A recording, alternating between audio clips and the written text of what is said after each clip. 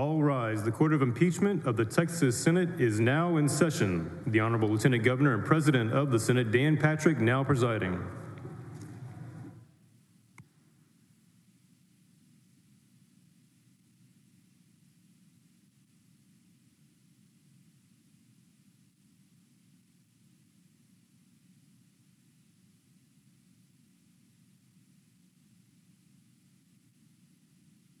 Bailiff will bring in the jury.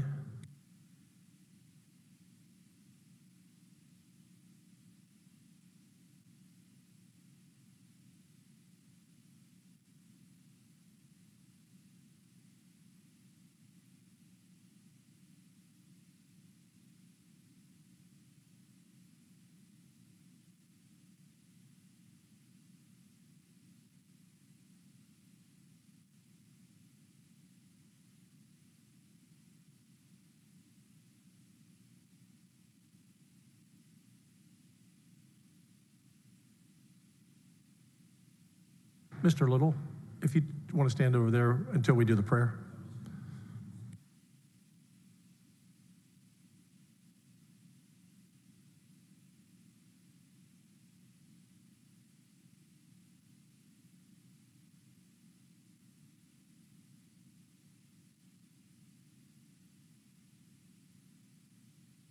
Good morning, members of the jury. As always, we'll open with a prayer. Senator Sparks.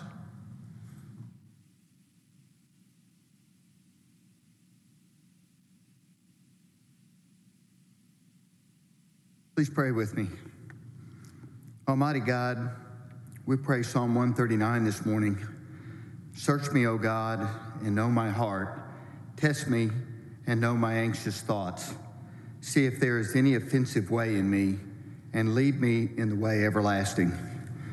Please give us wisdom and discernment beyond our own abilities. Give us the courage to stand when we must and kneel when we should. May all of our thoughts and actions today and every day bring glory and honor to our Savior, Jesus Christ, in whose name we pray. Amen. Amen. Thank you, Senator Sparks. You may be seated, everyone. Welcome to those here in the gallery. Bailiff, would you bring in the witness?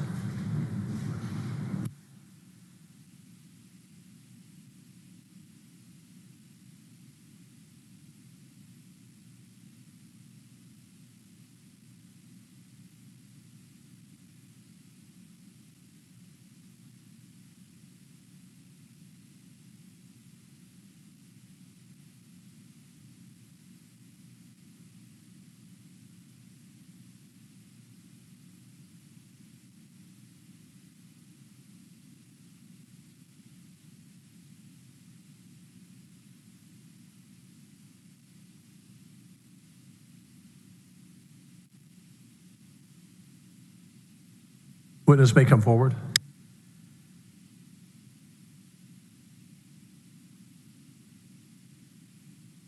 Mr. Vassar, you are still under oath. Yes, sir. Please be seated. Mr. Little, you may begin. May it please the court. Thank you, Mr. President. Mr. Vassar, when we were visiting yesterday, I believe it was somewhat of an emotional day. Can you speak up a little bit? Yeah. I'm sorry. Thank you. It was somewhat of an emotional day yesterday. You were talking about being called a rogue employee and the effect that that had on you. Do you remember? Yes, sir. And that, I mean, being called a rogue employee by someone you worked with was painful, yes? Yes, sir. Okay. Your Honor, may I approach the witness? Yes, you may. I'm going to show Don't talk to him on the way up, though. Just Of course. Okay. I'm going to show you what's already been marked and admitted as Exhibit AG 170. And Mr. Arroyo, if you could bring up Exhibit AG 170 to page Brickman 190, please.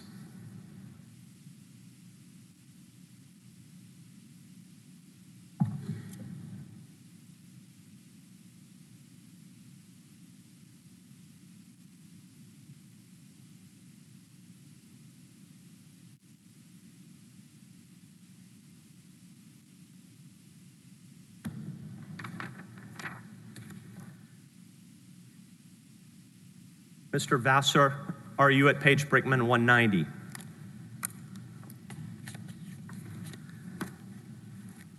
Yes, I am. Mr. Arroyo is getting there so the jury can follow along with us.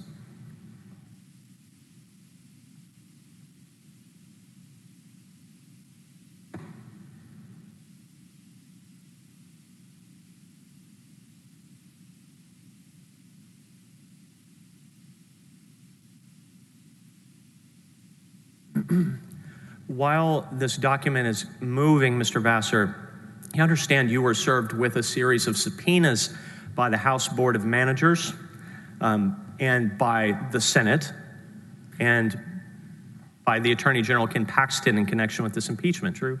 Yes. And in the course of responding to that impeachment, you performed a diligent search for all the materials, of course, that were responsive to the subpoena, true? Yes, sir. And you didn't produce this text thread that we are looking at here at page Brickman 190, true?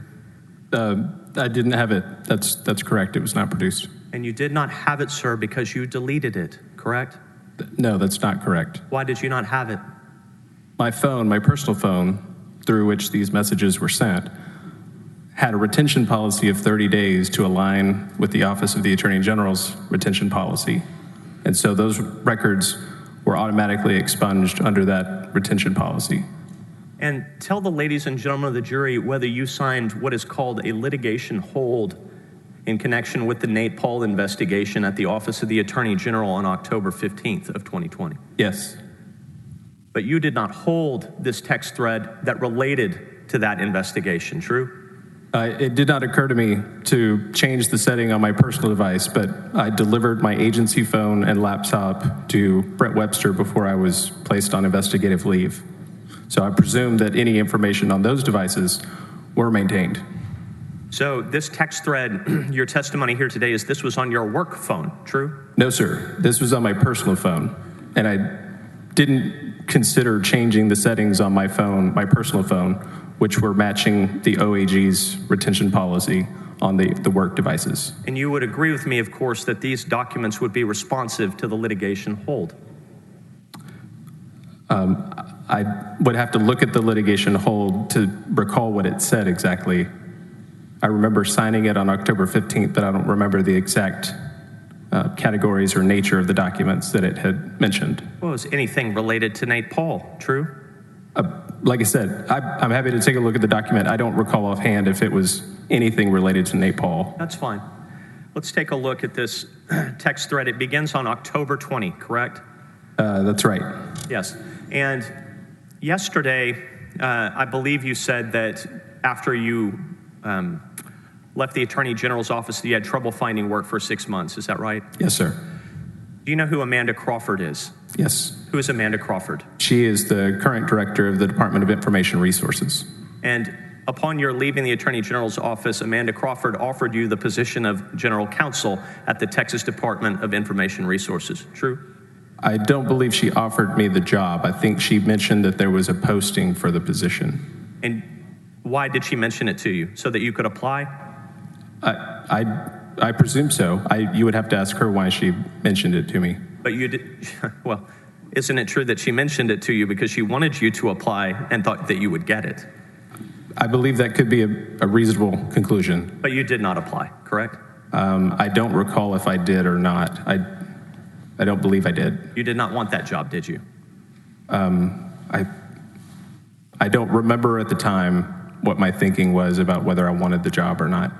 And isn't it true that Lacey Mace also offered you a job to come with her to the state of Tennessee and work for the Attorney General's office? I don't recall that of any official job or anything like that. You don't recall any discussions with her about it? No, sir. All right. Let's take a look at this text thread here at Exhibit AG 170.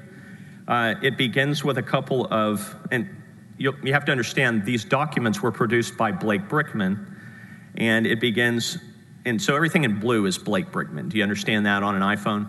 Yes, sir. He's the producer, and so his phone shows up blue, yes? Yes. There are a couple of news articles at the top. There's a quote from one of the news articles, the third text.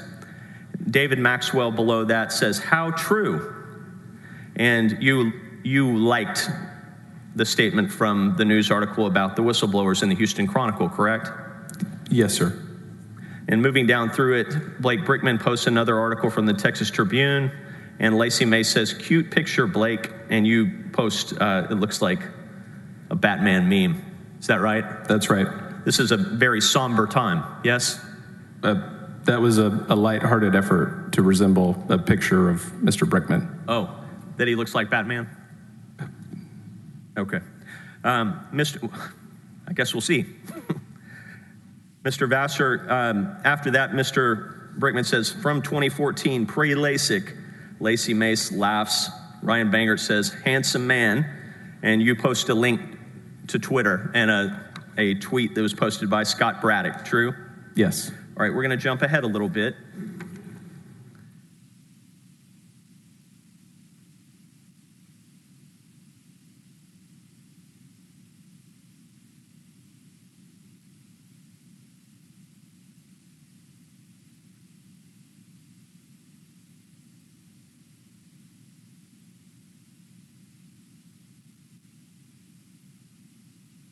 I want you to, Mr. Arroyo, could you move us to page Brickman 198? And if you could join me there, Mr. Vassar.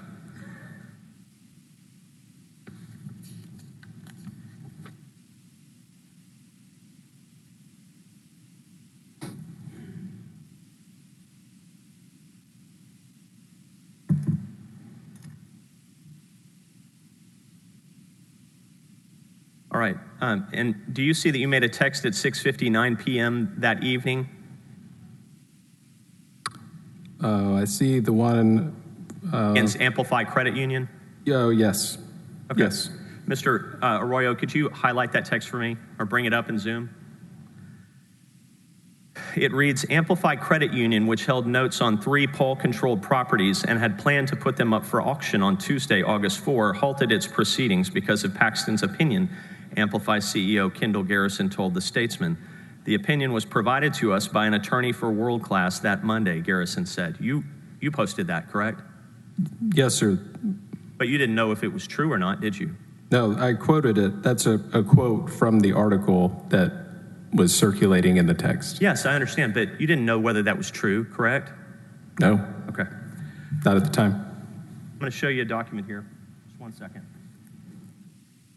Do you have any experience with bankruptcy law at all? No, sir. Do you know what the automatic stay is? No, sir. Throughout your practice, you've not encountered it in the least? No? I've heard of an automatic stay, but I couldn't explain the consequences of it for you. You don't know what it means? I understand it to mean that if a petition for bankruptcy is filed, it creates an automatic stay of any proceedings potentially relating to a debt or a claim. Is that a sufficient description? It's actually really good. It would also stop a foreclosure, right? Again, I'm not sure. I'm not a bankruptcy lawyer, so I wouldn't be able to say if it would stop it. Do you know what times of day on the first Tuesday of the month foreclosures are required to occur under the property code? Noon sounds right, but I don't know for sure. Your Honor, may I approach the witness? Yes. I'm going to show you what's been marked as Exhibit AG 292.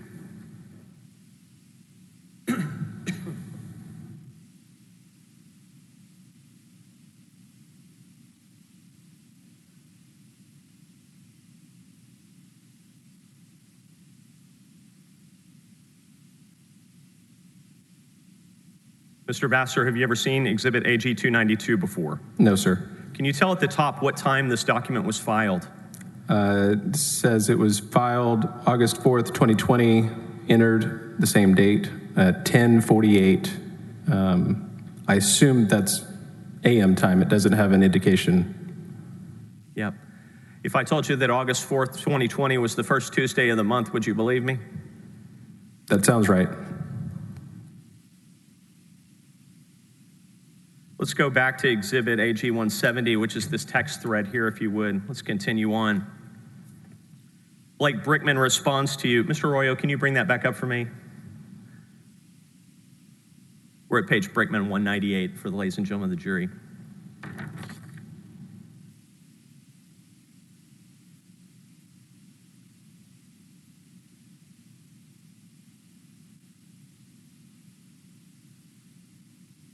And if you look, Mr. Arroyo, if you can zoom in on the blue text at the very bottom,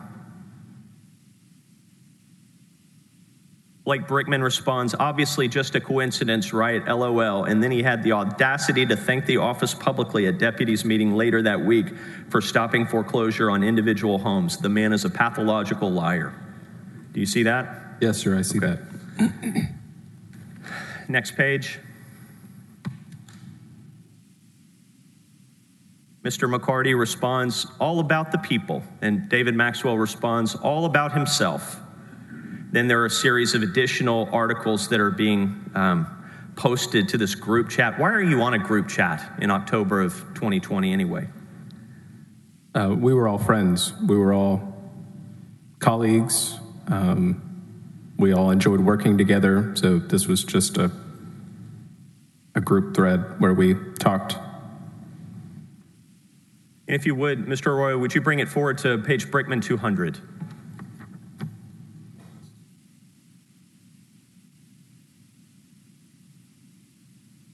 In the middle of the page. Counselor, hold on one second. You're a little ahead of the. Oh, I am. Okay, it's up now. I want to be sure it's up for the jurors to read when you're quoting it. Thank you, Mr. President. Mr. Arroyo, if you could zoom in on Ryan Vassar's text at the middle of that page. Yes, Mr. Vassar, thank you.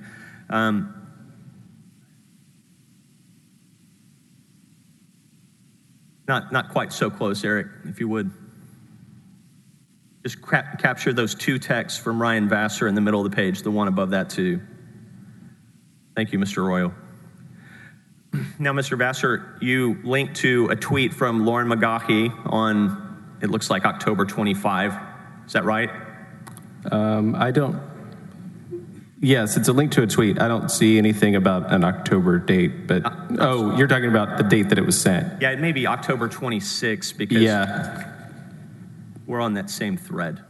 Yeah, if it's chronologically just with the pages, the page before, Brickman 199, ends on 10/26, so it could have been 10/26 earlier in the day. And you write hashtag sole survivor. What does that mean? I'm not sure if it was referring to the tweet that I was referencing. It could have been an indication that I was the last remaining whistleblower who was still employed by the office. I see. And if we can continue on in that thread, Mr. Arroyo, zoom in on the next three texts in that thread, please.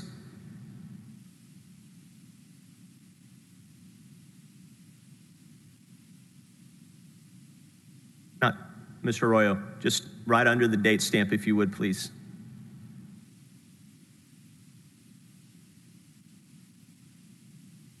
Good man, thank you. All right. On October 26th at about 5:55 p.m., Ryan Bangert writes, yep. And Ryan Bangert writes, BW, that's Brent Webster, right?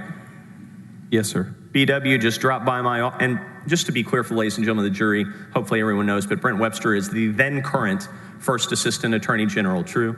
Yes, sir. It says, Brent Webster just dropped by my office to inform me of an org chart change. I will no longer be overseeing special litigation because it will now report directly to him. And you respond, what a joke, right? Yes, sir. And David Maxwell responds, that's a train wreck waiting to happen. Ryan Bangert says, let him have it. And Blake Brickman writes, he is a joke. Yes? Yes, sir.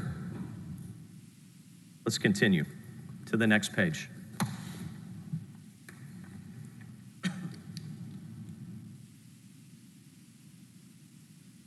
If you can give me, Mr. Arroyo, maybe the gray text at the top, we'll go piece by piece.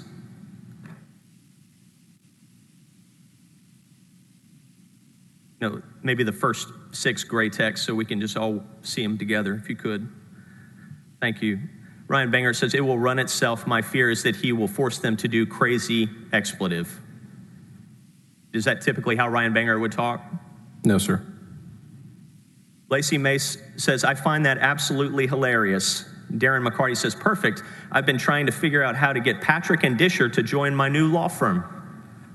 Is Darren McCarty one of the so-called whistleblowers? Yes, sir. Has he filed a lawsuit with you? No, sir. Because he just got out of the OAG's office and hung out a shingle, it sounds like, right? That's my understanding.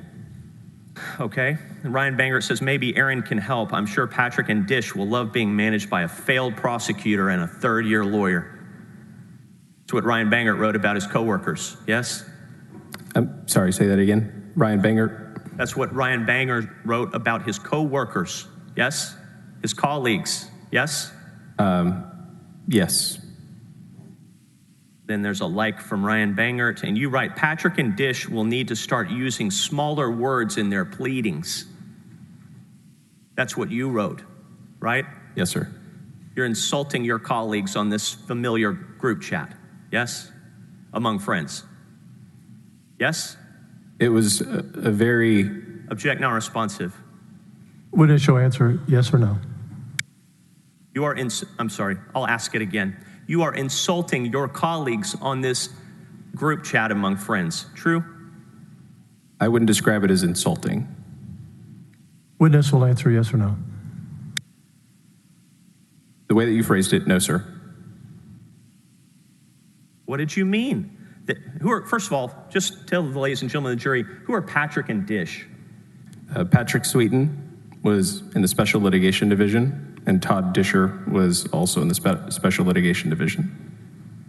And so I want to make sure the jury understands the implication of what you're saying. The implication is that Patrick and, is it Todd? Yes, sir. Patrick and Todd are going to need to use smaller words because their new colleagues at the Attorney General's office wouldn't understand it if they used big words, right? That's the implication. That is, as they say, the joke, right? Yes, sir. You were being funny, right? Yes, sir. If we can move down to the remainder of the page, Mr. Arroyo. Blake Brickman says the agency is going to fall apart, and that is one person's fault and one person only, KP, right? Yes, I see that. In point of fact, the agency did not fall apart, did it? I haven't followed it. I wouldn't know. Lacey Mace laughs and says, or she laughs at your joke. And she says, I would love to be a fly in the wall during the special lit meetings. Can you even imagine? 4 laughing emojis, right? Yes, sir. And you deleted all these texts, I guess, by just a policy on your personal phone, true? The way that you phrased it, no, sir, I did not delete them. Well, you had a setting on your phone that deleted them, yes? That's right. You didn't think they might be necessary or needed later, right? That's not true. You post a link to Amazon below that. And what is that link to? The title is a coloring book, it looks like. And the text below that says, from you, they might need some activities to keep the kids entertained, right? Yes, sir. You are suggesting, are you not, Mr. Vassar, that your colleagues, professional lawyers at the Office of Attorney General, might need a coloring book to stay entertained? That's what you're suggesting?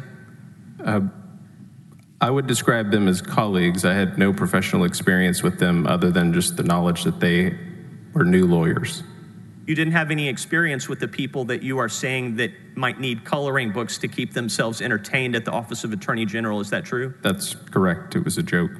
It was a joke.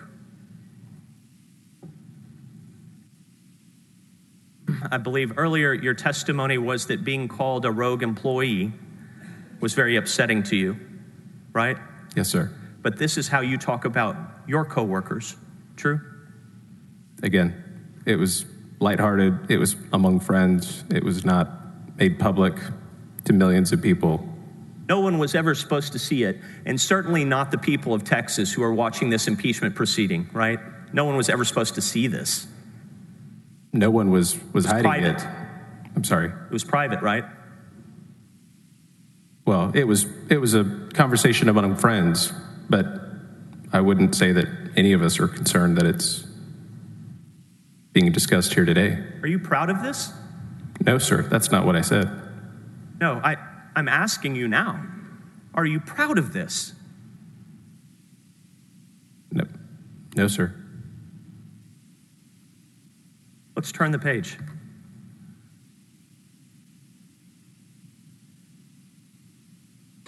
If you could give me all the gray ones at the top, Mr. Arroyo, or just the first 6 texts so we can see it in context. Lacey Mace says, ha ha ha ha, in response to your text, and David Maxwell posts a laughing emoji, right? Everybody's joking, having a good time on this text thread, right? Sure. Nobody's appreciating the somber moment of being FBI whistleblowers at least at this time on October 26, right? Well, we had all been through a lot by that point, and I suppose people process things in different ways.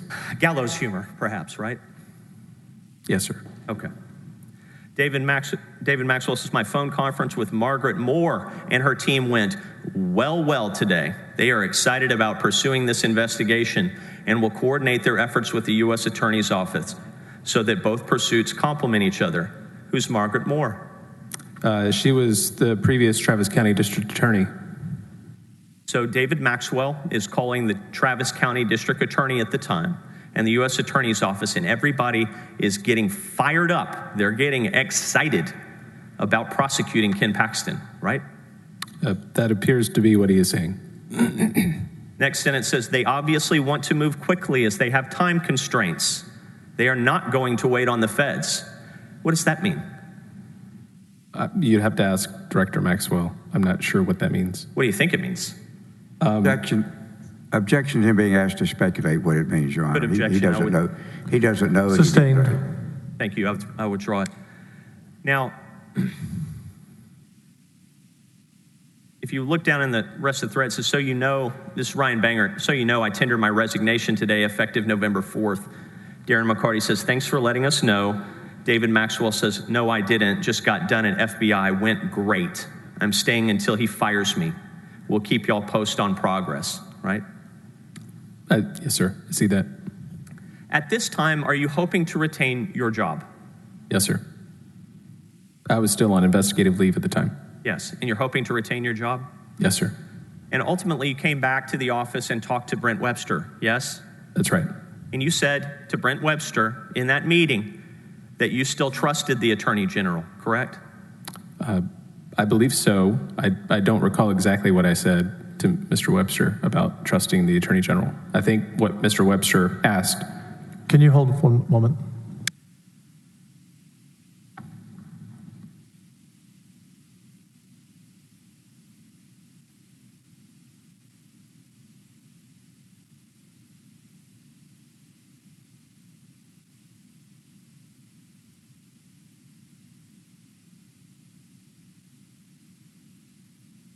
We'll stand at ease for 30 minutes. Yes, Your Honor.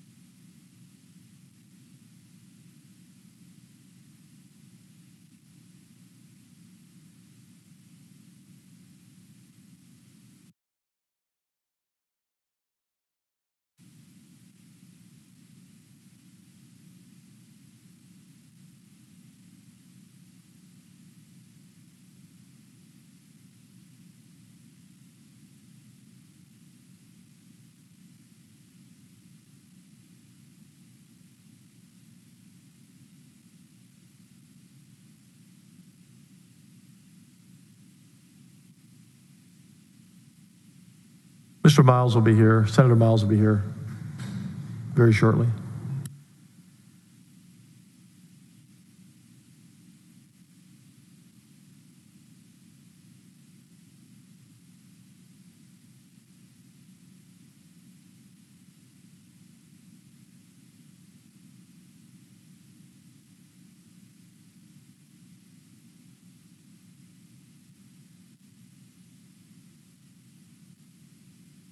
Mr. Little, if you want to be seated for just a moment, because I know he's in the building.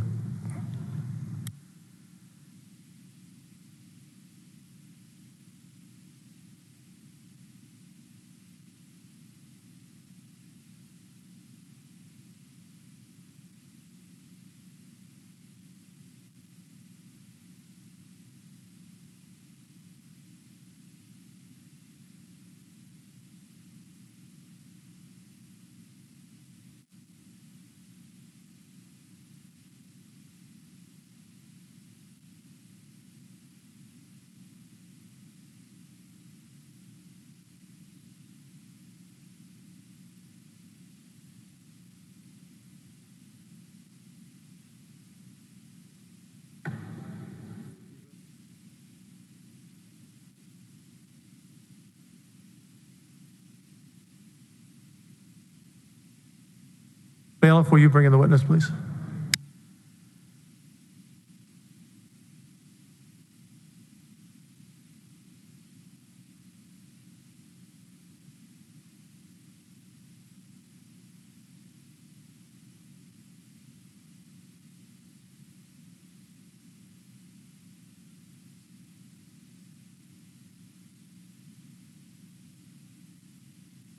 Mr. Vassar, you're still under oath.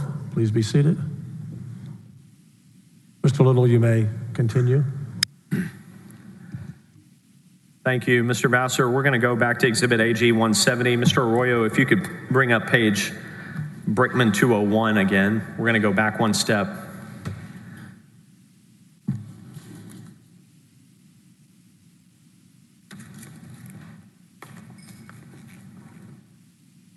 And if, Mr. Arroyo, if you could highlight or zoom in on the two texts at the bottom again. So, Mr. Vassar, my apologies. My colleague Amy Hilton informs me that I did not, in fact, get the joke. The joke here is this is a coloring book. It says, and I encourage anyone to look it up, it's the Going Rouge Sarah Palin Rogue Coloring and Activity Book, right? That sounds right. Does that look like it? I don't recall exactly, but that could be accurate. And the joke is that Sarah Palin is so dumb that she can't spell rogue, right? That wasn't my understanding of the joke. I believe my recollection is that when I found a coloring book about going rogue, that was why I sent it to this group chat. I don't recall any specific reference to Sarah Palin. That's the context of the joke, but the joke of the coloring book here is it's supposed to say going rogue, and it says going rouge, and it's Sarah Palin can't spell rogue, LOL, right? I can't really see your phone, but I'll take your point. Would you like me to approach so you can see it? That's May I, Your Honor? up to the president.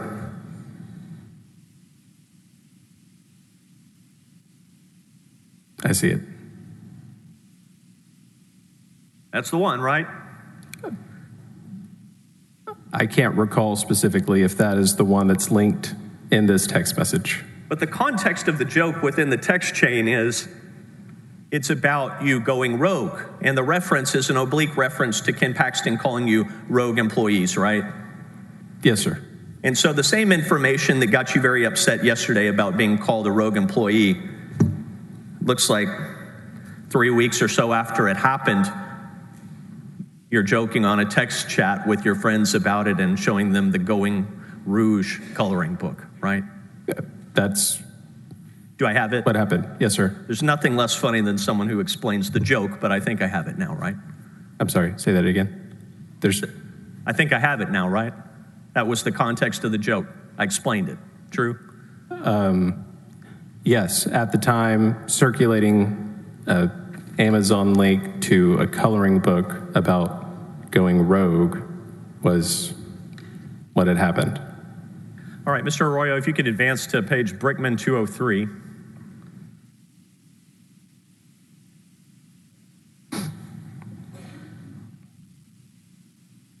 If you could start, Mr. Arroyo, with the blue text down and zoom in on that.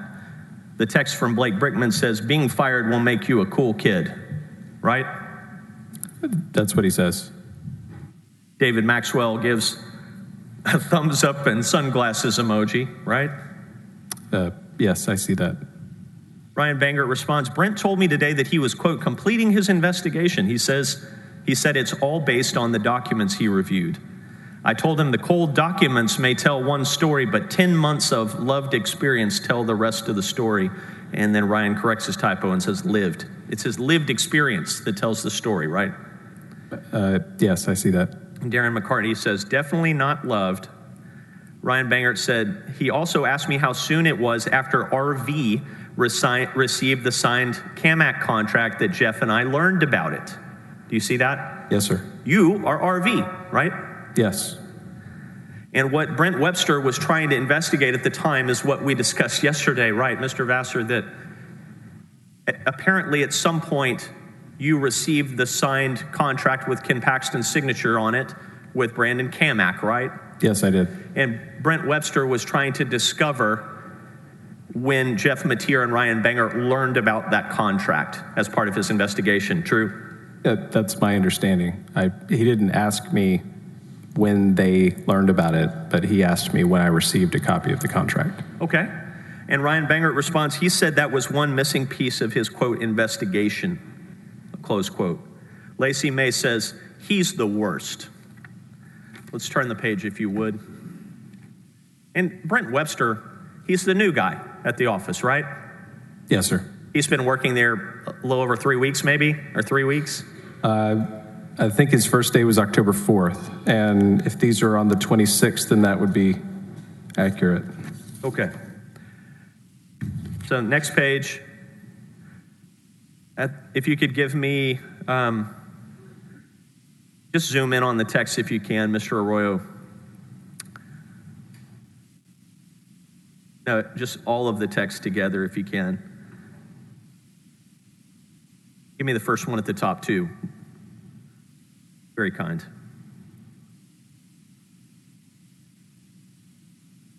Ryan Bangert posts what looks like, I believe that is the emoji.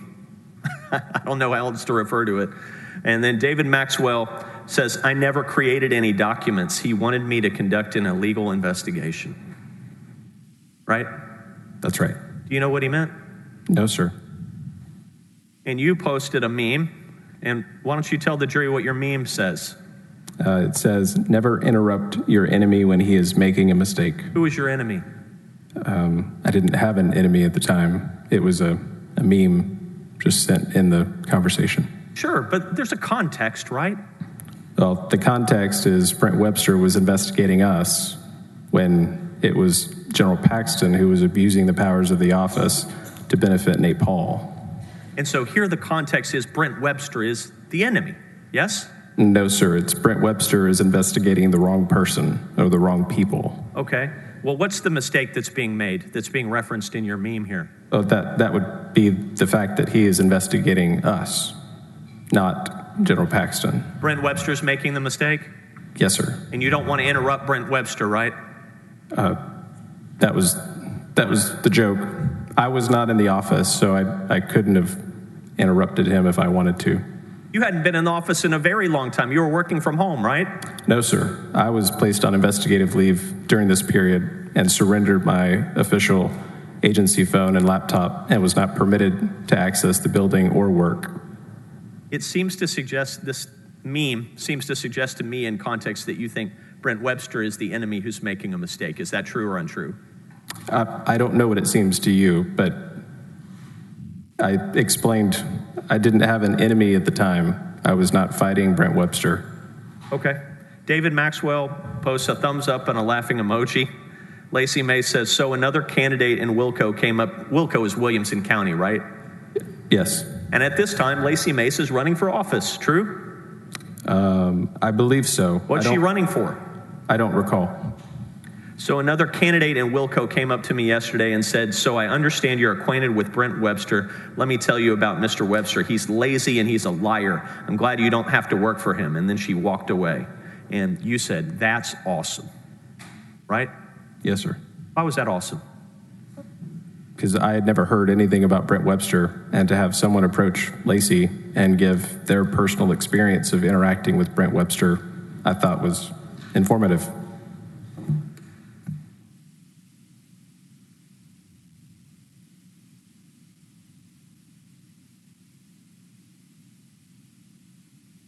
Mr. Vassar, I'm going to show you another text thread that you didn't produce, okay? But you're part of. Your Honor, may I approach the witness? Yes, you may. I'm marking this exhibit 1006, okay?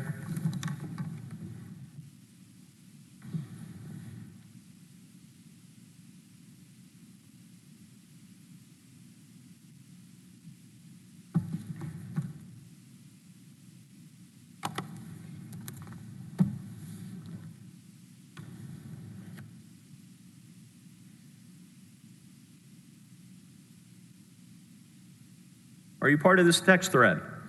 Yes, sir. Have you seen it before? Yes, I have seen it before as a participant on the thread. I've not seen these documents or this exhibit before. Mr. President, we move for admission of AG Exhibit 1006. Any objection?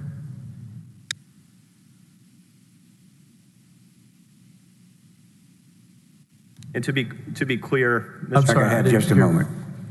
I don't believe this is one previously that's been marked, so if I could have just a moment to look at it. Yes, take a moment.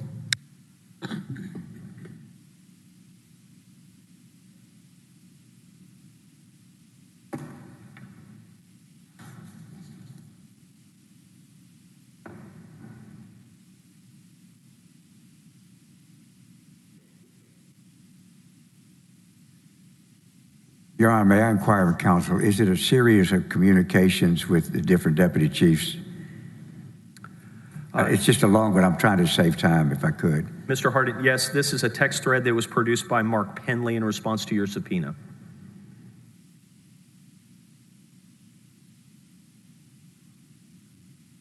I have no objection.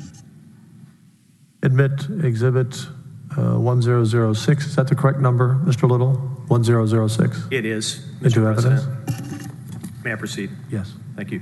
Mr. Vassar, take a look at, and Mr. Arroyo, would you please bring up Exhibit 1006 so the jury can see it with us? Go to the first page of that if you would. You're on the second. There you go. All right, thank you. Mr. Vassar, you post a picture into this text thread, right? Yes, sir. And you're posting a picture of an email from Ken Paxton to a group chat, yes? Yes, sir. And Ken Paxton telling you, I did sign the outside counsel contract with Camac Law Firm, PLLC, yes? That's right. And who is, if you can tell the ladies and gentlemen of the jury, who is on this text thread? It's myself, David Maxwell, Ryan Bangert, Blake Brickman, and Lacey Mace, just going by their... And this is hard to tell with iPhones, but this document was produced by Mark Penley, so these are screenshots of Mark Penley's phone. Do you understand he's on the thread too? Okay, I don't see him. I understand that now. He wasn't listed in the little bubbles at the top, but I understand. Well, my experience with this, obviously I'm not testifying, but you know how on iPhones, when you're on a group chat, it doesn't necessarily put you in the little circle. Right. If it's your phone, right? Okay. So Mark is on this thread? It appears so. Okay. So Lacey Mace, second text, new group. Do you see that? Yes, sir. And the date of this, just to be clear, it begins on October 2 of 2020, right? Right after you went to the FBI? That's right. All right. Let's see what you're talking about. Turn to the next page, if you would. The next page is a picture from Ryan Vassar. It says, silence unknown callers. And he says, y'all, and you say, I'm sorry, it's a text from you. You say, you show them a picture of the silence unknown callers feature on your phone. You say, y'all should probably turn this feature on, right? That's right. And why do you say that? To avoid receiving a phone call from a blocked number or an unknown number that was unanticipated or unexpected. You're worried about media calls at this point, right? It could have been any calls, any unknown or unidentified calls. And Ryan Bangert says, how did I not know about that until now? And Lacey May says, excellent. The next, and let's turn the page, if you would, Mr. Arroyo, to page Penley 9. You say, we should consider notifying other DEPs before Monday. Notifying them of what? The fact that we had gone to report General Paxton to law enforcement about the facts that we had determined. That's not what you say. Excuse me, I object to the sidebar and testifying, Your Honor. He can ask questions, but not state specific testimony. Thank you.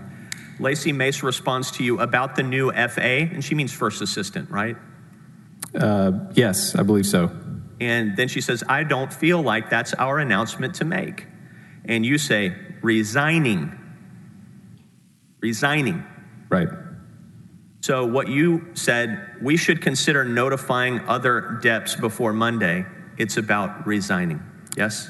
That was an element of it, but most of it was about going to law enforcement to report General Paxton's activities that we had determined. That's not what you say in this text thread, is it? No, what I just explained is that is part of the conversation that we're having at the time. As of October 2, you were planning to resign as a group, yes? No, sir. We were discussing what we should do. And you were saying we should consider notifying the other deputies before Monday about resigning. True? That's right. In addition to disclosing to them that we had gone to law enforcement to report General Paxton's activities. Ryan Banger responds, I don't think we tell them until we have a fully vetted plan of action. Next page. Blake Brickman says, has anybody updated Johnny?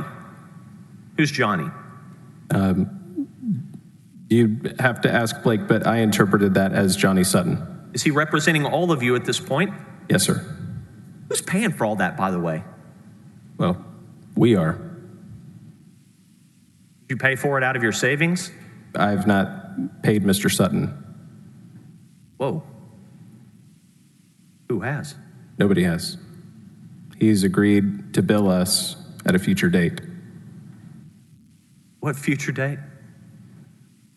You'd have to ask him. You're telling me that an attorney, a very experienced, prominent criminal defense attorney, decided to do this for free, for you, for 3 years. Is that right? No, sir. It's not for free.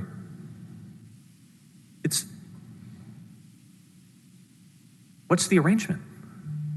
We will pay him for the services that he's rendered to us. Is he billing you hourly? He is recording his hours, is my understanding. I have not received a bill from him. And he hasn't been paid by any of you yet. Is that right? I have not paid him. I'm not aware of whether any other individuals have paid him. And so is the plan for you to achieve this settlement through the adoption of the Texas legislature and then pay off your criminal attorney who is trying to help you not be labeled co-conspirators? Is that the plan? No, that's never been discussed. When are you going to have the money? Ideally, when I have enough money, I can pay him. But you've never been sent a bill. You don't even know what to pay him. That's right. Is everybody paying equally? Is it pro rata? Again, I'm not sure what other people's arrangements have been, but I have not received a bill from Mr. Sutton, and I have not paid him yet. How did you find this fellow, by the way? Mr. Sutton? Yes. His name had been discussed with Mr. Matier and Mr. Bangert and Mr. McCarty about the best person to call before we had met with law enforcement. Who suggested him first? I don't recall exactly.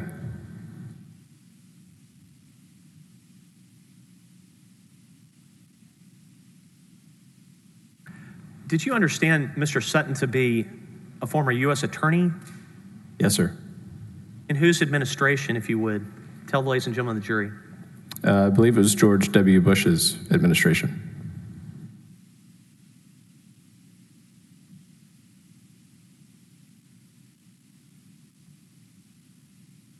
Have you ever heard the expression, there are no coincidences in Austin? I may have. I don't recall it right now.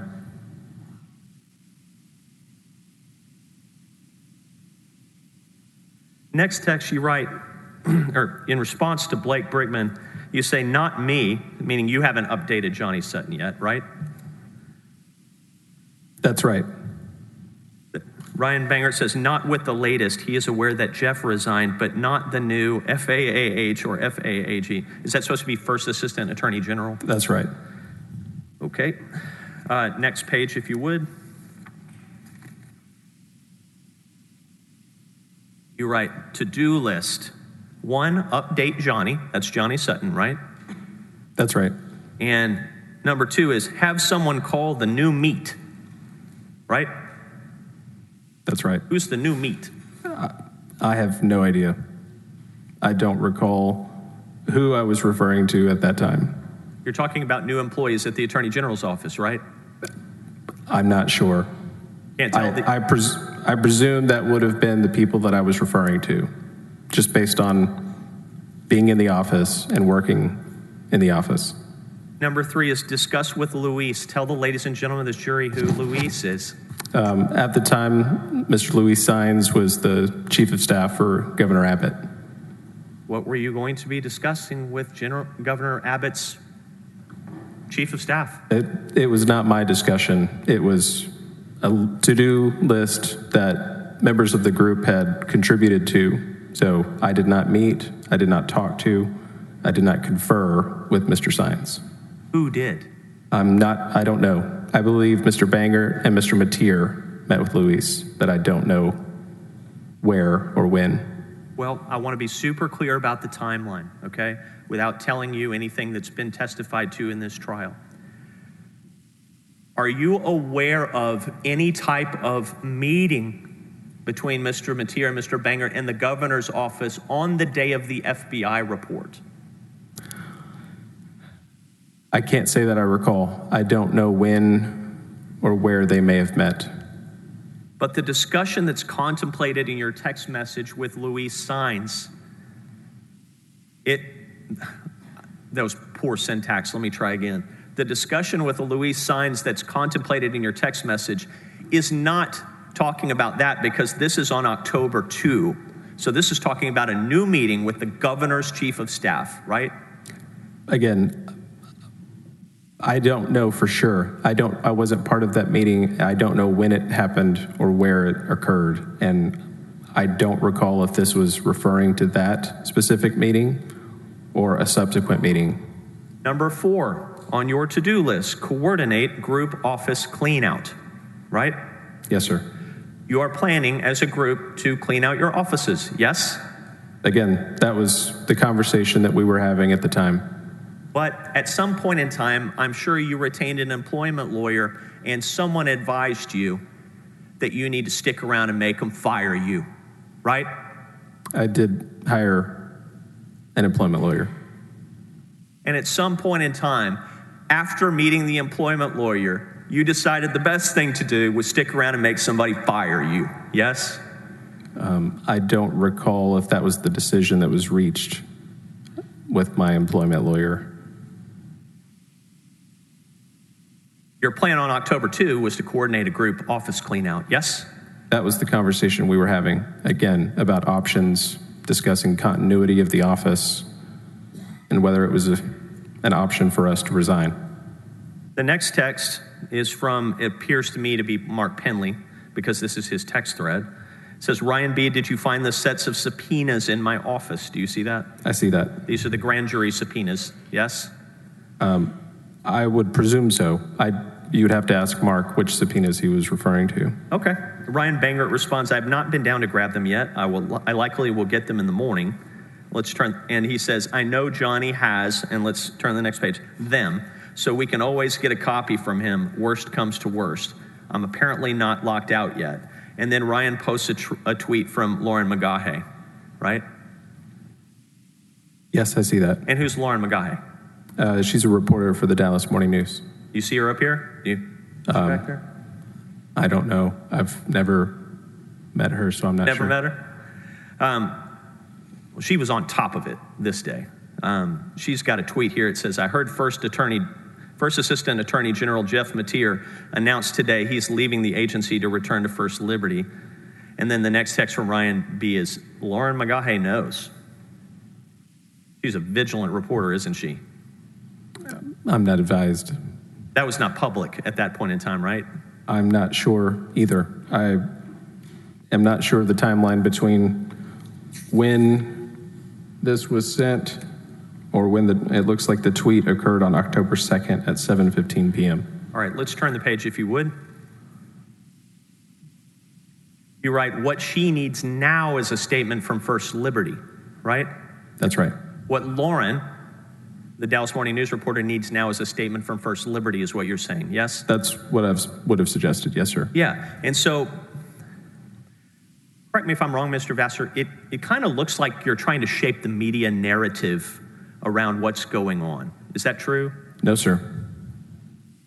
But what you're saying here is we should try to get her a statement from First Liberty, right? Absolutely not. That's not what you mean? No, sir. What did you mean? Just tell the ladies and gentlemen of the jury. That was my personal observation of another piece of information that she could obtain was a statement from First Liberty, which is where I understand Mr. Mateer was going to work.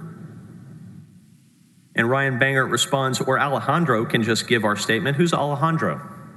He was the communications director at the office at the time. Okay. And you say, unless KP is holding it, or Alejandro is keeping McGaughy on the blacklist. What's the blacklist? It's my understanding at the office that there was a list of certain reporters that were handled differently than other reporters. Next text. On second thought, let the media feeding frenzy start. Who said that? That was Ryan Bangert. The same Ryan Bangert who's testified in this trial? That guy? Yes, sir. So on October 2, he's saying, let the media feeding frenzy start. True? Yes, that's what this says. And this is, how many days is this after you went to the FBI with no evidence? Well, to clarify, the absence of evidence that I was referring to is documents. What we went with is our Not responsive. Object, not responsive, Your Honor. Sustained. I'm sorry, I did not hear you. Why did Ryan Bangert want to start a media feeding frenzy on October 2? You'd have to ask him that. I'm not sure.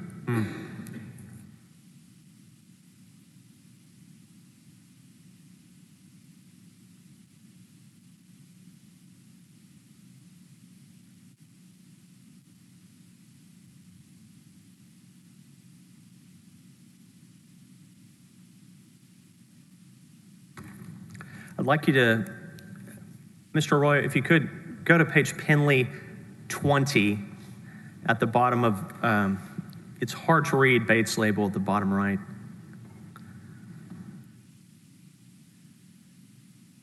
Right, stop there. I want you to look at I want you to zoom in on the last two texts on this thread, if you would.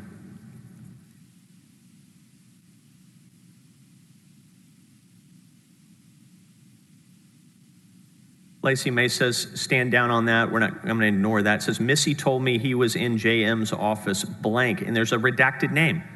Blank was actually in the office while he was there. Mr. Penley redacted this name. Who is that? I'm not sure. I don't recall who that would have been. That was a message from, looks like Lacey. And if you could, Mr. Arroyo, advance to page Penley 25.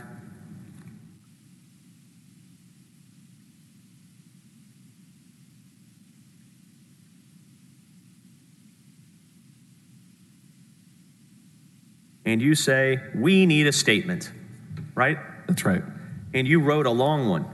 So look to the bottom of that page. Mr. Arroyo, next page.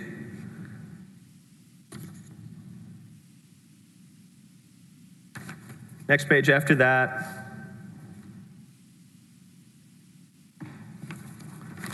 Next page after that. Next page after that. Talk about not tiring in your pursuit for justice. Justice will be served. We refuse to resign and will not be intimidated. You say all that, right? Among other things, yes, sir. But you wrote that, yes? Yes, sir. Why did you want to do that? Why did you want to release a statement? Because it was in response to the Attorney General's allegations that we had authorized the activities that he was directing and supervising throughout the year that related to Nate Paul. And no one on this thread agrees with you, right?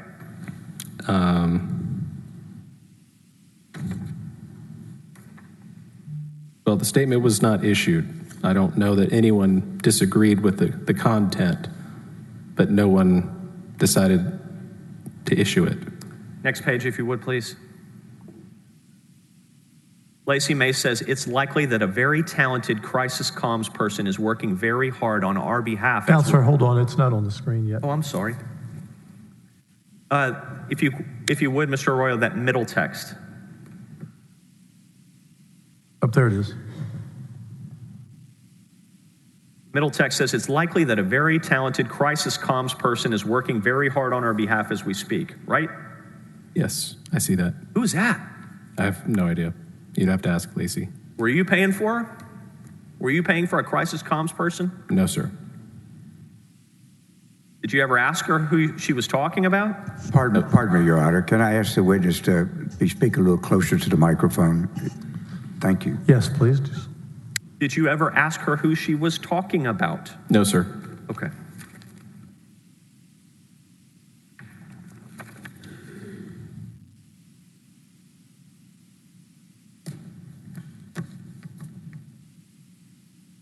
Next, I want to move to the topic of what I'll call the mystery of the altered letterhead, okay? I've got a new document for you. This is marked as Exhibit AG 1007. May I approach, Mr. President? Yes, you may.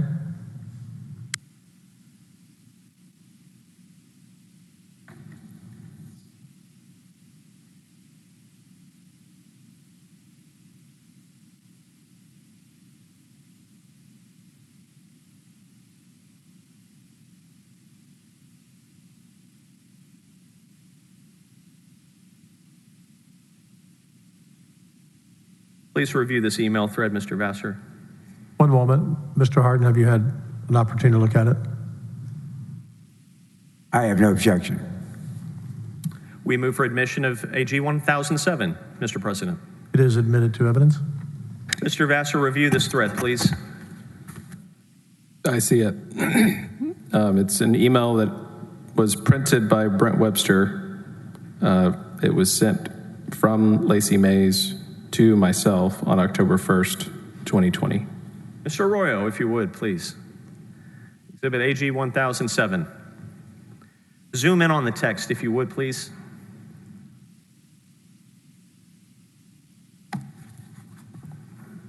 All right. I want to make sure we have this in perfect context, all right?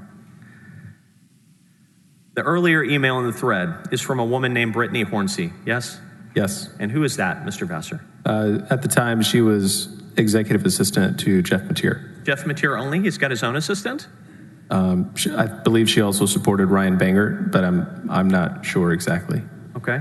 And she writes an email on September 30th at 6:16 p.m., yes? Yes. And to whom did she write it? To Ms. Mays. And what is the subject? It says letter. All right, put this in proper timeline for the jury. At 6:16 p.m. on September 30th of 2020, you have already made your report to the Federal Bureau of Investigation, yes? Yes. And Brittany Hornsey is emailing something to Lacey Mace, yes? That's what this indicates, yes. In October 1, the next day, 30 days hath October, yes, the next day, 12:09 p.m., Lacey Mace forwards that item to you, yes? Yes. Let's show the ladies and gentlemen of the jury what that item is, Mr. Vassar. Next page.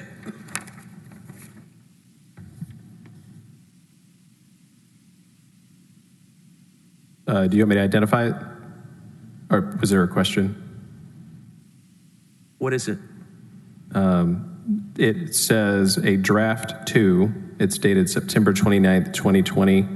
It has the Attorney General seal on the top of it, and it has no body, but it is a draft signature block of the executive deputies. What else do you notice about it? There are some signatures and some that are not. I think that's it. Anything else that you notice about it? Anything missing, perhaps? Not offhand, no, sir. The Attorney General's name has been removed from the letterhead, hasn't it? No, sir. As I explained yesterday, the agency has different letterhead. This is a different letterhead. You understand that Brittany Hornsey was interviewed by Brent Webster as part of this case? I'm not advised, but... Have you heard that Brittany Hornsey was intentionally told by Lacey Mace? I've not heard that. Stop. I didn't finish my question. Sorry. Hold on a second. Have you heard that Brittany Hornsey was intentionally told by Lacey Mace to bring her the letterhead without Ken Paxton's name on it? I'm not sure that I have ever heard that Lacey had instructed Brittany to send the letterhead. Had you ever before written a letter on agency letterhead? Well, skip it.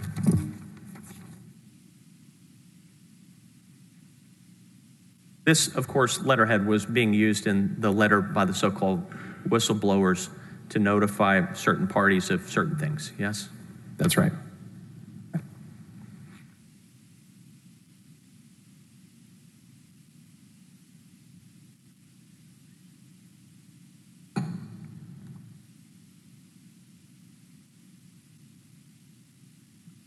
I want to go back in time a little bit.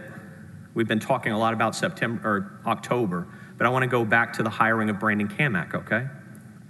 Ask you a series of questions that I think are going to call for a yes/no answer. Just do your best, okay? You were responsible for overseeing outside counsel contracts, correct? For the Office of the Attorney General, that was one of the areas, yes, sir. Yes. And the agency reviews and approves around 900 of them every 2 years, true? Yes, across the state. Okay. Not for the office. I want to put things in proper context. Brandon Kamak would have been one outside counsel out of about 900 between 2019 and 2020, true? Yes. On average, yes. There's about 900 outside counsel contracts that the agency processes on behalf of other state agencies. The office itself might have 2 to 5 outside counsel contracts at a time, is my recollection. So if the suggestion is that Nate Paul had such a chokehold on the Attorney General's office that he had consumed so many resources that the office wasn't really doing much else, that wouldn't be true, would it? The focus of Nate Paul's related activities were becoming increasingly... Subject non-responsive, Mr. President. Sustained. It is not true, Mr. Vassar, that Nate Paul had such a stranglehold on the Office of Attorney General that nothing else was getting done, right? I wouldn't characterize it that way. All right, let me ask a better question then. Yes or no? Did Nate Paul have such a stranglehold on the Office of the Attorney General that other things weren't getting done? I don't think I can answer a yes or no to that question. Are you sure? I am sure. So you can't say yes, right? It's not true. Can't say yes, right? The degree to which Nate Paul's relationship with General Paxton and the activities that we were asking... Objection, Your Honor. He can't put these... Object to him being forced to answer yes or no. The rules don't require that from a witness if they can't. And he's trying to testify in these questions. When he doesn't get what he wants, you ask him to just give yes or no. That question, if you look at it, we have no idea what he means by stranglehold, as an example. he should not be required to answer yes or no before he knows what this man means. That's my objection.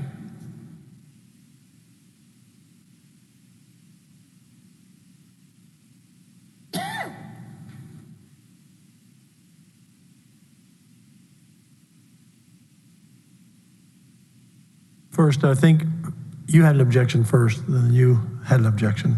Yes, sir. I believe so. Okay. The court reporters, I hope you were able to get that. We had objections over each other. So first of all, we will overrule your objection. We will sustain your objection. To the best of your ability, Mr. Vassar, if you can answer yes or no, continue. Try to ask a better question. How many lawyers are there roughly at the Office of the Attorney General? Roughly 800 lawyers. How many of them ever touched anything related to Nate Paul? How many of the 800 ever touched anything related to Nate Paul? I could speculate there may have been 15 lawyers, maybe 15 to 20. How many cases does the Attorney General's office have going on at any time? Generally, I think it's around 900,000 or maybe 50,000 cases. 900,000 or 50,000? Well, help me out here. I was going back to the outside counsel numbers of 900 every 2 years, so I apologize. I was not in the civil litigation division, so I'm not sure how many litigation cases are active at any general moment. How many? What's your best understanding of how many civil litigation matters are going at the Office of the Attorney General at any given time? Possibly, it could be 20,000 active cases at a time. 20,000, right? And how many of those 20,000 cases involve Nate Paul? I would have no direct knowledge of how many of those cases would. So I think we've been over this a lot. I don't want to burden us with it too much longer. There's a layering of signatures and approvals as part of the policy for hiring outside counsel. Yes? Yes, sir. But of course, you know that the law says that the elected Attorney General appoints outside counsel, right? Just him, right? No, sir. All right, Mr. Arroyo, this may be challenging for you to find, but please bring up section 402.0212 of the Texas Government Code.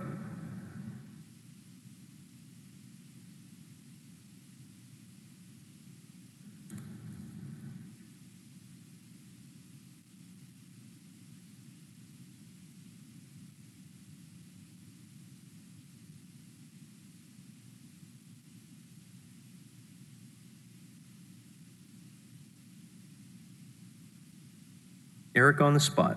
All right, give me the title in section A, please.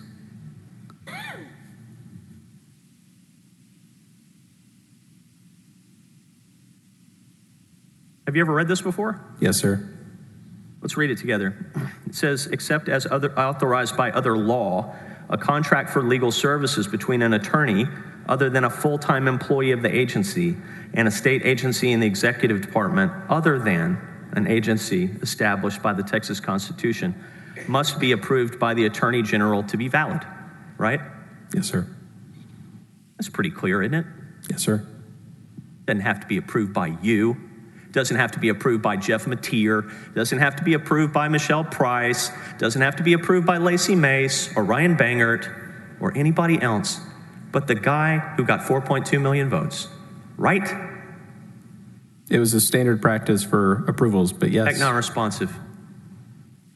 Sustained. Right?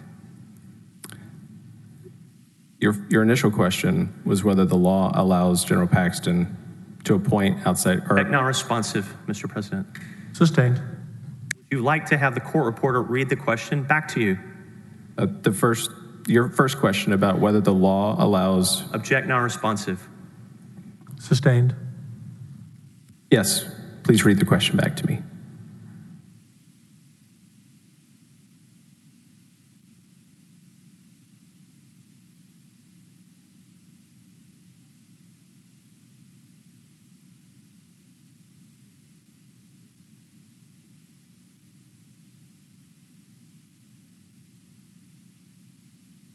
We could not hear that. Can you repeat I'll that? be happy to repeat it. Outside counsel contracts don't have to be approved by you. They don't have to be approved by Jeff Mateer. They don't have to be approved by Michelle Price or Lacey Mace or Ryan Bangert or anyone but the guy who got 4.2 million votes, right? That's right. Thank you. Now, with regard to criminal matters, you had a call with General Paxton, true? Specific to the outside counsel process, yes. But in general criminal matters, no, I never spoke to General Paxton. Yes, just about the outside counsel process, yes? Yes. Okay. And he said, and I quote, "Tell me about the approval process." And you walked him through it, right? Yes, sir. Remember, you're the lawyer to lawyers, right? That's right. And he was asking for your advice. Yes? He was asking me to explain the outside counsel process. Now, this next question is very important. Ken Paxton asked you, and I quote, "Can the agency retain outside counsel in a criminal matter?" Yes? That's right. He asked for your advice, right? Yes. He didn't kick down your door and say, "Ryan, this is what we're doing," did he? Not in that conversation. He asked you for your advice, and you gave him your advice, true? Yes. You called two candidates, Joe Brown and Brandon Kamak, correct? Yes, sir. You got each of them to run a conflict check, true? Yes, sir.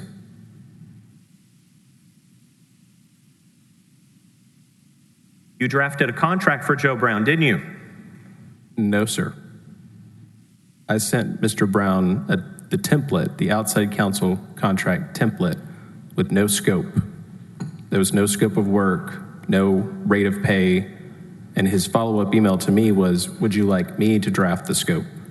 And you said, "Joe, the malpractice issue may be one that we can resolve. We will draft the scope and we'll send you a draft agreement with the relevant details as soon as possible," right? That's right.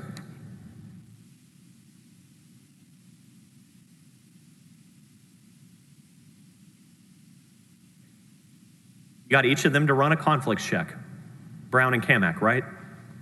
Yes. Now, in your estimation, the Nate Paul investigative referral from the Travis County District Attorney's Office was, and I quote, "an ordinary criminal referral with ordinary investigative issues." True? That was my perception, yes, sir. Your conversations with First Assistant Jeff, actually, let me press pause here. After your testimony yesterday, did you go back and watch the video of yourself giving testimony? No, sir. Okay. Your conversations with First Assistant Jeff Mateer were that you could make a legal argument that this outside counsel contract with Kamak was okay because you had a referral and you had separate authority to engage outside counsel. True? Yes, sir. And you drafted Kamak's contract, true? Yes, sir. Now, tell the ladies and gentlemen of the jury, because I think we all want to understand the executive action memorandum. The whole process or whole idea of using what's called workflow in DocuSign for these outside counsel contracts was your idea, wasn't it? Yes, sir. Doesn't date back to John Corden or Greg Abbott, does it? No, sir. You're the progenitor of this idea, and we have you to thank for it, I suppose, right? I suppose so. And so what happens in workflow DocuSign is one person has to sign and then the next person, and it has to go in order. True? Yes, sir. Didn't exist before you. Yes? It existed in hard copy, but not electronic copy.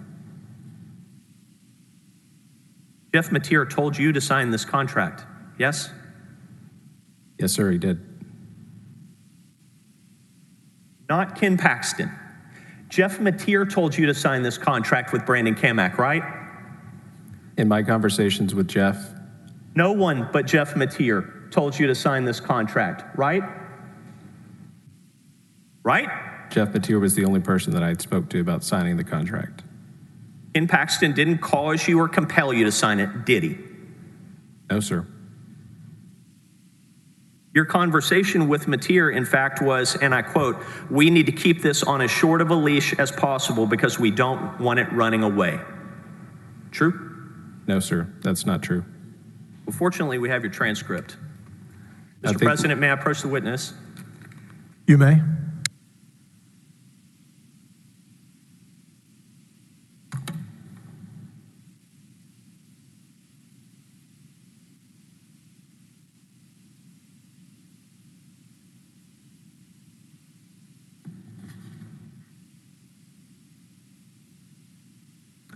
Mr. President, I am not moving for admission of this transcript as I do not think it will be necessary. The purpose of this is impeachment only. May I inquire, excuse me, go ahead. May I inquire if you intend to introduce the entire document? I do not. I just said that. I don't intend to introduce it as an exhibit. I intend to use it for impeachment purposes only. I have nothing. Thank you, Judge. Continue. If you would, turn to page 105 of your transcript. I'm going to bring it up as well. We're not going to put it on the screen because I don't think we'll need to do that.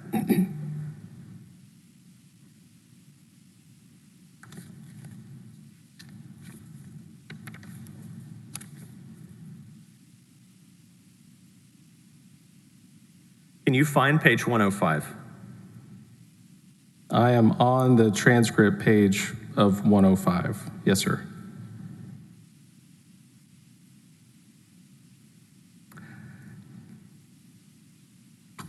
Read for the ladies and gentlemen of the jury what you testified to the House Board Counselor, hold on one second. My transcript is down. I'm just trying to get it back up. Hold on.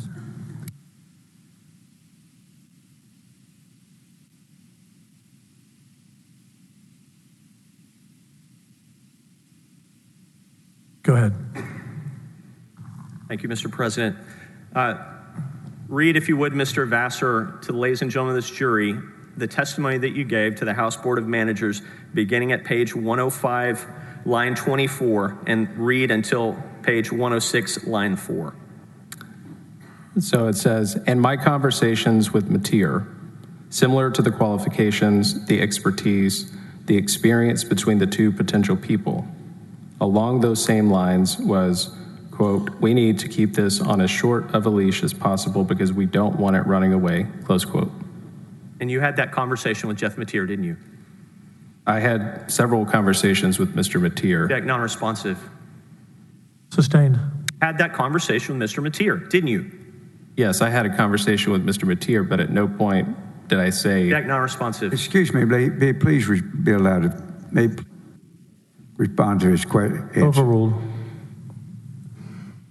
Can you repeat the question to me? You had the conversation that you described here in your testimony to the House Board of Managers with Mr. Mateer, yes? Yes, sir, I had a conversation. Thank you. And you made an intentional decision to bring Brandon Kamak on as, I believe you put it, a third set of eyes, yes? No, sir, I didn't make the decision. I provided a recommendation and a legal justification to do so.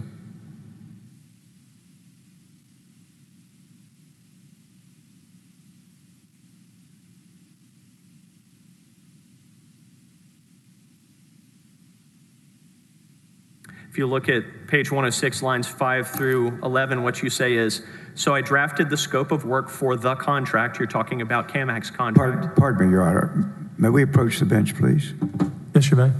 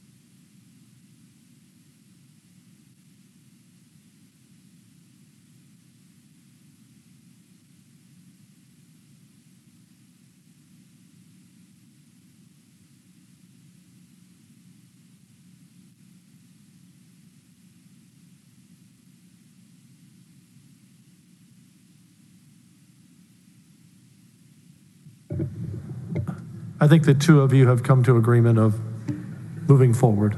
We in a have, I proper way- think. In a proper way. Mr. Hardin will let me know if I mess up.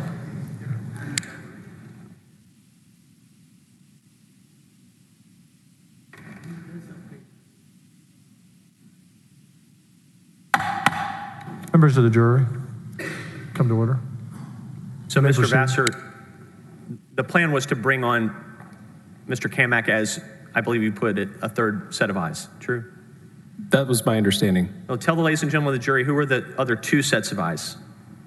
I didn't have any specifically other than Director Maxwell and Mark Penley, I presume, as the two individuals.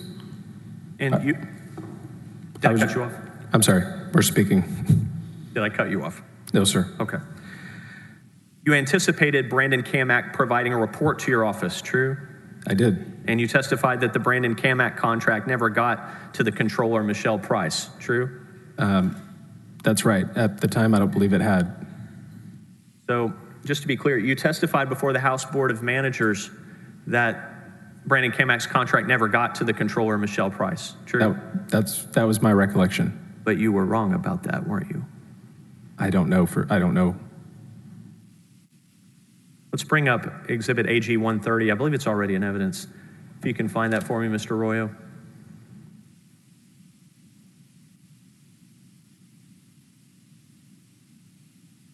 Right there, okay. Would you just highlight the signature blocks for me or zoom in on the signature blocks? Michelle Price, the controller, approved it, yes? I see that. So this contract had the money. I'm sorry, had a what? It had the money allocated if Michelle Price signed it, true? Yes, it appears she signed it after I did. But in the rushed impeachment in this case, you told the House Board of Managers that she never signed it, true? She had not signed it before I signed it. That was my testimony, as I recall. Yeah, at the time you gave your testimony to the House Board of Managers, you didn't know. And now you know, right? Well, yes, I see now that she has signed it. Leslie French, who's that? At the time, she was general counsel. She approved the choice of Brandon Kamak as outside counsel, true? Yes, she initialed this as indicating approval. I want to talk briefly about grants, okay? You familiar with applying for federal grants? Yes, sir. Okay. Just explain to the ladies and gentlemen of the jury who may not understand the inside baseball of that, why on earth would the wonderful state of Texas need to apply for federal grants for OAG funding? Well, there are a number of programs that the office administers, such as child support, crime victim services, that are supplemented by state funds, state grants, as well as federal funding. And where does the money come from? Well, in each instance, it comes from state appropriations and also federal grant programs.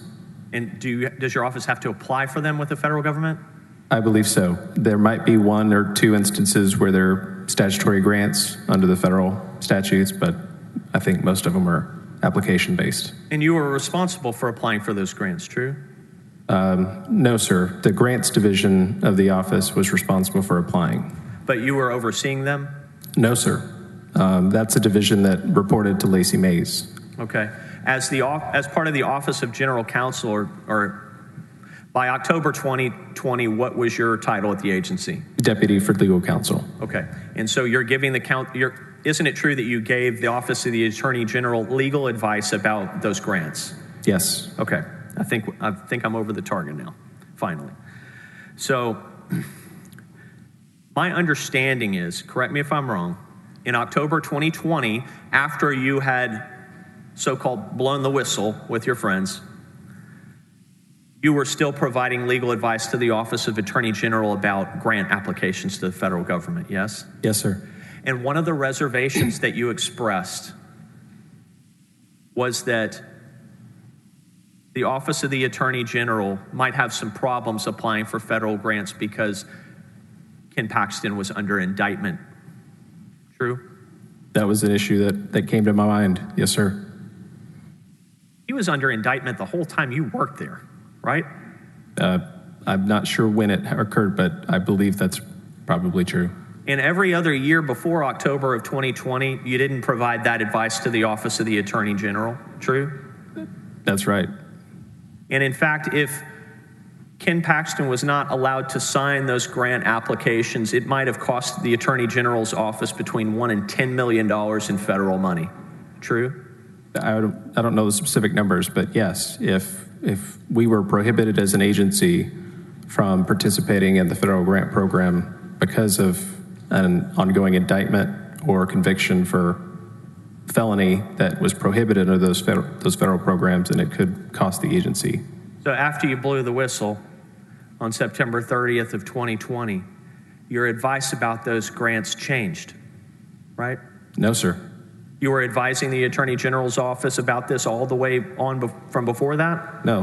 What you asked is, did my advice change? The answer is no. I didn't provide advice one way or the other that had changed from the previous years. Okay. Did you advise the Attorney General's office on those grants before October of 2020? On the specific grants that... The federal money, that the $1 to $10 million is supposed to be coming to the state of Texas to help the AG's office. Right. Did you provide any advice about that before October of 2020? Not. So just to clarify your question, these grants are typically on a 2-year cycle in most instances. So each time we would consider those a separate grant. So when you ask if I provided advice on these grants, historically, I would have advised on the legal nature of participating in these grant programs at different years. Did you ever raise your concerns about the Attorney General's being indicted for securities fraud over the last 8 years to anyone before October of 2020? I don't recall so.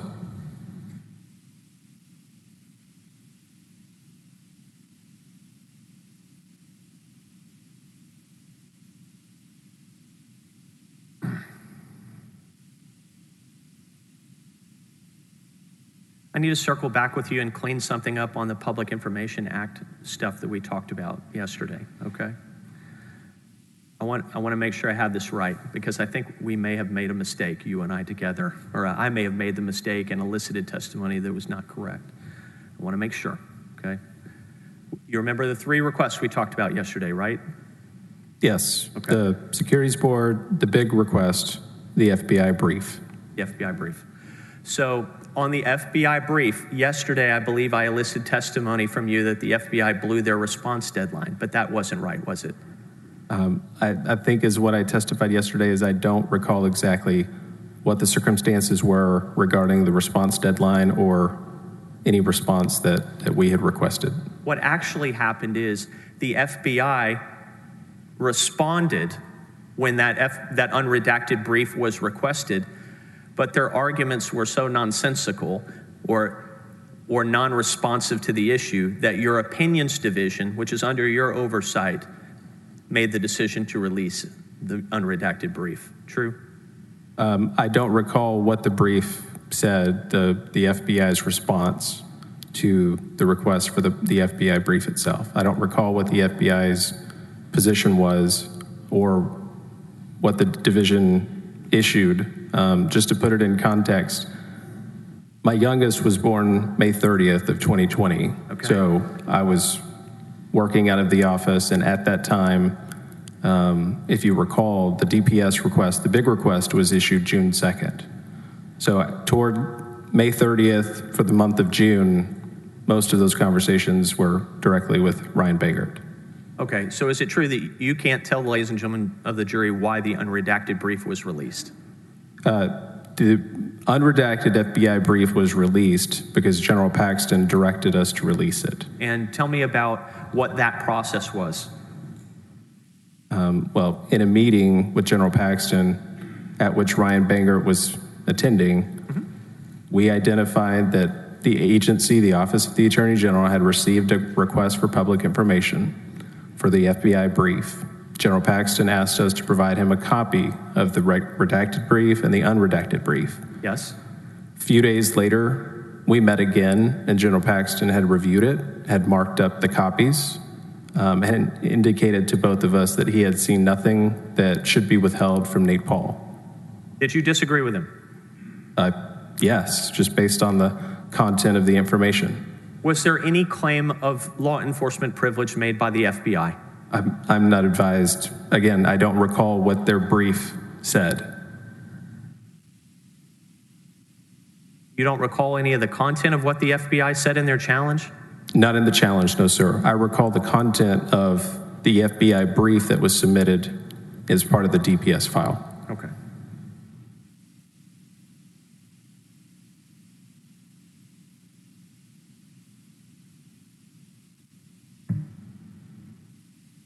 I'm going to show you a few other documents, okay? We're going to go to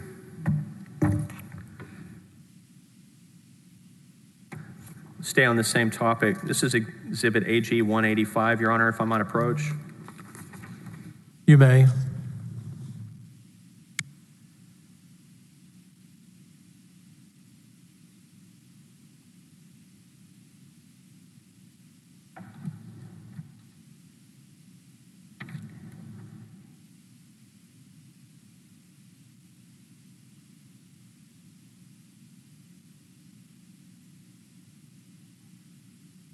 Have you had an opportunity to review Exhibit AG 185? Yes, sir. What is it? It's a letter dated April 13th, 2020 from the Department of Public Safety to Joseph Larson regarding a public information request referenced as 20-0983. And Mr. Arroyo, if you'd bring up Exhibit AG 185. Thank you so much. Pardon me. Counselor, are you offering this? I am. I thought I did. I'm sorry. Exhibit AG 185, we move for admission, Mr. President. Mr. Harden? So, I have no objection, but I have a request that we don't put it up on the easel and pass until we get a ruling, please. Thank you so much. Agreed. I agree. Now, And- Mr. Arroyo, please. And Mr. Counselor, since we did break for a half hour earlier, that was kind of our 10:30 break, so we'll go to 12, about 40 minutes, and then we'll have lunch from 12 to 1. Understood, Judge. Thank you.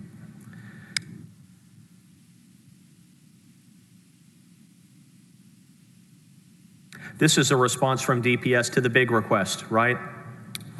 It appears to be. I don't recall the exact number of the request, but it appears to be. So Joe Larson is the vehicle that Nate Paul is using to make these requests, yes? It was my understanding. That's right. And then the lawsuit that Joe Larson filed, he filed that on behalf of Nate Paul, true? Well, that lawsuit that you showed me yesterday, it identified Mr. Larson as the plaintiff. I don't know why he would have filed it or what reasons he had. Ultimately, the unredacted FBI brief was released from a lawyer at the Attorney General's office to a lawyer, Joe Larson, who is working for Nate Paul. True? I believe so. No one at the Attorney General's office tried to stop it from going out, did they? Except for our conversations with General Paxton, I don't think anybody stopped it after he instructed us to release it. But you didn't have any good legal reason to keep it, did you? I'm not sure what you mean by legal reason to keep it. You're a lawyer. Did you have a good legal reason to keep it? Well, we had reasons to believe that the information contained in the brief itself involved law enforcement information under the Public Information Act, because, as you mentioned yesterday, the FBI redacted it. But the FBI didn't assert law enforcement privilege over the brief, did it? Again, I don't recall what their position was in their briefing that they submitted, just because. You don't know? That's right. Okay. Your Honor, I've got another exhibit. May I approach the witness? Yes, you may.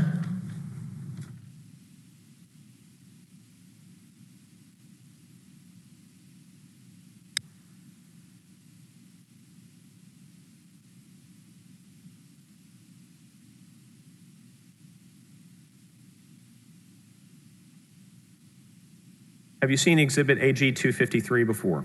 Yes, sir. What is it? This is Are you offering this?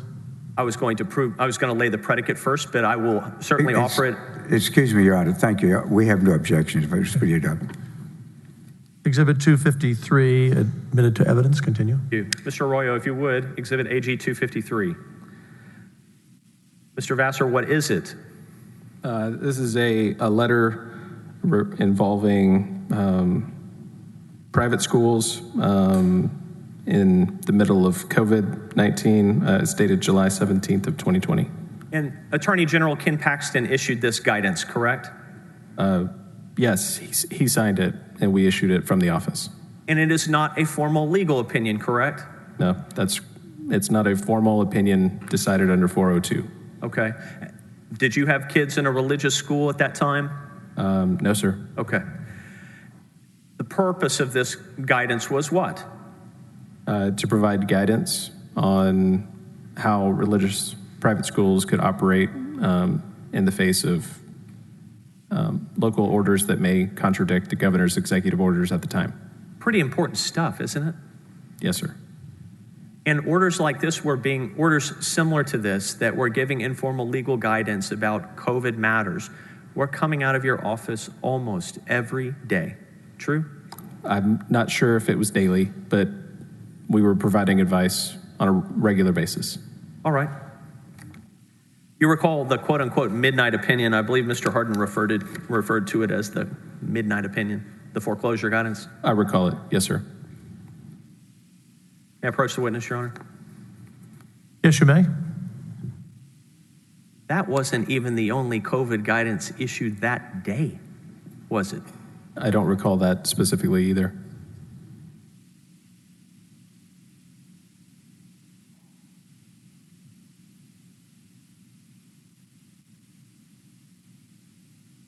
Thank you.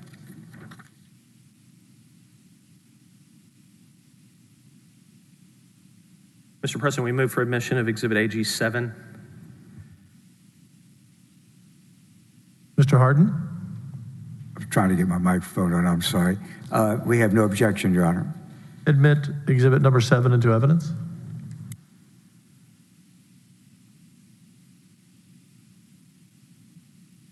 Have you seen, no, that's not AG 7, this is 260. Will you put AG 7, please, Mr. Arroyo?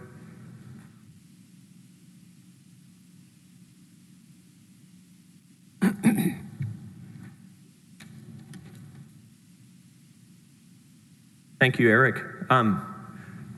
Eric, would you zoom in on the letterhead here?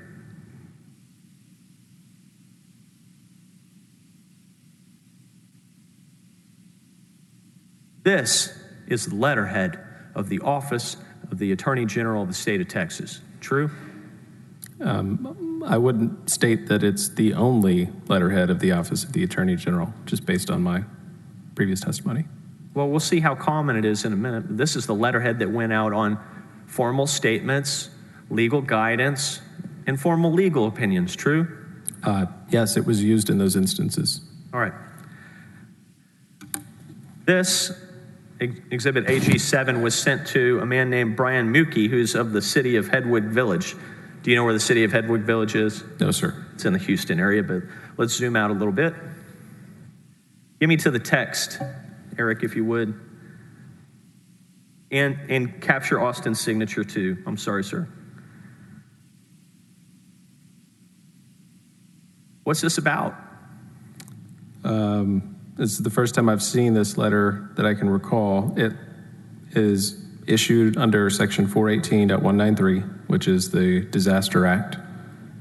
It appears to be in response to a question that the mayor had asked about a local health authority's power to close schools.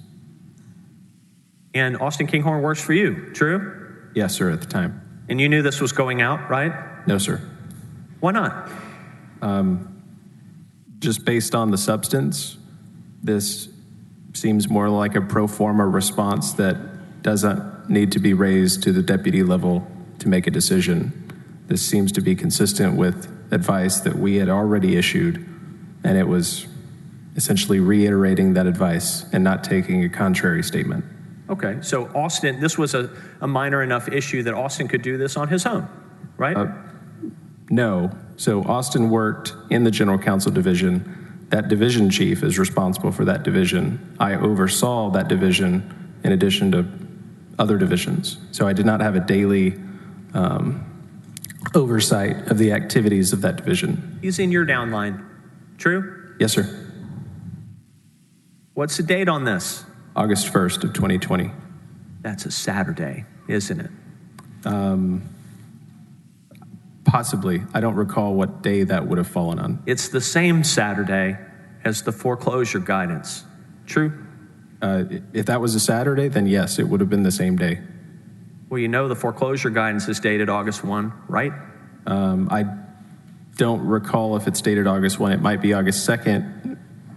Isn't it true, sir, that there were so many needs in this big state related to guidance about COVID that your office was working on it constantly? It was a perpetual theme.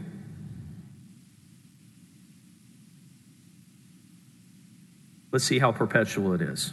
May I approach the witness? Yes, you may.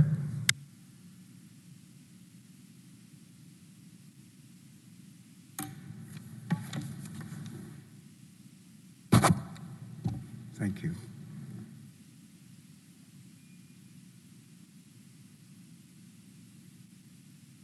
We move for admission of Exhibit AG 260. Give Mr. Harden a moment. I have no objection. Admit Exhibit 260 into evidence. Thank you. Mr. Arroyo, if you would. Same letterhead, yes? Yes, sir. It's the same as the August 1st letter. July 28, 2020, 3 days earlier, yes? Yes, sir. And who's Doug Sveen? Hope I'm saying that right. This letter indicates he's the mayor of Stephenville, Texas. He's asking about closure of schools, right? That's right.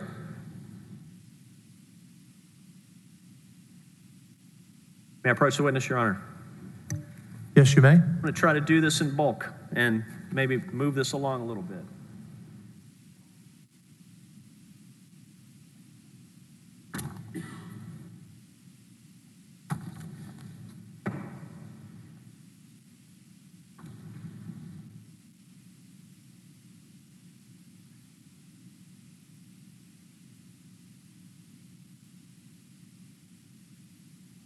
Your Honor, we move for admission of AG Exhibits 259 and 6. We have no objection, and we have no objection to 289, and we have no objection to Exhibit 6.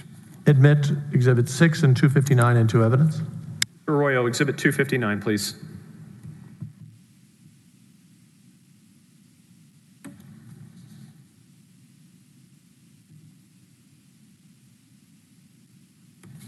Who's Craig Morgan? This letter refers to him as the mayor of Round Rock. That's on a Thursday before August 1st, right? Sure. What's it about? This is appears to be the city of Round Rock's decision to move its local election from November 3rd of 2020 to May of 2021. Why do they want to move it? I think the reason that they had stated was because of COVID. Who issued the opinion? It was signed by General Paxton. Does it have a KP number? No, sir. Not a formal legal opinion, true? No, it was not issued as a formal opinion under 402. Mr. Arroyo, Exhibit 6, please. AG Exhibit 6.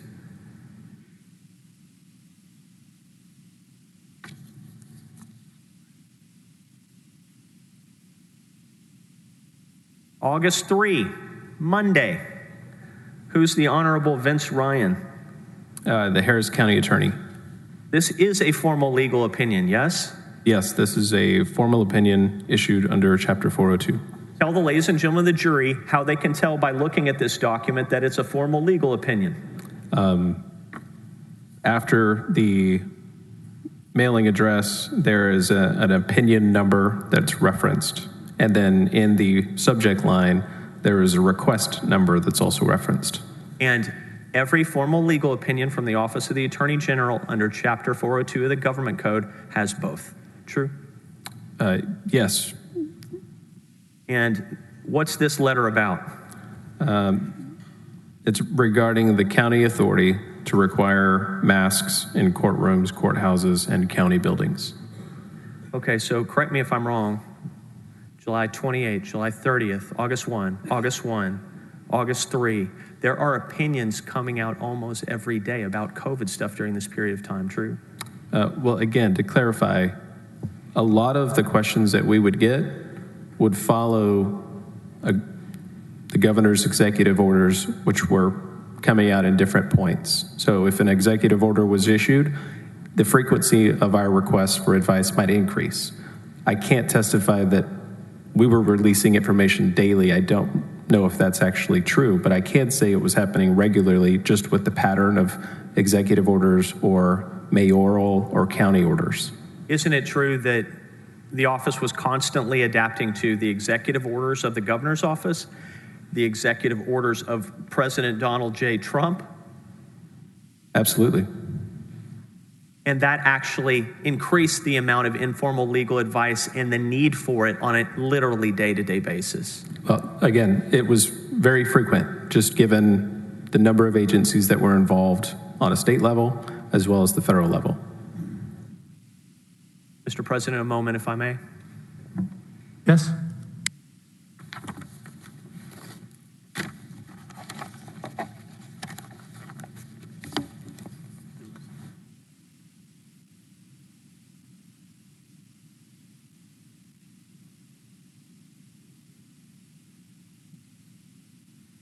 Oh, I'm sorry. I apologize. I thought you were passing the witness. No, you ought to keep coming. Pass the witness. I apologize. Mr. Hardin, he passed the witness. Just you standing up made it all happen.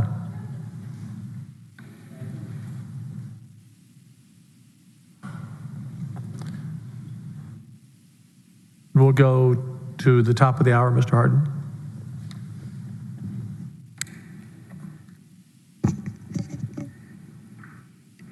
Good morning, Mr. Vassar. Good morning.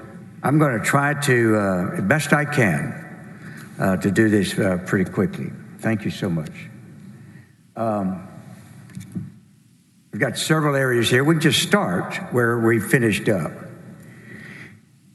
I thought I would never have to talk about the different numbers of the different portions of the government code that suggested what y'all should and should not do. But I think council's appropriately covered back on the issue, and so I feel compelled to a little bit just try to clear this up just a tad. The two sections of the government code that you folks would have been working over primarily, that you've been testifying to council about on cross, are what numbers in the code? Chapter 402 of the government code and chapter 418. All right. Now, let me see if I can do this briefly with you. How do you determine which of those codes apply to a request for an opinion, or the sections of the code, excuse me? So chapter 402 enables the Attorney General to provide general legal guidance in response to a request from an eligible requester. Chapter 418 is expressly limited to providing advice relating to a disaster declaration, again, to eligible requesters who are different from Chapter 402. All right. For instance, does which one of those sections apply depend on the identity of the requester that makes the request? Yes, sir. And does 418, something that I believe, did you testify earlier, that 418 was amended, the National Disaster Act, before COVID, but when COVID came, was frequently used as the basis as to answer a query from a public official? That's correct. I believe it was amended in 2019. Obviously, COVID hit in 2020, so that provided an avenue for local officials to request legal advice from our office. Now, if when General Paxton requested y'all to do this hurry-up opinion,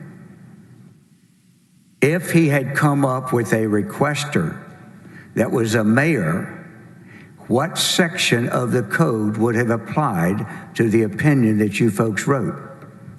Just based on the fact that it was a COVID-related question and that the mayor is an authorized requester, it would have fallen under Chapter 418.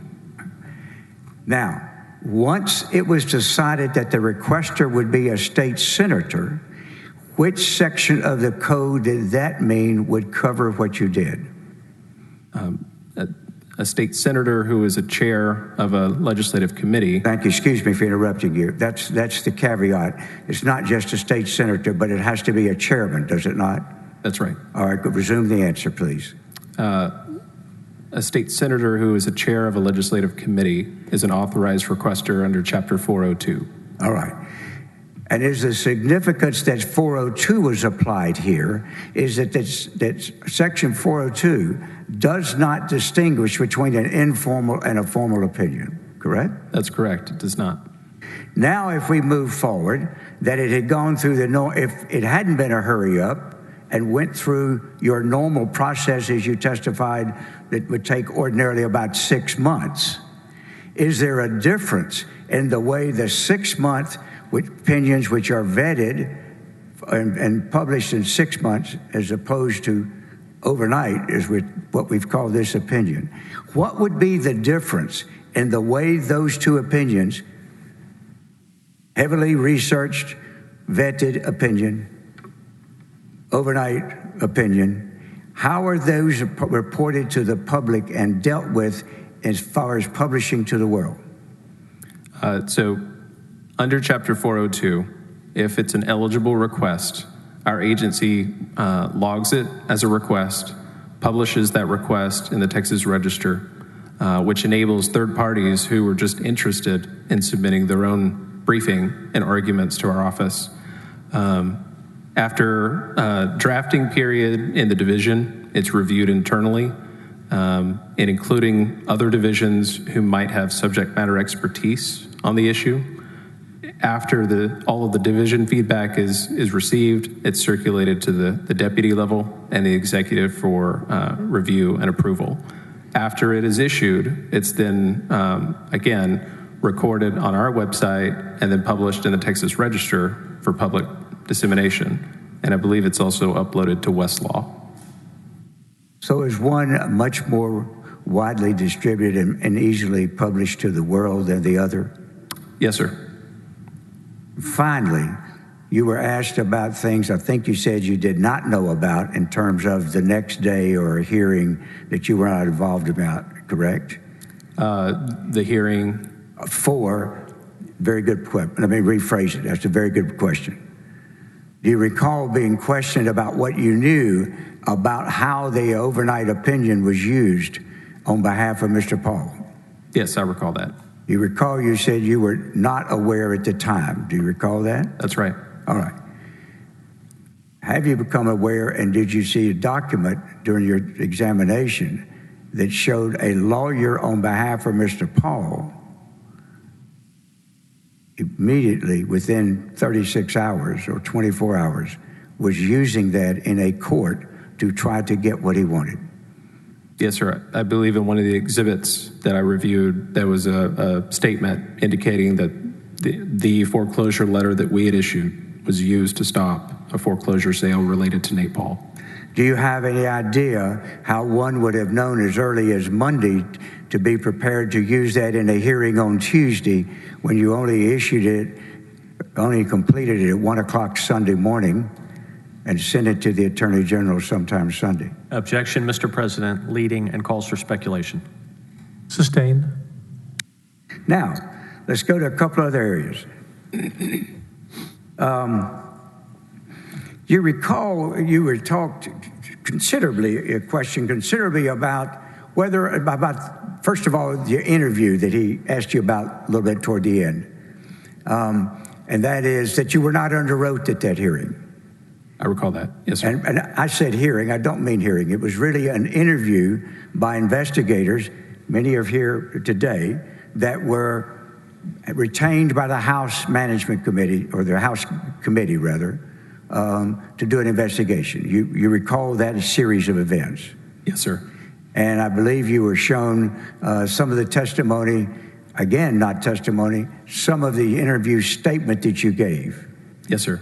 Now, did you readily agree to have it videotaped?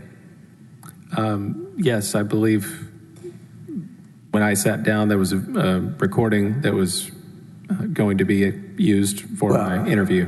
Do you remember sort of a sort of fumbling around that nobody had a recorder, they had to go get one? Yes, sir. All right.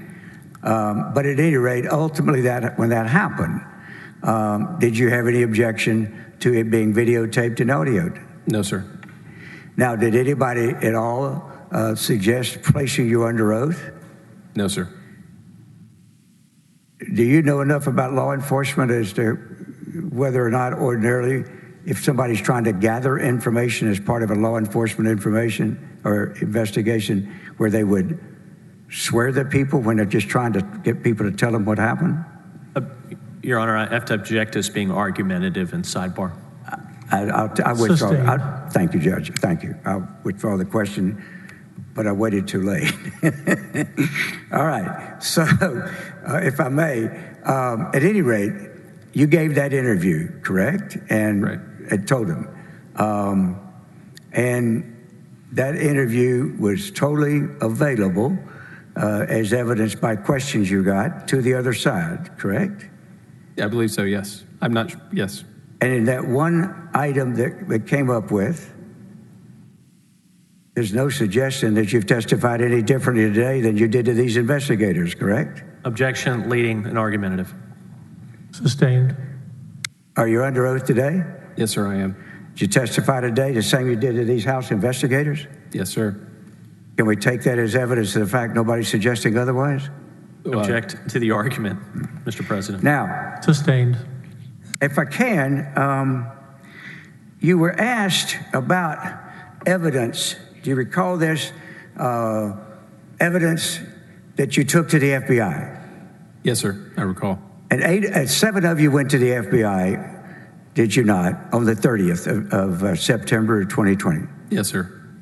And you took no documents, did you? That's right. No documents. Who did you take? We took ourselves. And you took yourselves to do what? To provide an explanation of the sequences of events that we had determined revealed information tending to show that General Paxton had abused his office and the powers and responsibility and trust that millions of Texans bestowed upon him to benefit one individual. And when you went, if you had taken things with you, you would have had to take things that were the property of the Attorney General's office, wouldn't you? Objection, Your Honor. Calls for speculation and a legal conclusion. Sustained. Would you have had any documents other than things that were circulated and created right there in the AG's office? Objection, Your Honor. Speculation and argument.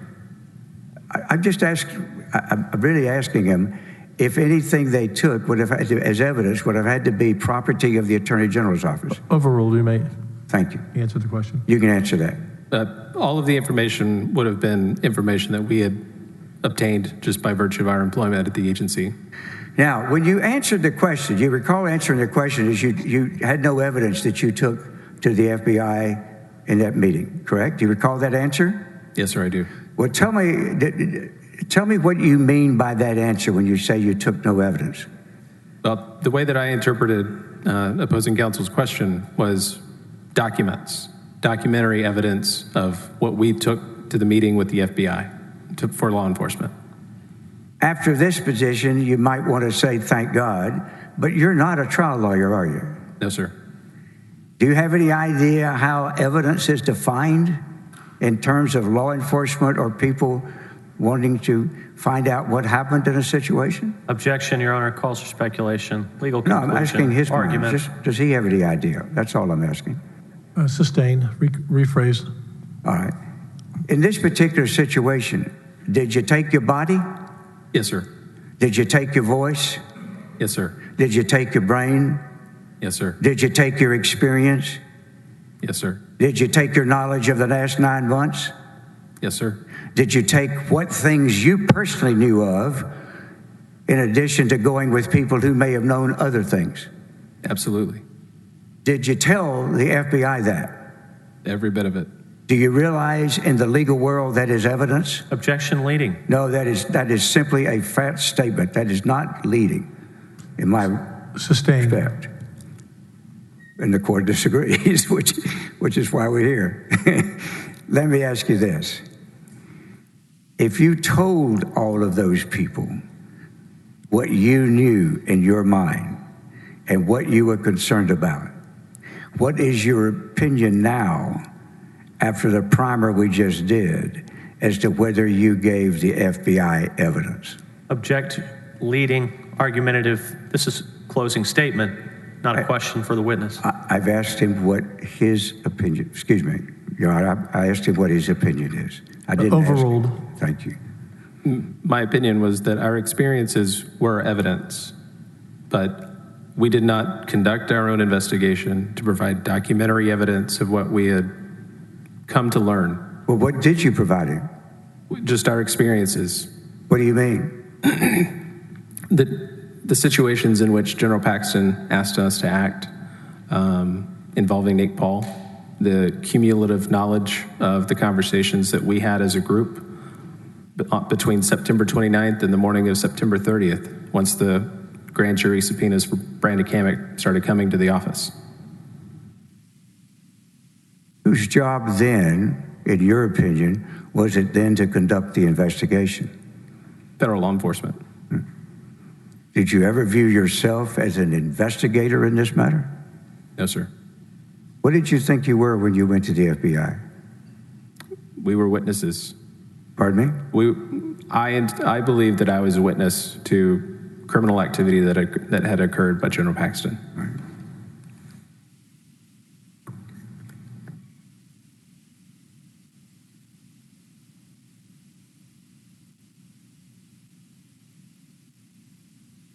Do you know of any other occasion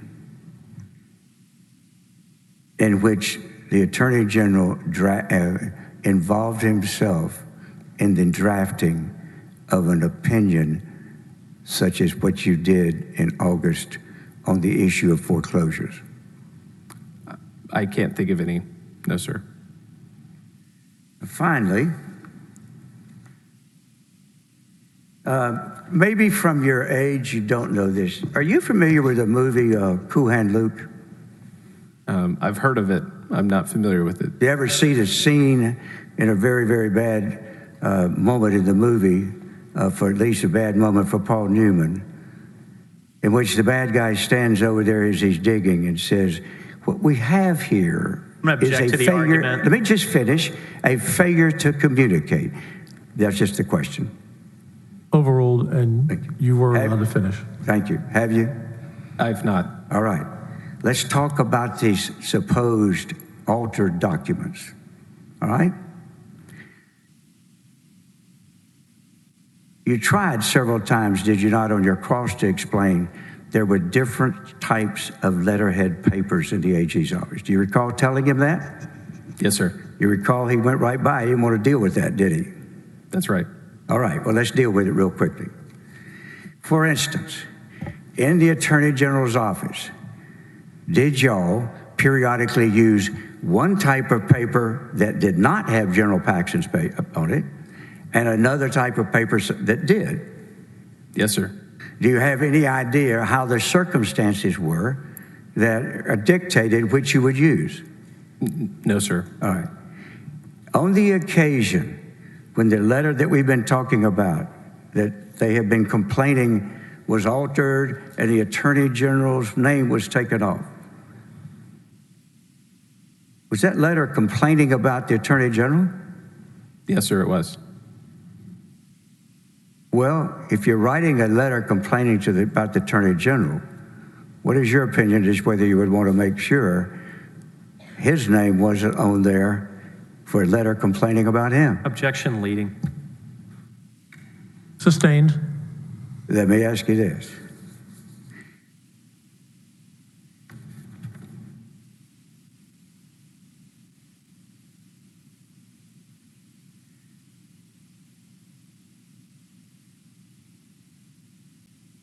I'm going to show you a letter that is already in evidence, Exhibit 127. May I have it on the screen, please?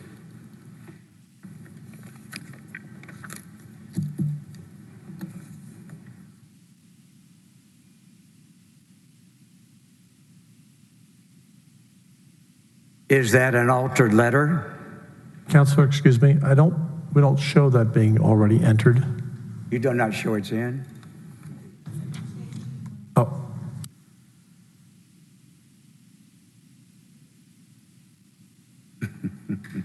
It's in. Thank you. Our apology. No, not at all. I misled you by making you think which one it was. We were both inadvertent. But I think it is interesting to point. Would you look down to the bottom? Would you cyclize where the exhibit and whose exhibit this is? And let's sort of, if we can, highlight, Stacy, both from whom the production was that produced it to us.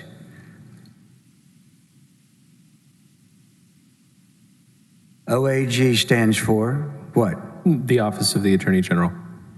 And are you familiar enough, reluctantly, about this process to know what AG exhibit means? That appears to be a reference to an exhibit that the Attorney General's defense team has offered as evidence. Yes. Would you expect them to offer an altered document? No, sir, I would not. All right. Well, in this offer, is the Attorney General's name on it? His name is not on the seal at the top of the document. Is this seal identical to the seal that y'all used for the letter you wrote before you went to the FBI? Yes, sir, it is. Or after you came back? I can't remember what. I don't want to misstate when it was. It was drafted and reported or sent to HR after we returned from meeting with law enforcement. All right. So it would have been on the 20th, when you came back on the 30th? 30th, when yes, you sir. came back on the 30th. Thank you. All right. Now, let's go to the next to last page, I believe, of this exhibit.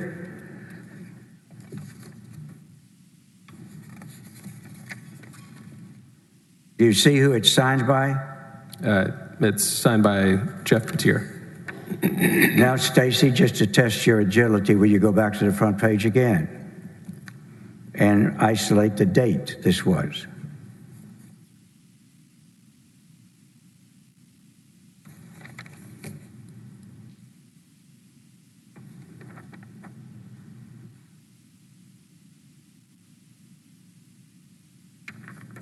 What's the date? That date is October 1st of 2020. All right. Now I'm going to show you some that have not been introduced, and I will first tender. Do we have copies of our exhibit 633?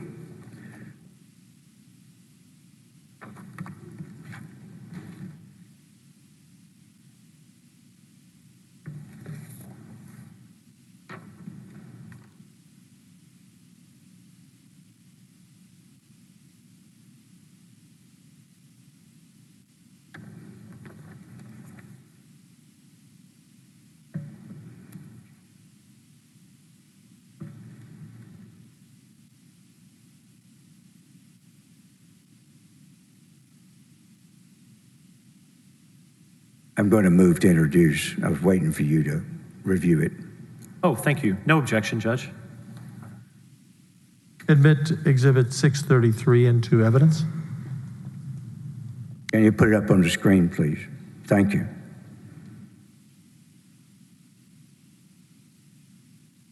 Would you give it publish for the jury the date of this letter?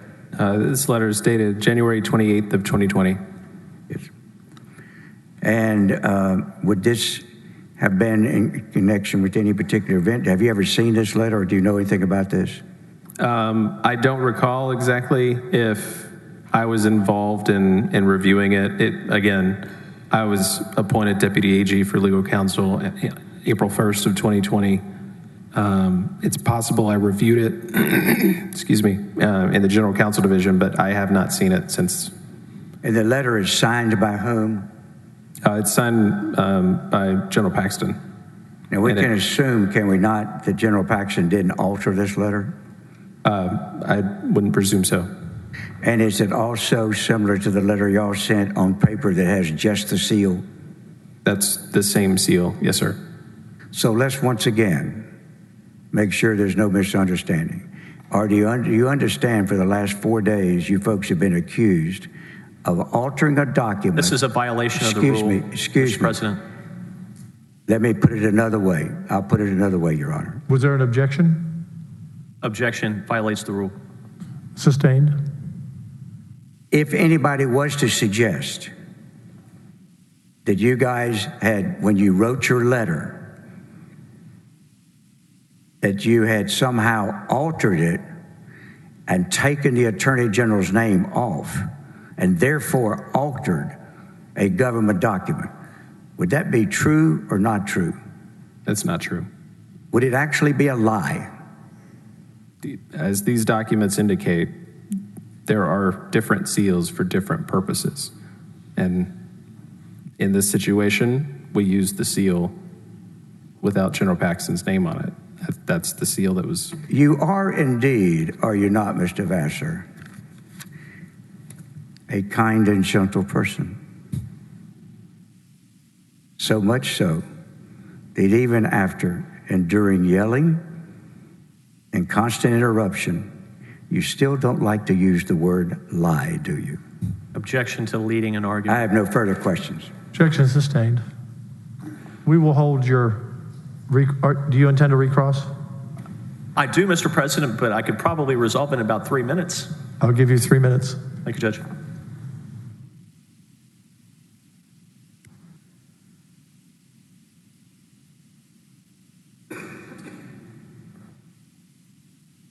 In 5 at the most. There you go. I will try to yield some back, Mr. President. So it's okay to give your personal lawyer documents from inside the Office of the Attorney General, but not the FBI, right? I provided documents under a grand jury subpoena that I received to my lawyer, so I don't know what the implication is. You had internal OAG documents, to wit, a series of grand jury subpoenas that were served by Brandon Kamak that you sent to your personal lawyer, but you didn't bring any documents to the FBI, right? That's absolutely true. And you went to the FBI, David Maxwell went to Travis County, they investigated, and they still have done nothing, true? I don't know what they found. I know it's an ongoing investigation. Mr. Hardin talked to you about the letter that Nate Paul wrote to the court about the OAG foreclosure guidance. Do you recall that testimony, those questions? Yes. All right, Your Honor, Mr. President, I have one copy of AG Exhibit 286.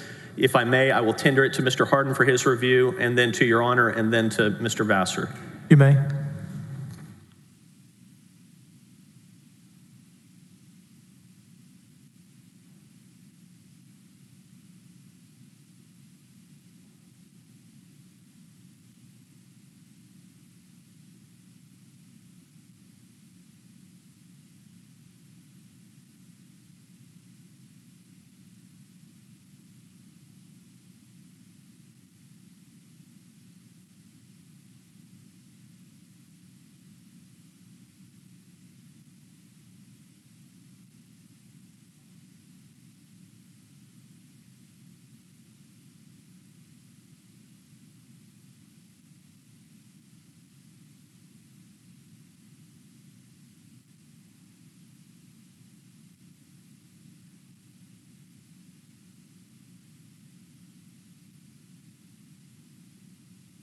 I have no objection.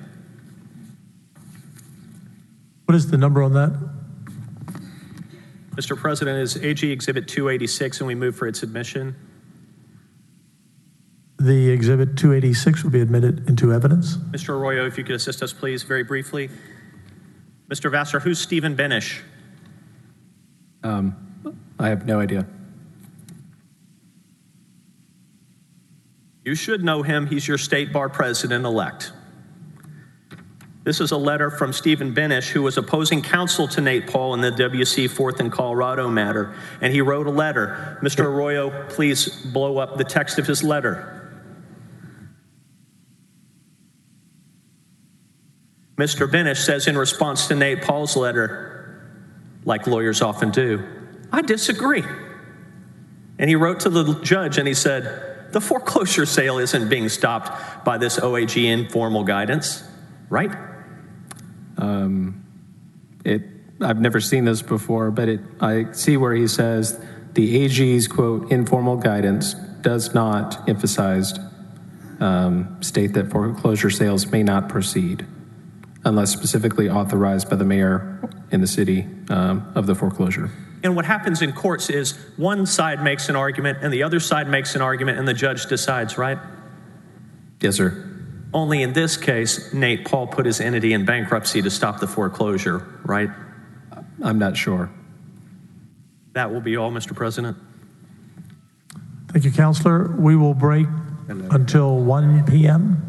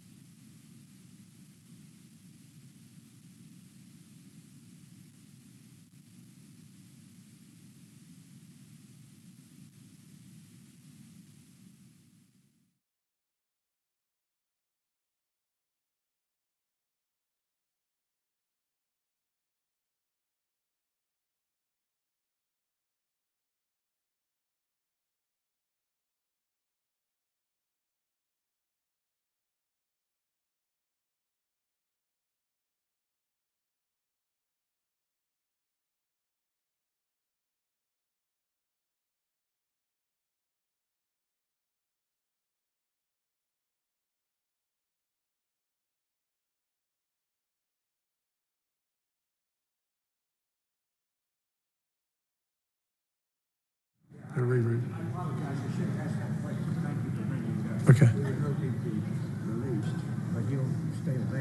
For rebuttal or whatever, you're not redirecting him again.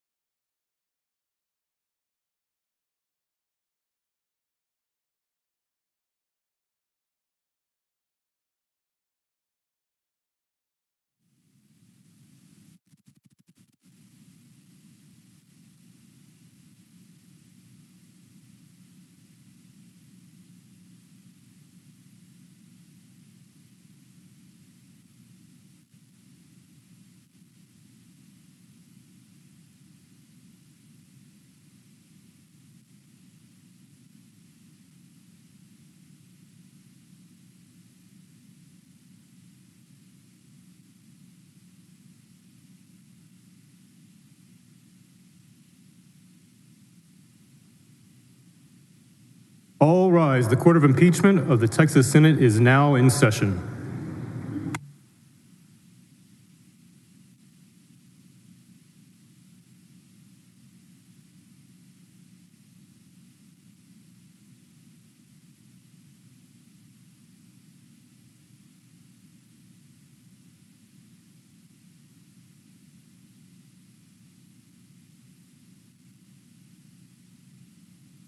I was asked to do this this morning, so I'll update you now as we go into the afternoon session. Time remaining,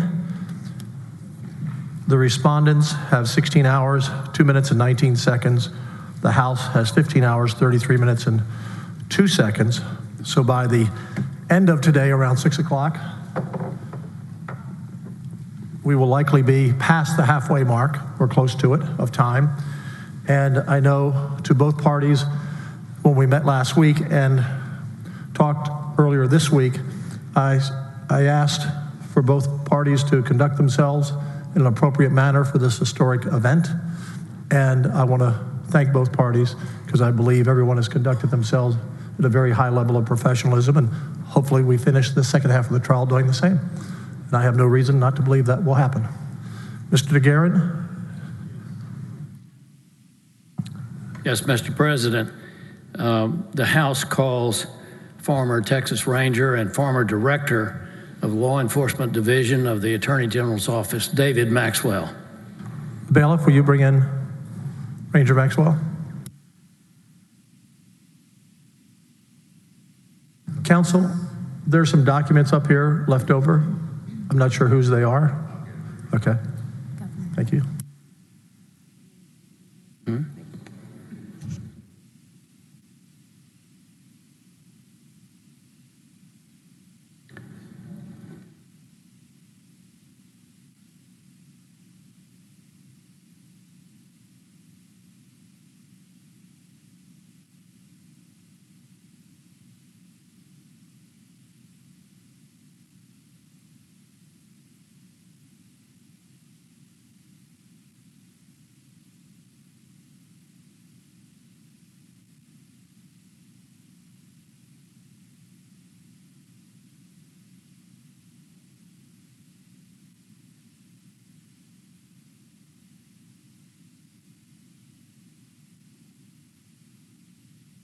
Please don't ask me to control the witness. Mr. Maxwell, did you swear in the other day? You did not? I did not. Okay. Repeat after me. I do solemnly swear and affirm. I do solemnly swear and affirm. I do solemnly swear and affirm. and affirm As a witness in the impeachment proceeding. as a witness in the impeachment proceeding Shall be admitted. I'm sorry. I read the wrong line. Let me start from the beginning. I do solemnly swear and affirm, you've read that the evidence I give upon this hearing, the Senate of Texas impeachment, charges against Warren Kenneth Paxton Jr.,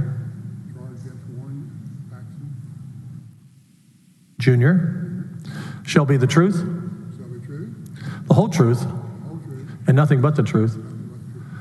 So help me God. Please be seated. You may begin.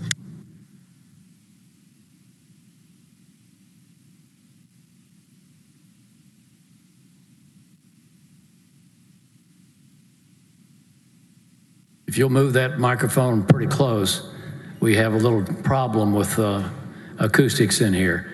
Please tell the senators your name. Yep. Yeah. There we go. My name is David Maxwell. Mr. Maxwell, your last position with the Attorney General was as Director of Law Enforcement. Is that correct? That is correct. I want to ask you some questions about your law enforcement career. Can you tell us where you started and when? I started in 1972 with the Texas Department of Public Safety. I went through the patrol school, graduated April 6 of 1973. Spent 8 years working highway patrol in Harris County. I promoted to narcotics in 1981. and worked narcotics in Harris County for 5 years. Then promoted to Texas Rangers in 1986. Let me stop you there just for a second. Those of us who were raised in Texas know a lot about, or think we know a lot about the Texas Rangers. What does it take to become a Texas Ranger? First of all, you have to have 8 years of experience with DPS to be able to apply for the position. When I applied in 1986, it was a little different than it is now, but we had to take a written examination to qualify to go before the oral interview board, and then they would score the oral interview board and combine the two, and then they took the top 5 people and put them on a list for 1 year. If you didn't get promoted in that 1 year, you went back to the first step and started over. How long did you serve the state of Texas as a Texas Ranger? 25 years as Texas Ranger. And when you left the Ranger service, where did you go? I went to the Texas Attorney General's office. What was your first position there? My first position was Deputy Director of Law Enforcement. And did you promote to the Director of Law Enforcement? I did. I want to pull up for, please, the organizational chart. It'll be in front of you. I'll ask you a couple of questions about that. Okay. Your name your name has been highlighted, and it appears to be on a level with other deputies. So what was your rank in the Attorney General's office as it relates to the Deputy Attorney Generals? I was the Executive Deputy over Law Enforcement Division. Is that an equal rank with the deputies that were deputies over the other divisions of the Attorney General's office? Yes, and I was the most senior deputy. Most senior, how? I had more time as an executive deputy than the others who were working with me at that time. How many employees, law enforcement officers and support staff, as well as attorneys, did you supervise? I had about 350 employees, 205 were commissioned officers, and 19 of them were attorneys. Were those employees spread out across the state, or were they only in Austin? We had a majority of them in Austin, but we also had offices around the state. What is and was, when you were director, the authority of the Law Enforcement Division of the Attorney General's office? The authority was that of other peace officers in the state. We had jurisdiction over any type of crime that would be committed against the state of Texas. Did you have a criteria for opening a case as an investigator to be investigated by the Attorney General's Office Criminal Division? I did. What was that criteria? This is the criteria that I set up for investigating public officials. So I had certain requirements. First of all, I reviewed all the requests that came in for investigations on public officials. And we had a lot of requests, and I didn't approve but just a few every year. We already worked as many cases on public corruption as the Texas Rangers have statutory authority. So we worked. Excuse me, Your Honor. Excuse me. Non-responsive. The question was, what was your criteria?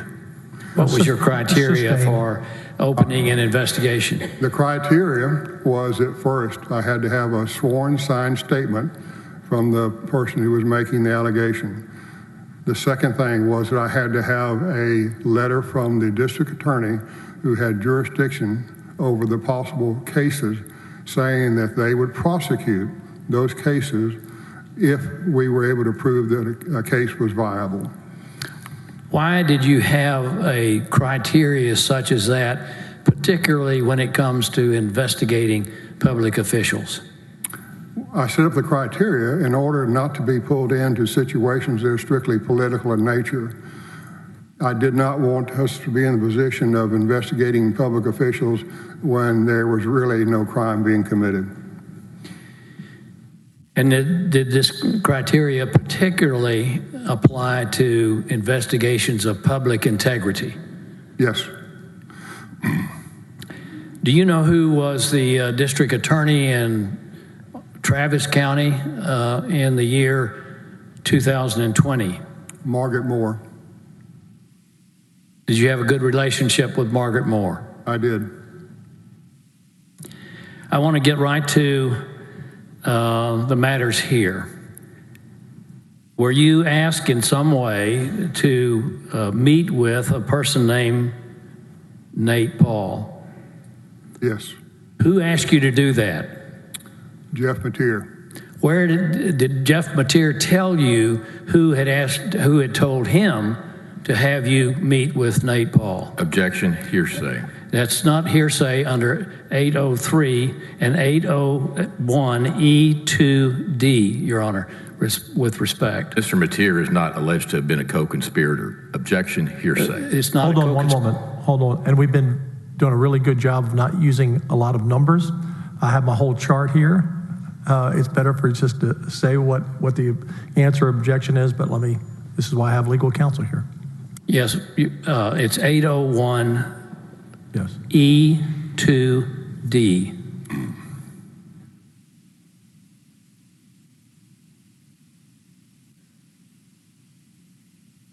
Overruled. All right, you may state your answer. And the question is, did Mr. Mateer tell you who ordered him to order you to meet with Nate Paul? Yes. What did he say? He said General Paxton ordered me to meet with this individual, that he had a story to tell. At about the same time, did you hear from an employee of the Travis County District Attorney's Office about Nate Paul? I did. I'm going to ask you about that in a minute, but when you first were asked to meet with Nate Paul, did you do some research of your own? I did. And what did you find? I found on the internet that... Excuse me, with all due respect to Ranger Maxwell, if he's going to recite information that he obtained doing his research, that would be hearsay. It goes to his state of mind in conducting the investigation, Your Honor, and thus is not hearsay. It is hearsay. Well, overruled. Continue. Okay. So what did you find when you made your initial investigation of Nate Paul?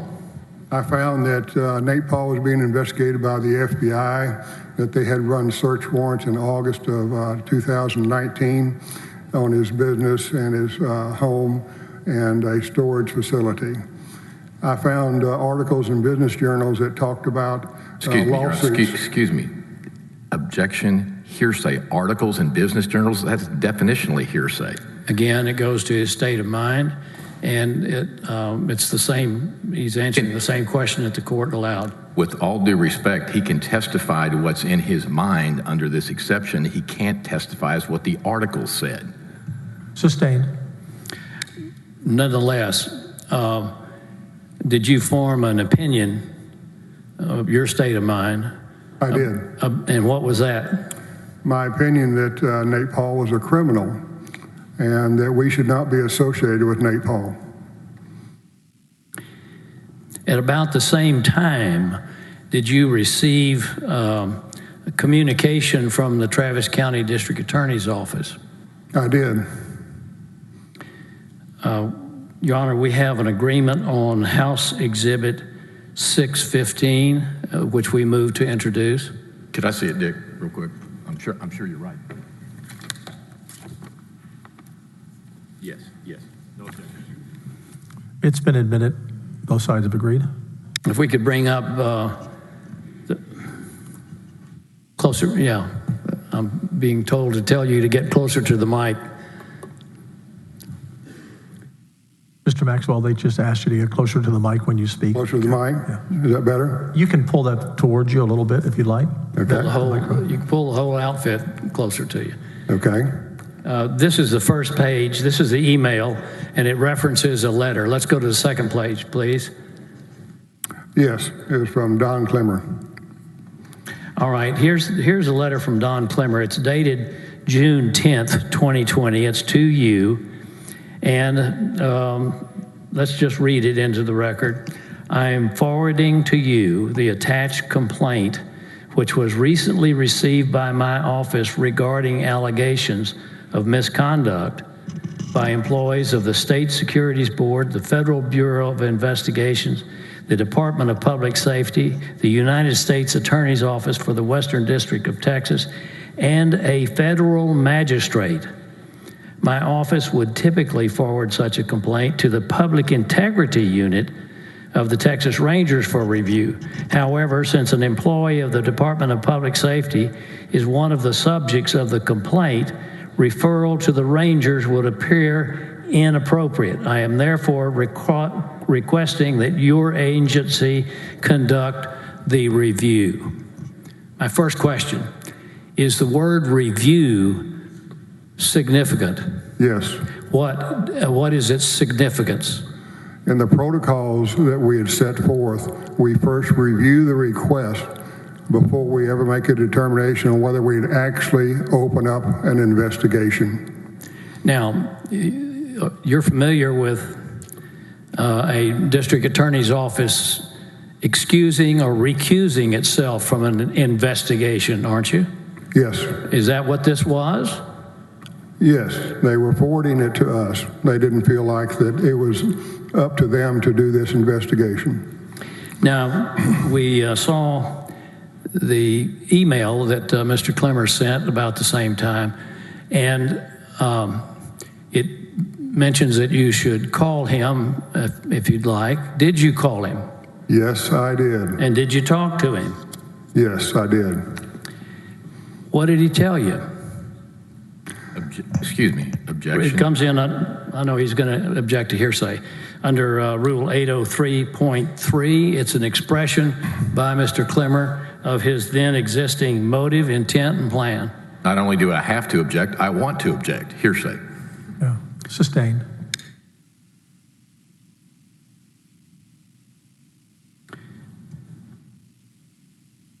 Maybe I didn't clearly state my citation of the code or of the evidence rules, Your Honor, 803.3. I've ruled. Continue. All right.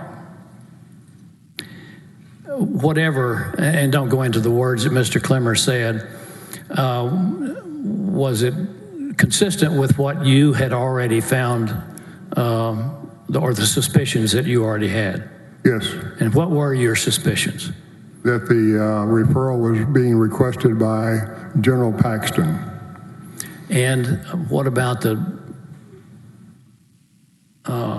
validity of the referral and the complaint? Excuse me, objection, conjecture, and speculation. Oh, this would be his evaluation, which was his job to do. He hasn't done anything yet.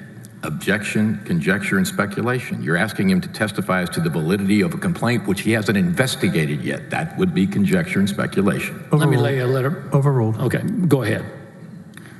I can answer the question? Yes. My evaluation of the allegations made by Nate Paul is that they were absolutely ludicrous, without merit, no probable cause, not even reasonable belief that a crime had been committed. Now let me step aside for just a moment and say, or ask you, what were the nature of the allegations that Mr. Nate Paul was making?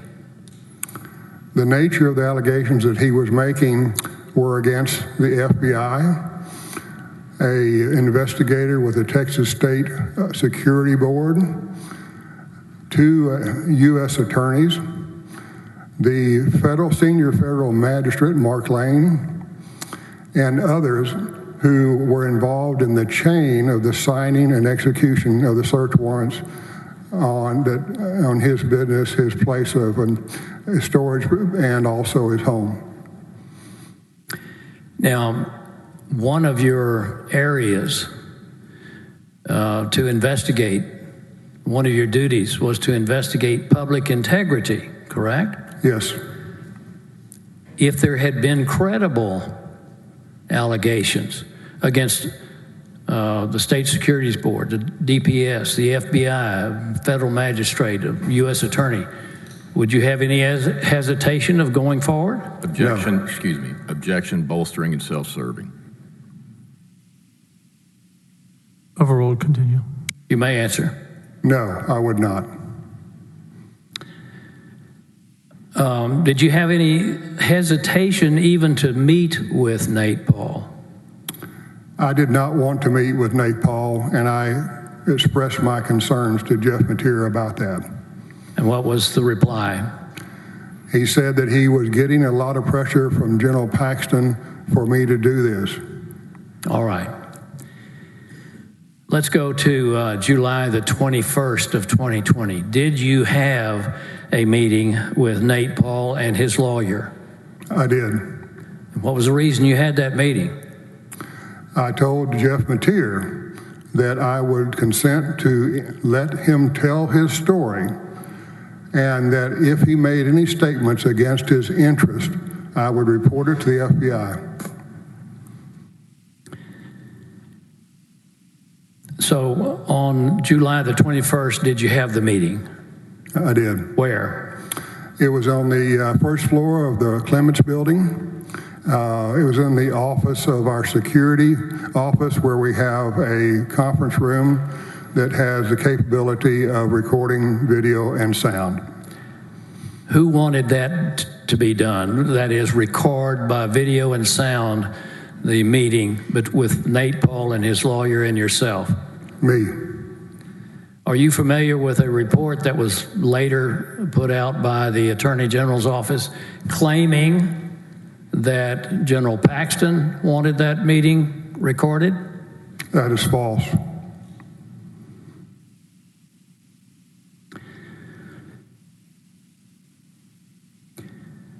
So, have you reviewed the transcript of that meeting? I have.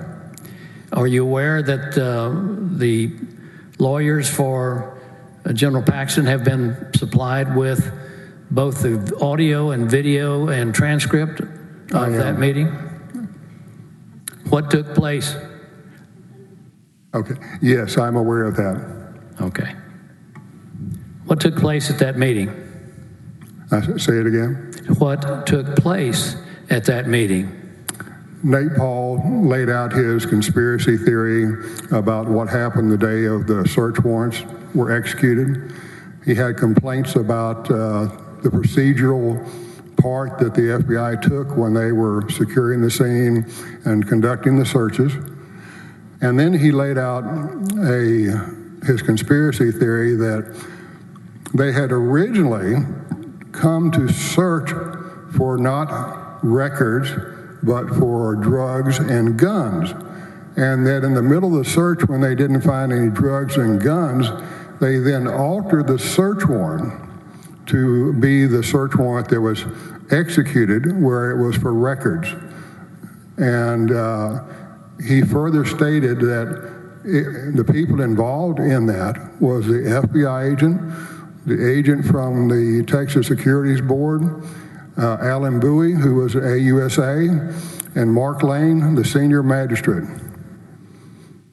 So according to his complaint, a United States federal magistrate was involved in this conspiracy? That's correct.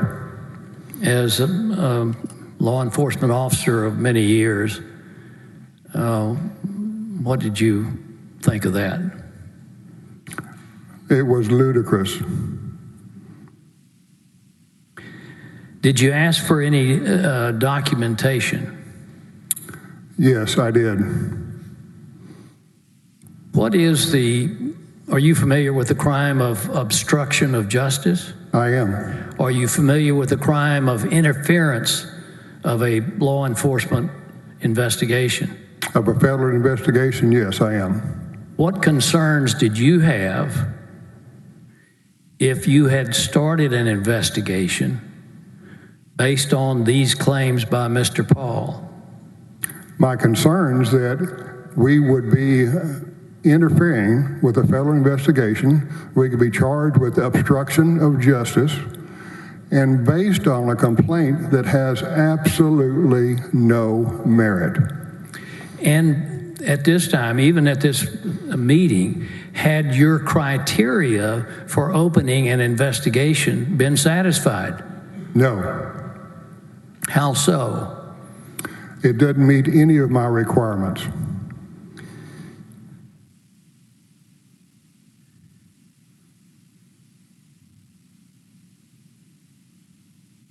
After that meeting with Mr. Paul, and his lawyer, by the way, was Michael Wynn? Michael Wynn was there. Okay. After that meeting with Mr. Paul, did you have a meeting with the Attorney General, General Paxton? I did not after that meeting immediately, no. No, I don't mean that same day. But did you personally talk to Ken Paxton, the Attorney General, about what had happened in that meeting? No, I did not. What did you tell him about the meeting? I'm sorry. I thought he said he did not meet with Mr. Paxton. And you just asked him what he told Paxton. One of us is confused. Can we clarify that? Yeah, could you clarify that? Did you tell him what you thought about that meeting? I told him before the meeting ever occurred what I thought about us being involved with Nate Paul.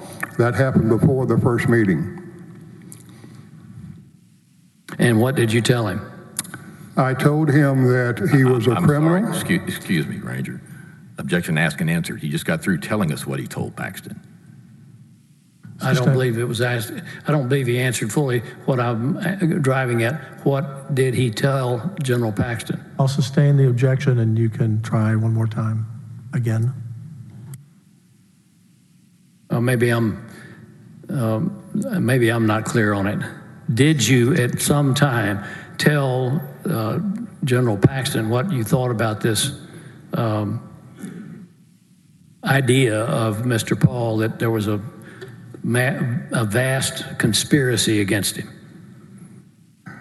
Yes. What did you tell him? I told him that Nate Paul was a criminal.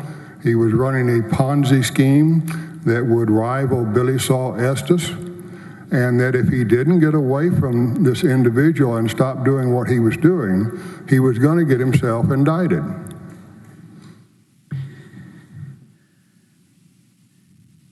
Nonetheless, was there a second meeting between you and Nate Paul and Nate Paul's lawyer and Mark Penley? There was. Why was there a second meeting if you felt like you did after that first meeting? Because he had talked to he had talked to Mark Penley and told him he wanted him to conduct another meeting with Nate Paul. When you say he, are you referring to General Paxton? General Paxton, that's correct. So General Paxton had told Mr. Penley to get involved in this? That is correct. Excuse me. Objection. I'm sorry, Dick. Objection asked and answered. Ranger Maxwell will give his testimony, and Dick will ask him to repeat the same thing. Ask and answer. I'm going to overrule that. Continue. Yeah, I wanted to clarify and make sure that we understand. Mark Penley told you that General Paxton had ordered him to now get involved? This is the third time. Objection asked and answered. He literally just got through testifying to that. I believe that Sustain. you allowed me to ask that. Sustain. All right. So did you have a second meeting? We did. And was Mr. Penley involved in this one? He was. And what was Mr. Penley's role in the Attorney General's office? If we could have that organizational chart again. Mr. Penley was the executive deputy over criminal prosecution.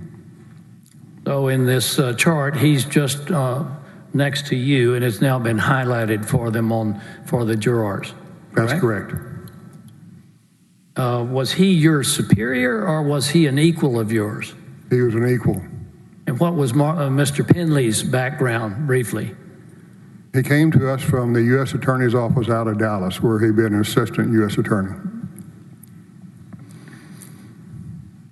So at this second meeting, where did it happen?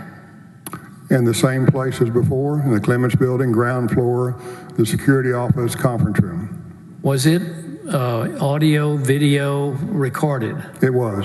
And is there a transcript of that? There is. Have you reviewed that? I have. Are you aware that that has been provided to Attorney General Paxton's lawyers? Yes. All right.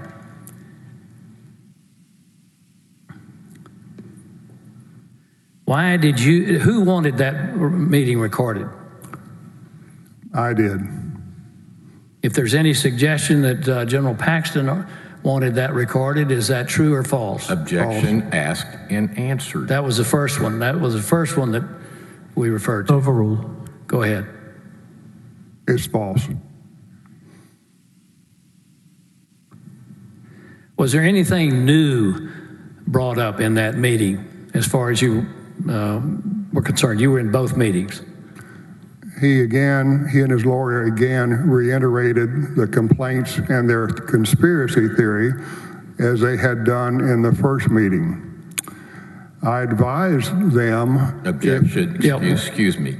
What did you advise? Excuse me, Dick. The objection is non-responsive. The question was there anything new? Now Ranger Maxwell is going into what he told them. That's a different answer. Sustained. It's correct, and I was trying to meet his objection by going to the next question. So go ahead. The next question is, what happened? What happened? So during the meeting, they continued to lay out their objections about what happened in the search warrants and the conspiracy theory about how all these different individuals came together and falsified a search warrant during the middle of the search.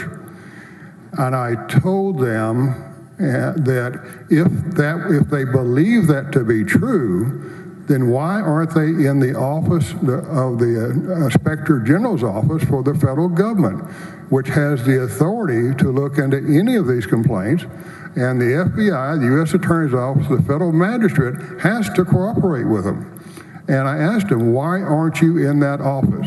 Did you get a satisfactory answer to that? They danced around the answer, but they said they felt like they were in the right place with us.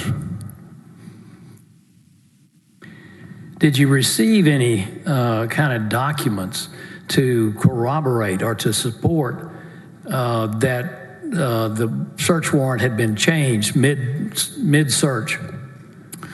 They gave us some documents. They were supposed to give us all the documents, but when we reviewed the documents they gave us, it was not very much. And it certainly wasn't enough for us to really make a determination. Even still, did you submit those documents to some experts within your office? I did. And what's the expertise of the people that you submitted these documents to? This is my forensics section, who does all the forensics on computers and cell phones for criminal cases. And we do that work not only for ourselves, but for the Texas Rangers and others.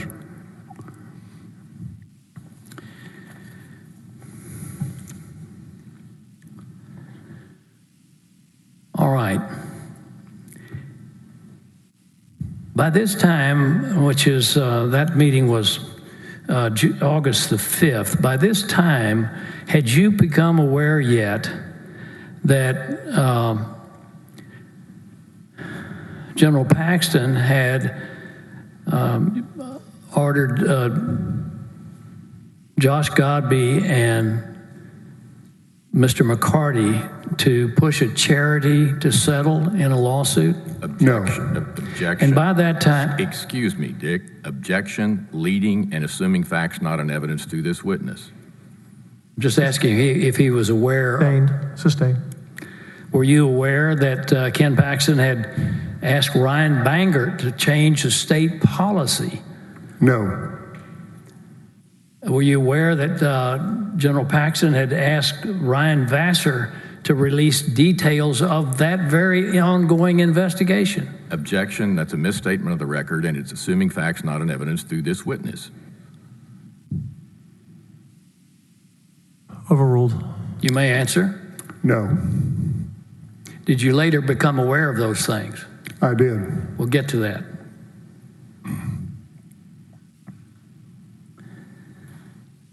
Let's talk just for a moment about the records of a search. What is the general practice at least in federal courts, for the sealing, that is, making private the affidavit, the application for a search warrant? They are sealed to protect people who are involved, may have given information about the crime that's being committed, and also for the purposes of protecting the investigation so it can be ongoing and find the truth.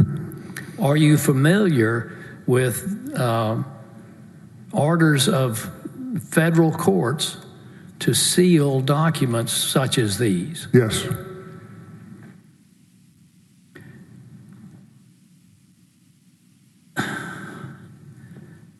In this second meeting, what was Nate Paul and his lawyer's demeanor toward you and Mr. Penley?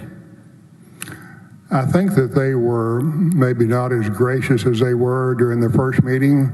I think they understood by this point that... Excuse me, Ranger. Object to what he thinks they understood. That's conjecture and speculation. Sustained. Well, what my answer is, my question is not what you thought they thought, but what was their demeanor. So what was their demeanor? It was a little more animated than the first meeting.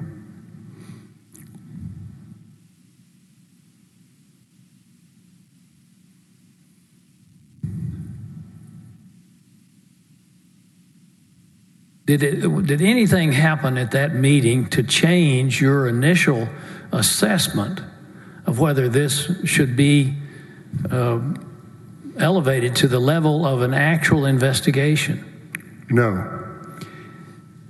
To clear that up, when you got this, did you start an investigation, as that term is understood? Ask your question again. Yes. Did you start an investigation? Did you initiate an official investigation? No.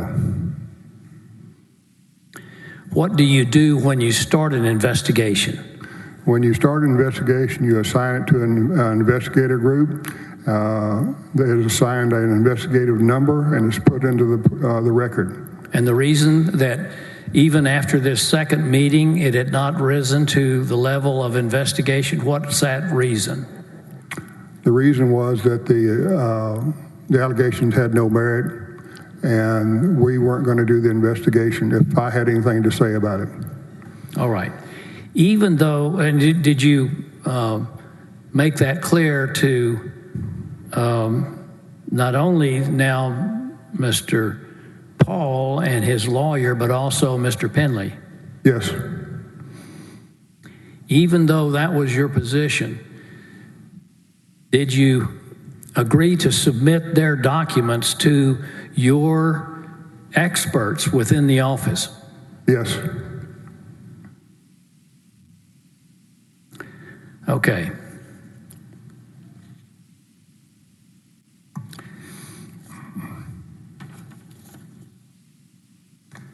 So was there a third meeting? There was. When was that third meeting? It was on August 12th. Was it clear to you by then what General Paxton wanted done? Objection, conjecture, and speculation. Was it, let me clear that up. Was it clear to you from what General Paxton told Mr. Mateer or Mr. Penley what General Paxton wanted done. That's actually worse. That's hearsay and conjecture and speculation. Actually, no, Your Honor, it's under 801E2D. Counselor, you're going to make me look at these numbers, aren't you? Yes, yes, Your Honor. He's just trying to throw you off. 801E2E says that a statement such as this is not hearsay, particularly with respect. when it is, excuse me. I'm sorry, Dick, go ahead. Particularly when it was made by the party's agent or employee on a matter within the scope of that relationship. And here it's what General Paxton told to either Mateer or to Penley that was passed to the witness. With respect. That is not hearsay. I'm sorry, Dick. With respect, Your Honor, there's a difference between what General Paxton said and what Ranger Maxwell can opine about General Paxton's state of mind. Those are two different things. Not asking that. You just did. Sustained. Well, let me ask it again then, if that's how it was understood.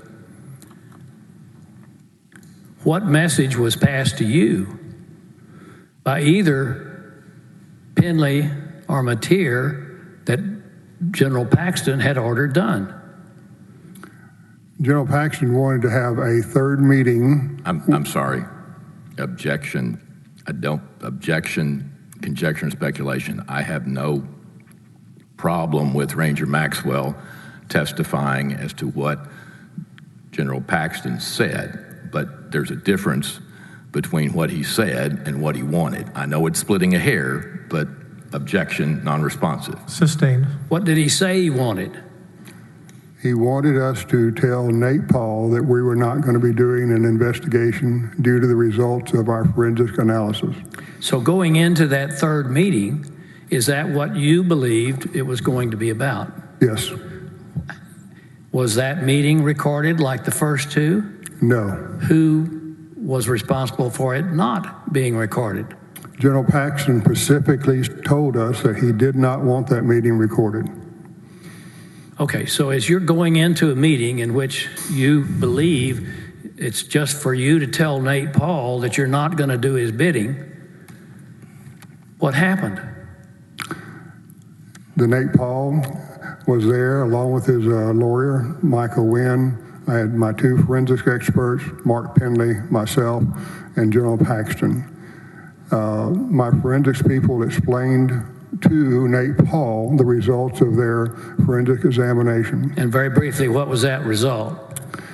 That the metadata that he was talking about that had changed could have been changed by the fact that there were documents he received had been electronically redacted and encrypted, which would change the metadata. Is that a long way of saying there was nothing there? Yes. So,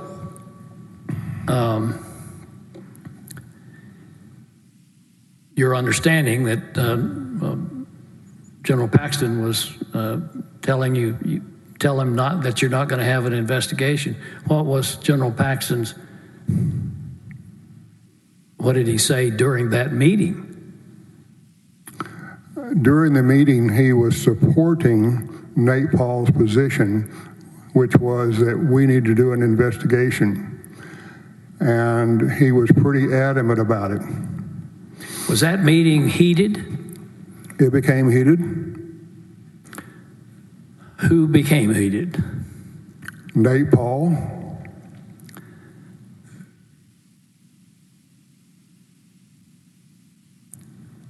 Before that meeting started, were you aware of any public statements that Mr. Paul had made about whether there was an investigation? Yes, I was. And what were those public statements you're aware of? He had done an interview with a business journal and told them that the Texas Attorney General was investigating the FBI and their handling of the search warrants again on his property. Was that true or not? That is false. In fact, you had not started an investigation, correct? We had not, and I specifically told Mr. Paul that we were not doing an investigation at this point, and our meetings were confidential. And the response? Oh, yeah, he responded. What was his response? He was very angry.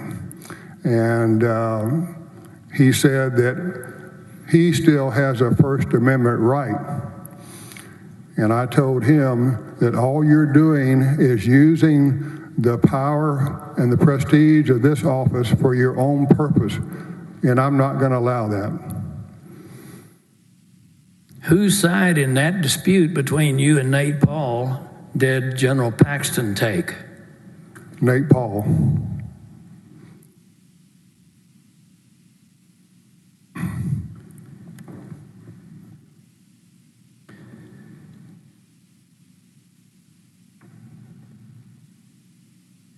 So, what was the significance of Nate Paul making a public statement that the Attorney General's office was investigating a federal magistrate and the federal authorities and the state authorities that the Attorney General was investigating? What's the significance of that kind of public statement? Excuse me. Objection, conjecture, and speculation. Sustained. All right. Why did you think, what was your state of mind about why such a public statement, when it was not true about the Attorney General investigating these law enforcement people, what was your state of mind about why that was improper? It was improper because Nate Paul was a criminal, and General Paxton was using the office to his benefit. Can the very start of an investigation into a public figure be damaging to that public figure? Yes, it can. I'm sorry. Is that? Excuse me, Dick. Pardon me, Ranger. Objection, conjecture, and speculation. Overruled. You may answer. Repeat the question. Yes. Can the very public start of an investigation against a public figure be damaging, almost like a tattoo to that public figure? I got to object to leading in the tattoo. I'm sorry. Objection, leading. Well, I'll reverse it. I'll take Sustained. the tattoo out of Take the it. tattoo Sustained. out. If I take the tattoo out of it, may I ask the question again? I just sustain that. You can try whatever you'd like to and see what he objects Okay. to or not. Is there a danger to a public official's reputation by publicizing an investigation by the Attorney General, and especially when it's not true? Yes, very much so. Is that the reason you're very careful about having a criteria for starting an investigation? Objection, leading. Sustained. What is the reason you're careful about that? We're careful because we don't want to put a stain on anyone's reputation. It has to be an investigation that is viable, has probable cause, and could move forward. This was not that. All right. So let's talk about what happened after that meeting. Did you ever have any further conversations with Attorney General Paxton? No, Attorney General Paxton stopped talking to me. And your assessment at that time of whether General Paxton was angry with you? Excuse me. Conjecture and speculation. It's his state of mind. Sustained. You can ask it differently if you'd like. All right. Your state of mind after General Paxton and you left that meeting was what? About General Paxton? Unless he said anything, conjecture and speculation. He's got nothing to base it on. Overruled. You may answer. I know his state of mind because in the meeting he threatened to fire me. So I knew then what his commitment was to Nate Paul, and he was not going to be deterred from continuing to try and do things that benefit Nate Paul. During this period of time with these 3 meetings, had you called upon any of your subordinates, any of your other investigators to, other than to look at this metadata, had you called on anyone to assist you in this review? No. Why not? I told my people that this was going to get me fired. I was going to take the stand, and I was not going to jeopardize any of their careers by involving them. Why did you think it was going to get you fired? Excuse me. He demonstrated his commitment to Nate Paul. Witness, hold on a moment. State of mind. Your objection? Objection, conjecture, and speculation. Overruled. For his state of mind. Yes, you may answer. He had already told me that if I conducted my business as the FBI does it, he was going to fire me. So I know that he was angry with me because I was not buying in to the big conspiracy theory that Nate Paul was having him believe.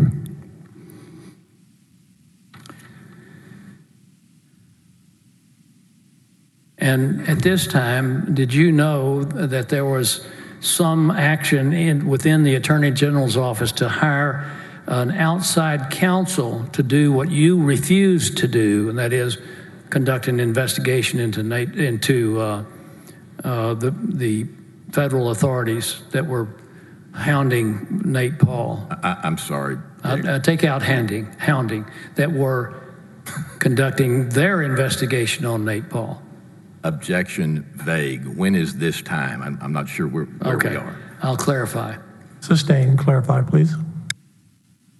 At this time, we're now talking about the end after the 3rd meeting. Did you know that there was some movement for General Paxton to demand the hiring of a special counsel or an outside counsel? Did you know about it at that time? No.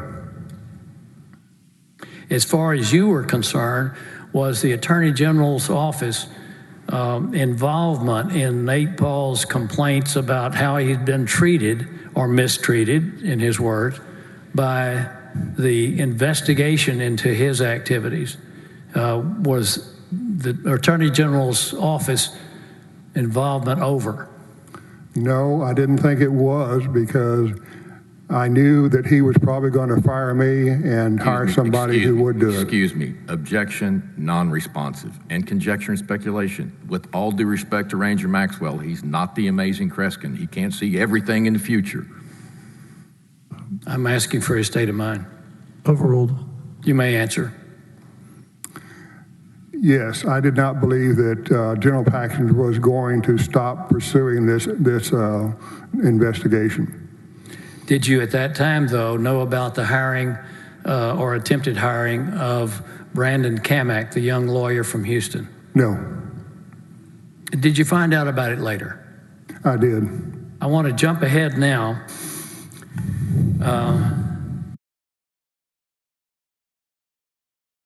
To the very end of September and the beginning of October.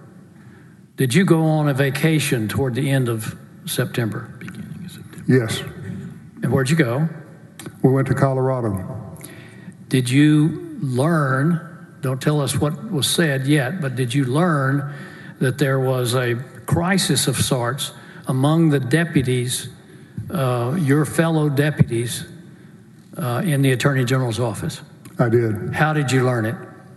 They contacted me.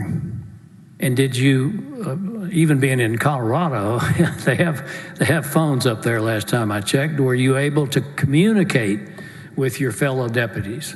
I had to drive down the mountain to do it, but yes, I did communicate with them by phone. What did you learn?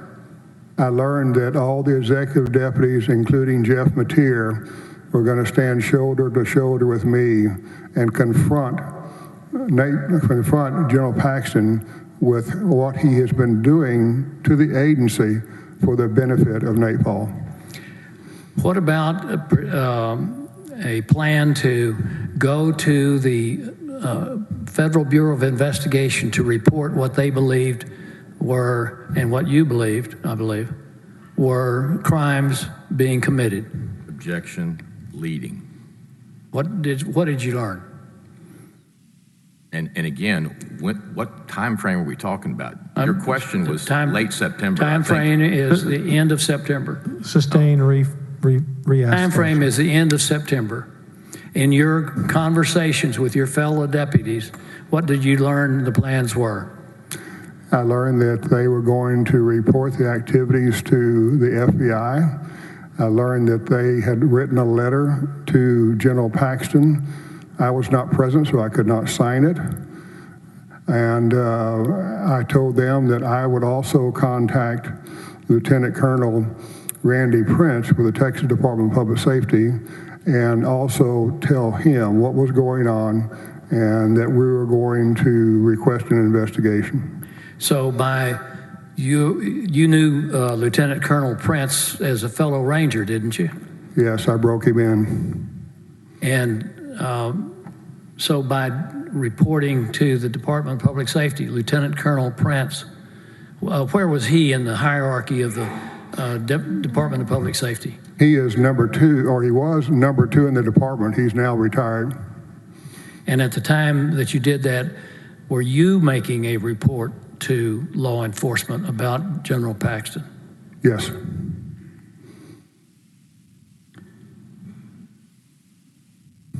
What did you think would happen to you as a result of you reporting General Paxton to authorities? Conjecture and speculation, Judge.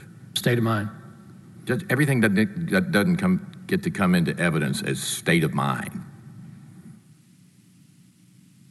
Overruled. You may answer. I was going to be fired.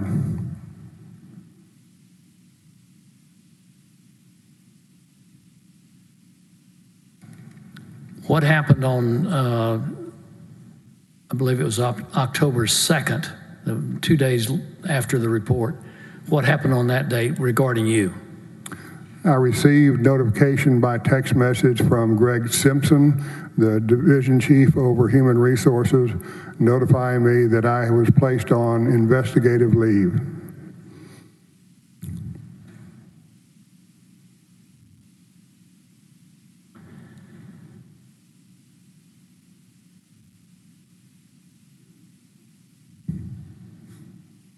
As a result of being placed on investigative leave, what did that do to your responsibilities in the Attorney General's office?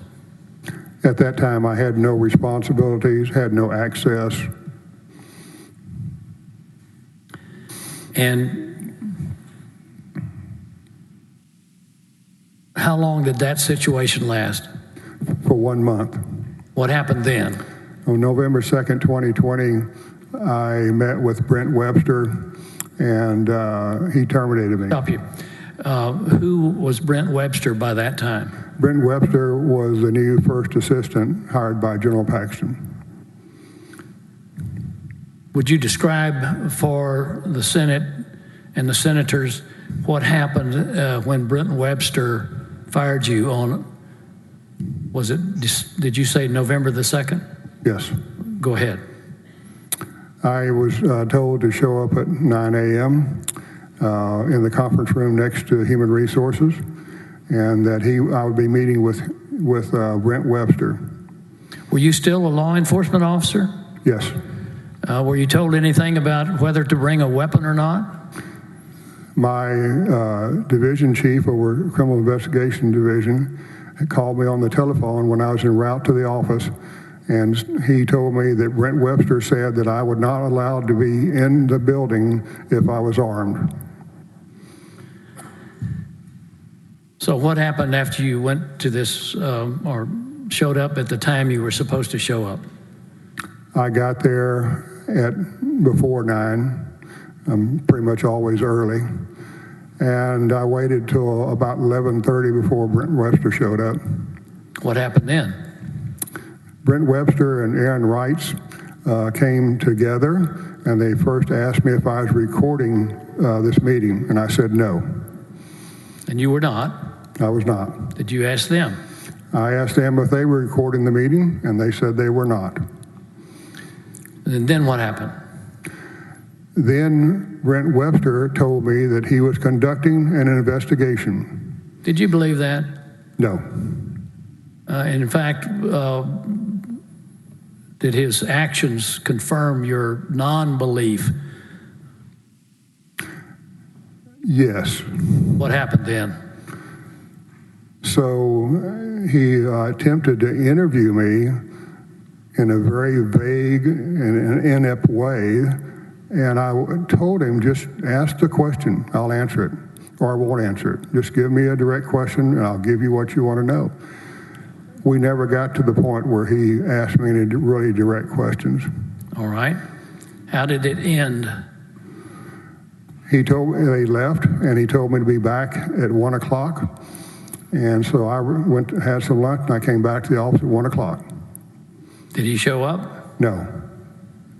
What happened? About 4:30, members of Human Resources showed up with my paperwork, and I signed the paperwork, and I was fired.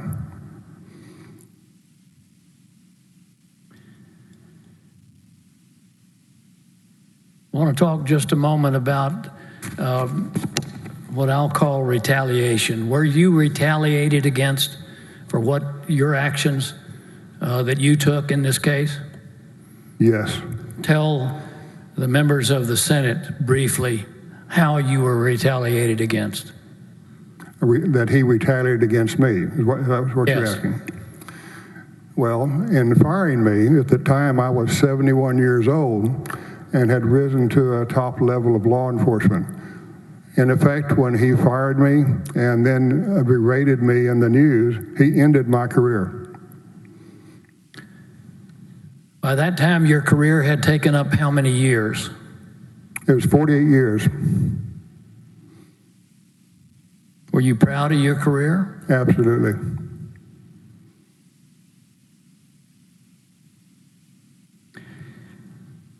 What is an F5 form? That's an F as in Frank 5, the number. It's a T-code form. T-code means what? Texas Commission on Law Enforcement. What's the importance of T-code? T-code is the regulatory agency for all peace officers in the state of Texas. And so what happened at first with regard to your T-code license and the F5 form? The F5 form is a form that is required for the agency to fill out anytime they separate from a law enforcement officer. There are 3 things that you can mark on the F5. It can be an honorable discharge, it can be dishonorable, or it can be a general discharge. Is a general discharge good or bad? Bad. Did you contest that? I did. Did you join in the filing of a whistleblower lawsuit? We call it that.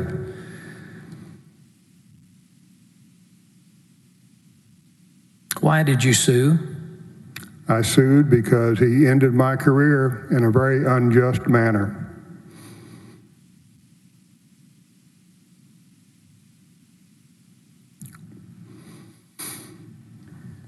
Eventually, partly as a result of the lawsuit, was the general discharge reversed and you got an honorable discharge. Yes. Is that important? Yes. Why? Because it's important to me to show that I had an honorable discharge and that I did nothing wrong by standing up for right. Pass the witness. Mr. Cogdell? Thank you. Take as much time as you need. Thank you. You good, Dick? Yeah.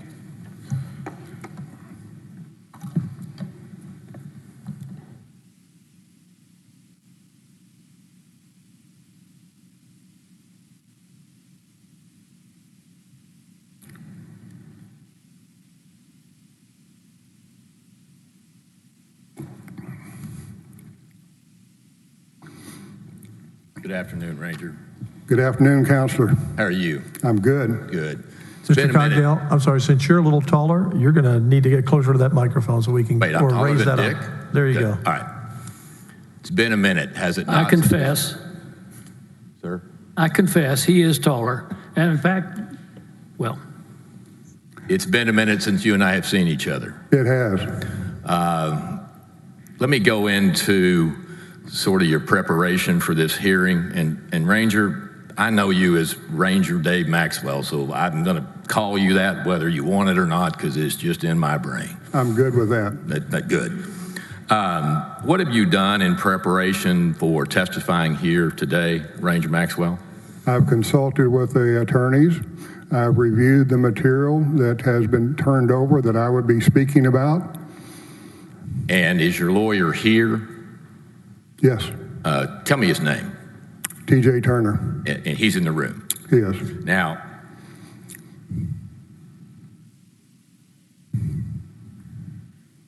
when you say that you have consulted the material, let me make sure I'm on the same page with you. Okay. I'm aware, Ranger Maxwell, that there are transcripts of your original meeting with the Board of Managers back in February. You've read that transcript, I assume? Yes. There is the July 21st, 2020 interview by you of Mr. Wynn and Mr. Paul, right? Yes. I assume you've read that transcript? I have. There is the August 5th, 2020 interview by you and Mark Penley of Mr. Wynn and Mr. Paul, correct? Yes. There are also videotapes. I think the first one is about an hour, the July one, and the second one is an hour and a half or so. Hour and 17 minutes, an hour and 54 minutes. Your memory is not lacking. I'll give you that, at least so far. But have you seen the videos as well, Ranger? No. Okay. Well, I may ask you some specific questions about those meetings, so let me give you copies of the transcript, Ranger, just so if I get down in the weeds and you need them, you'll have them, okay? So, it's good. May I approach, Your Honor? Yes, you may.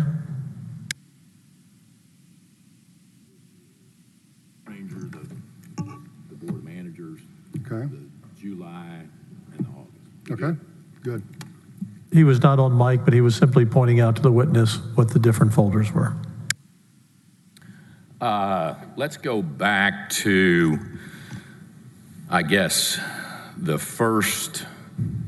your first involvement, Ranger, with this particular investigation in terms of your testifying, okay? Okay. And by what I mean by that is when you were interviewed back in February, I think, by Therese Buse and Dan McAnulty. Yes, You remember that interview? I do. You've read it. I have. And in reviewing that transcript, Ranger, in your review, did you see anything that was in error or a mistake?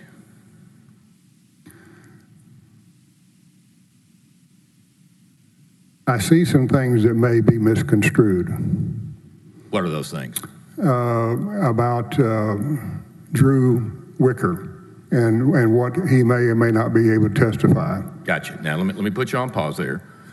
You weren't here, obviously, during the opening statements, so you don't know what was said or what wasn't said about Drew Wicker and your statements about Drew Wicker. You weren't here, right? No, that's correct. Have you met with Mr. DeGuerin or anybody from the Board of Managers team in anticipation of your testifying?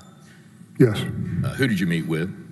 I met with Mr. DeGuerin, Rusty Harden, met with the other attorneys that are helping prosecute this case. Okay. And was that topic brought up in the meeting? That is what you said in the February meeting about Drew Wicker? Yes, they did ask me about that. Okay. Now, you know Mr. DeGuerin personally? Yes. And to jump way back in time, which was one of the first times I met you, Mr. DeGuerin famously walked into the Branch Davidian compound during the siege in 1993. 93. Were you escorting him in and out? Was that you? No, I did not. But the Rangers did have a significant role in the investigation of that incident, that tragedy, whatever we want to call it, right?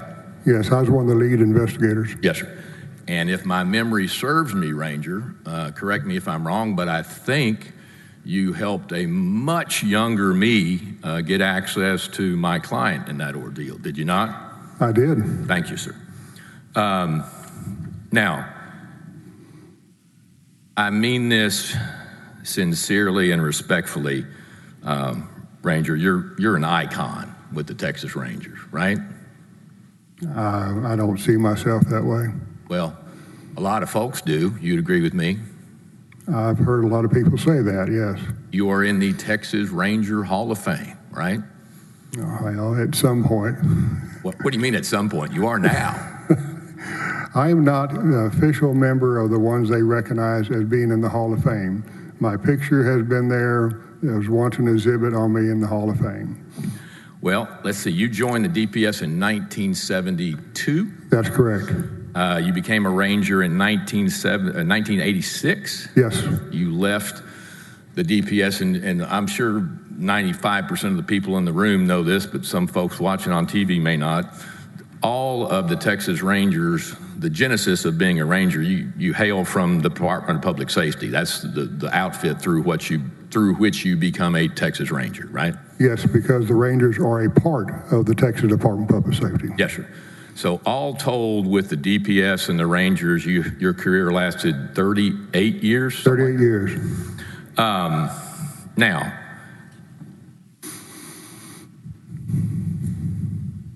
you made some statements to Mr. DeGuerin about how ludicrous it was to be investigating judges or assistant United States attorneys in this particular case, right?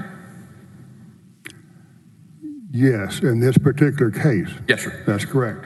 But certainly you would agree with me, Ranger, that in your experience, you have been part of investigations, even prosecutions of assistant United States attorneys or judges, right?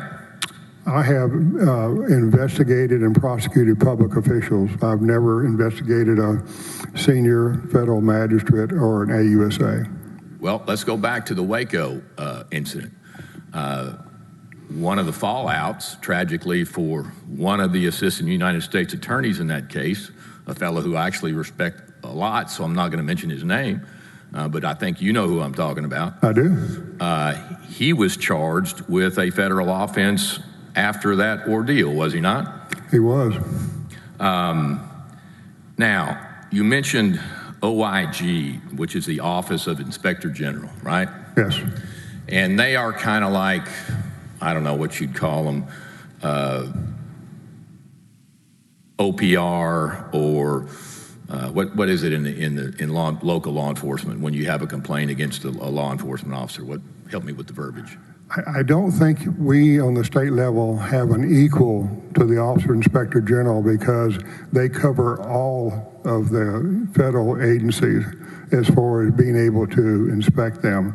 We don't have that in Texas. We don't have oversight of other agencies. Okay, fair enough. But would you agree with me that in your experience as a Texas Ranger, you've seen, wrongful prosecutions of DPS agents? Yes. One of those was a fellow by the name of Sergeant Bob Nestoroff. Remember that? I do remember Bob, yes. He was I think, head of DPS narcotics enforcement. He and I were in narcotics at the same time. And he was charged by an AUSA in Florida, if I remember, for perjury and obstruction. He was. Came here and went to trial in Houston in front of Lee Rosenthal, right? Yes. You remember his lawyer, right? I don't remember who his lawyer was, no. Objection for a moment, Your Honor. Relevance. Well, my point is this. No one... Relevance. Overrule. Let him continue. Well, let's just say his lawyer looked like a 27-year younger version of me, but that's not really the point. The point is even AUSAs can make mistakes, right? You're talking about one individual. Yes, sir. Yeah. One individual that charged a compatriot of yours for something he didn't do. Yes. Okay. My point is, it is not beyond the realm of possibility for anyone, including an assistant United States attorney, to make an error in judgment or whatever that ends up being criminal. Agree with me? It's rare, but it happens. It's rare, but it happens.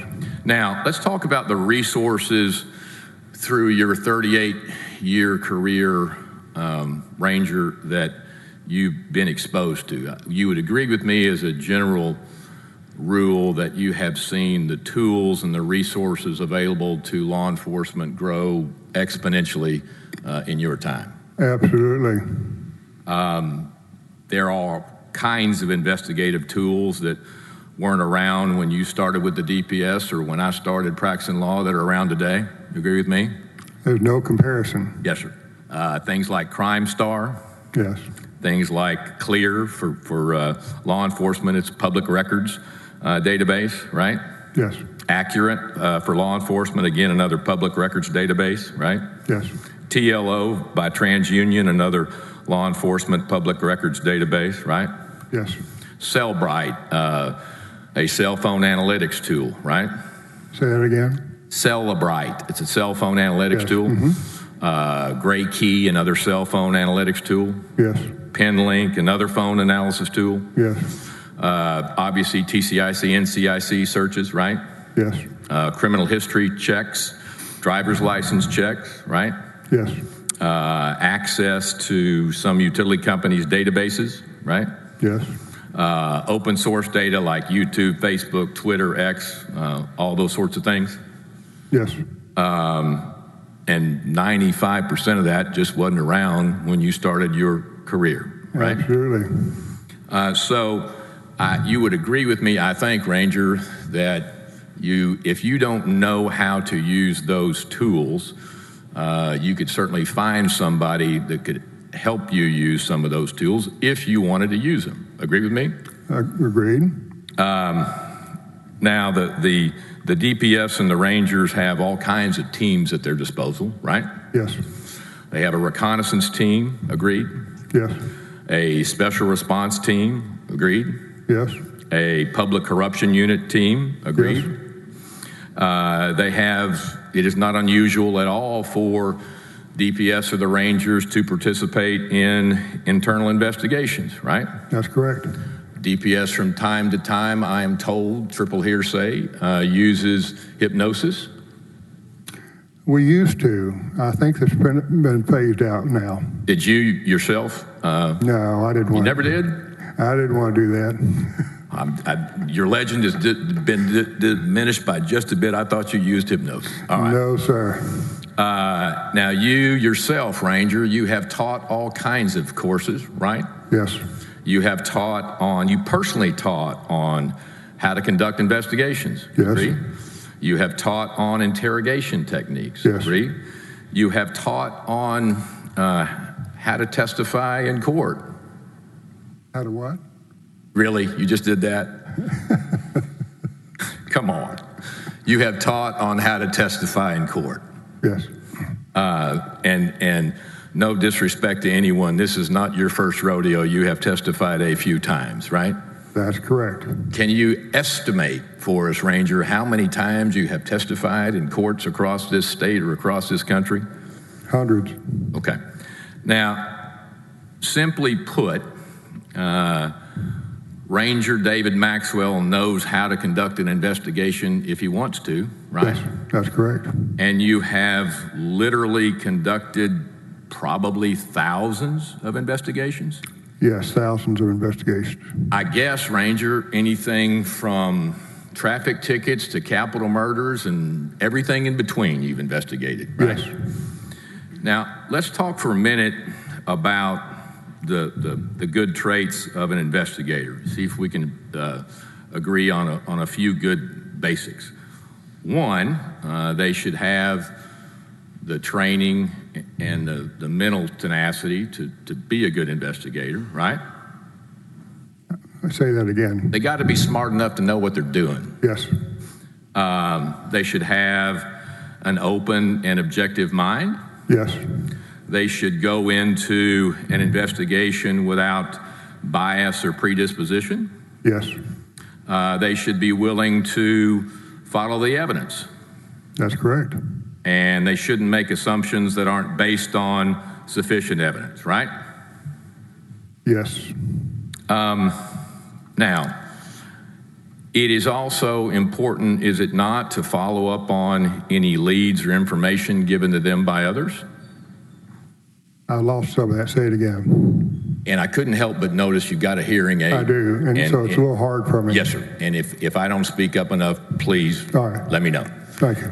It's important for a good investigator to follow up on any leads or information that's been given to them, right?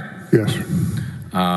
Would you agree with me, Ranger, that a good investigator understands that, you know, we're kind of all equal under the eyes of the law in terms of everybody's entitled to have an investigation, at least if it's warranted by the facts, investigated, right? Yes. An inmate or a president or anything in between. Agree with me? An investigation should be thorough. Yes. And accurate records and reports should be generated and maintained. Yes. And that's important not only for the investigator that's involved in the case, but really for the future of the case, right? Yes. I mean, investigators leave, they get fired, they quit, but the case may still be going on, right? That's correct. So once again, you have the experience, the training, the assets, the knowledge, and the relationships and the contacts to do a great investigation if you were inclined to do that, right? Yes, I do. All right. Let me ask you, and I think Mr. DeGuerin touched on it briefly, but let me do it as well. I think he mentioned a search warrant and a probable cause affidavit, right? Yes, he did.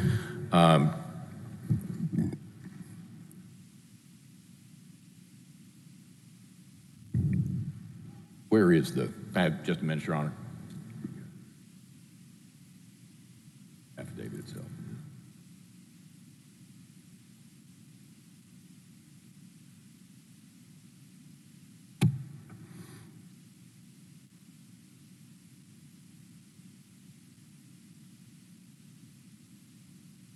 Right.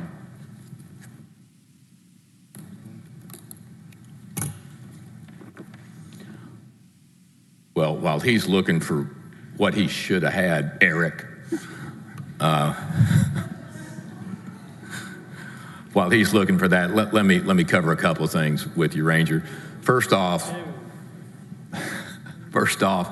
the quantum of proof that a search warrant must satisfy before a judge or a magistrate signs off on it is probable cause, right? Yes. And the lower standard of proof is scintilla, and then we go into probable cause, then we go into clear and convincing, and then we go proof beyond a reasonable doubt. You're aware of all those things, yes. right? Now, thank you. I'm going to show you, Ranger, I don't know that if you have seen this or not, but I'm going to show you, without offering it for obvious reasons, the underlying affidavit in support of the search warrant for Mr. Paul's properties and the search warrant itself, okay? Okay. May I approach, Your Honor? Yes, you may.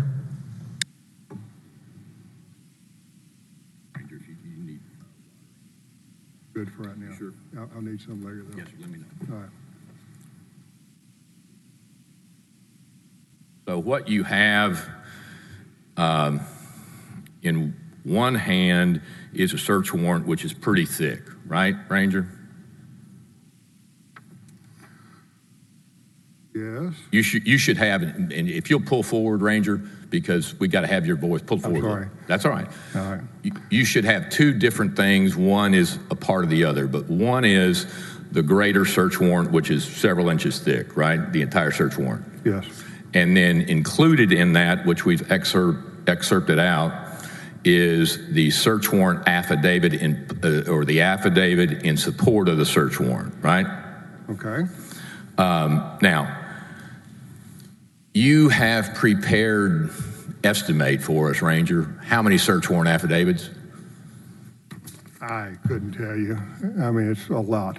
A lot, like thousands. Yeah, it's a lot. Now, you would agree with me that the content that goes into a search warrant affidavit is meant to do really one thing and one thing only. And that content that is to go into a search warrant affidavit is to convince a magistrate judge that there is probable cause for the issuance of a search warrant to search a given premises or a given location at a given time, right?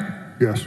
And what's important is not the personalities of the judge or anything to do with the prosecutor or anything to do with anything other than what information would establish probable cause, right? That's correct. Now, Excuse me, objection. And I object to any further reference to this affidavit as it was not part of his review and he's not seen it before. I'm happy for the Ranger to take a few minutes to look at it, but these are, Dick, I think they're going to be pretty global questions. But if the Ranger needs time to look at it, I'm happy to stand down for a few minutes. And we also object to relevance. The relevance is what Mr. Hardin has suggested time and time again about how the search warrant affidavit could endanger the lives of judges and prosecutors and all this. I'm going there. I'll show you the relevance. I'll overrule the objection, but Ranger, do you need some time? Would you like 5 or 10 minutes to look at it? It's a good time to break. Members be back at 2:45. Thanks, sir. Good to see you.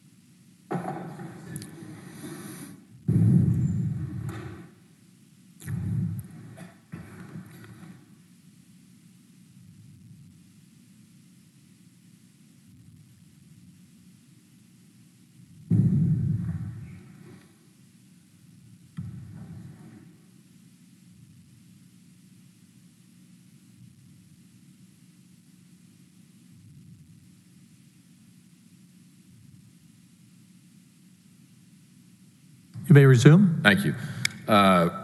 Ranger Maxwell, I asked you, sort of gave you a hint at the break of where I'm going on this document, so let's go there. Back up just a second. We're talking about the search warrant affidavit in the Nate Paul case, but really the questions kind of apply affidavits, generally speaking, not just here, okay? Right. Would you agree with me, Mr. Ranger, that in your training in terms of law enforcement, that you are trained that if charges are filed, that ultimately the defendant who is charged will get a copy of the search warrant affidavit? That's correct. And the basis for that, to bore us all a little bit, is whether the search warrant affidavit is sufficient or not is often argued by defense lawyers as a basis for trying to suppress the search, an illegal search. That's the typical argument, right? Yes, correct. So anybody that fills out a search warrant with any experience is going to know at some point this could well end up in the hands of the defendant or his lawyer. Agree with me? Yes.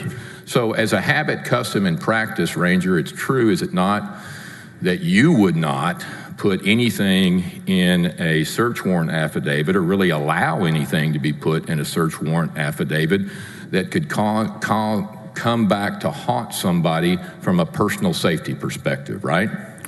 That would not be my first choice, but sometimes judges don't give you a choice. Well, certainly there have to be names, right?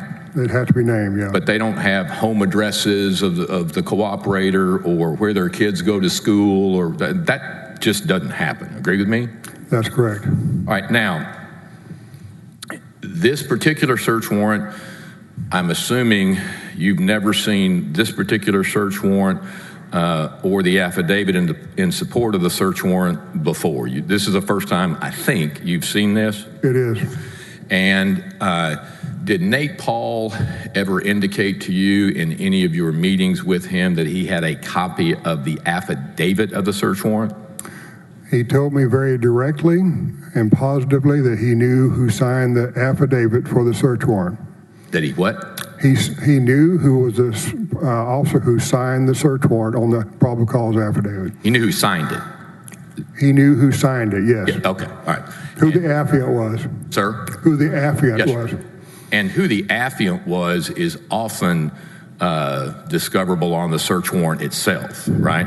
Not the affidavit, but sometimes it's on the affidavit and the warrant. Agree with me? Maybe, but he referred to the probable cause affidavit. Okay. The affiant is the person who signs off on the search. That's correct, yeah. So what he told you, if I'm understanding you right, Ranger, is that he knew who the affiant was, right? That's correct. He did not say, I have a copy of the search warrant affidavit. Rather, he said, I know who the affiant is. Right? Yes, he did. Okay. Now, let's get to the matter at hand a little more directly. You received the referral from the Travis County DA's office on, I think, June 10th of 2020. I think Mr. DeGuerin showed you that in your direct. Well, it was created on June 10th. It went through regular mail, so I didn't get it on June 10th. Okay. You got it within a few days. I got it through the mail. Okay. But you had gotten an email from Don Clemmer telling you that the referral was on its way, right? Yes. And I think that is the point in time where you did what a Ranger Dave Maxwell would do. You Googled around and figured out, at least in your worldview, this guy is up to no good. I don't want anything to do with him, right? Yes. And you really began the investigation believing that Nate Paul was a criminal, right? Not just because of what you said. I felt he was a criminal because of all that I saw. Fair enough. But my point is, when you began your review, I'm not going to say investigation because it never got that far, okay? So I don't want to step on your verbiage. Right. But when you began your review, you began it with the conclusion that this guy is a, quote, criminal and you want nothing to do with it, right? When I began the review, my thought process was I wanted to see what it was that he had to say. We'll get there. And that was what I told my boss, Jeff Mateer, that I would take a look at it. And when I read it, the allegations of conspiracy among so many professionals let me slow you down just a little bit, Ranger, because we're going to get there. But will you agree with me, at least right here, that you didn't exactly go into those meetings with a positive mindset about Mr. Paul, right? No. Okay. Now, if I'm understanding it right, the Travis County DA's office decides it's not the appropriate agency to review or investigate this complaint because the Travis County DA's office deals regularly with DPS and with the Rangers, right? That's not exactly true. That's part of it. That's what was in that email, but that's not exactly the case. Okay, but that's at least what's in the email. You'll give me that part. That's correct. Now, does it strike you as ironic at all, Ranger, that they say, we're not going to investigate this because we're too close to the Rangers or to the DPS, and yet they refer it to a Ranger that's in the Hall of Fame that had a 40 plus or minus year career with the DPS? That doesn't strike you as ironic? I can explain that answer if you like. Well, first answer my question, then I'll let you explain it. I'll give you that much, Ranger. No, it doesn't strike me as ironic. Okay, doesn't sound like Mickey Mantle investigating the Yankees? Say it again, please. It doesn't sound like Mickey Mantle investigating the Yankees? I'm sorry, I still couldn't understand you. I'm sorry, and I don't know if it's the microphones or what. All right, really good. I'm trying to be cute, but I'm really trying to make a point. Okay. It's kind of like Mickey Mantle investigating the Yankees. Okay. Doesn't exactly jump off the page as an objective review. That's my point. I would say you talked about my professionalism. I always look at things objectively. And let me stop you, Ranger. At no time, sir, I may disagree with what you did or didn't do, but at no time am I going to suggest to you that I think you're a liar or you're unprofessional or you're not a man of great character. That ain't where I'm going. Okay. We good? I'm good. All right. So it was Clemmer that you had the conversation with, Don Clemmer, Ranger? I did. And I think you knew him from back in the day at the Harris County DA's office? Actually, I knew him when he worked for the AG's office because he was the executive deputy over prosecution when I was there in the law enforcement division. Gotcha. So we were colleagues at that point. You were also friendly with him, I guess? Yes. So there's nothing in your personal history that would be a source of conflict or tension between you two? No. So when you called, when was this first call? Was the call between the time you got the email and you got the referral? No, I called him after I got the referral in the mail. Okay. And did you express to Don at any time, Ranger, Mr. Clemmer that is, did you, Ranger Maxwell, express to Don Clemmer, you know, I'm probably not the right guy to investigate this. I don't like Nate Paul. I don't trust him. I think he's a criminal. I think the world of the Rangers. Did anything like that come up in that conversation? No, my language was much stronger than that. Okay, but you communicated those thoughts. I communicated my thoughts in unequivocal terms.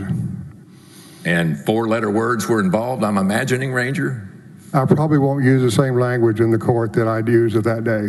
I wouldn't ask you to, certainly. There may be some court somewhere, but this is not the one I'll ask you to use the language in. All right, so it is true, is it not, Ranger Maxwell, that typically as the, are you deputy director, are you director of law enforcement? Give me your title again at the... Director of law enforcement. Okay. Typically as the director of law enforcement, Ranger Maxwell, you didn't often get personally involved in investigations, right?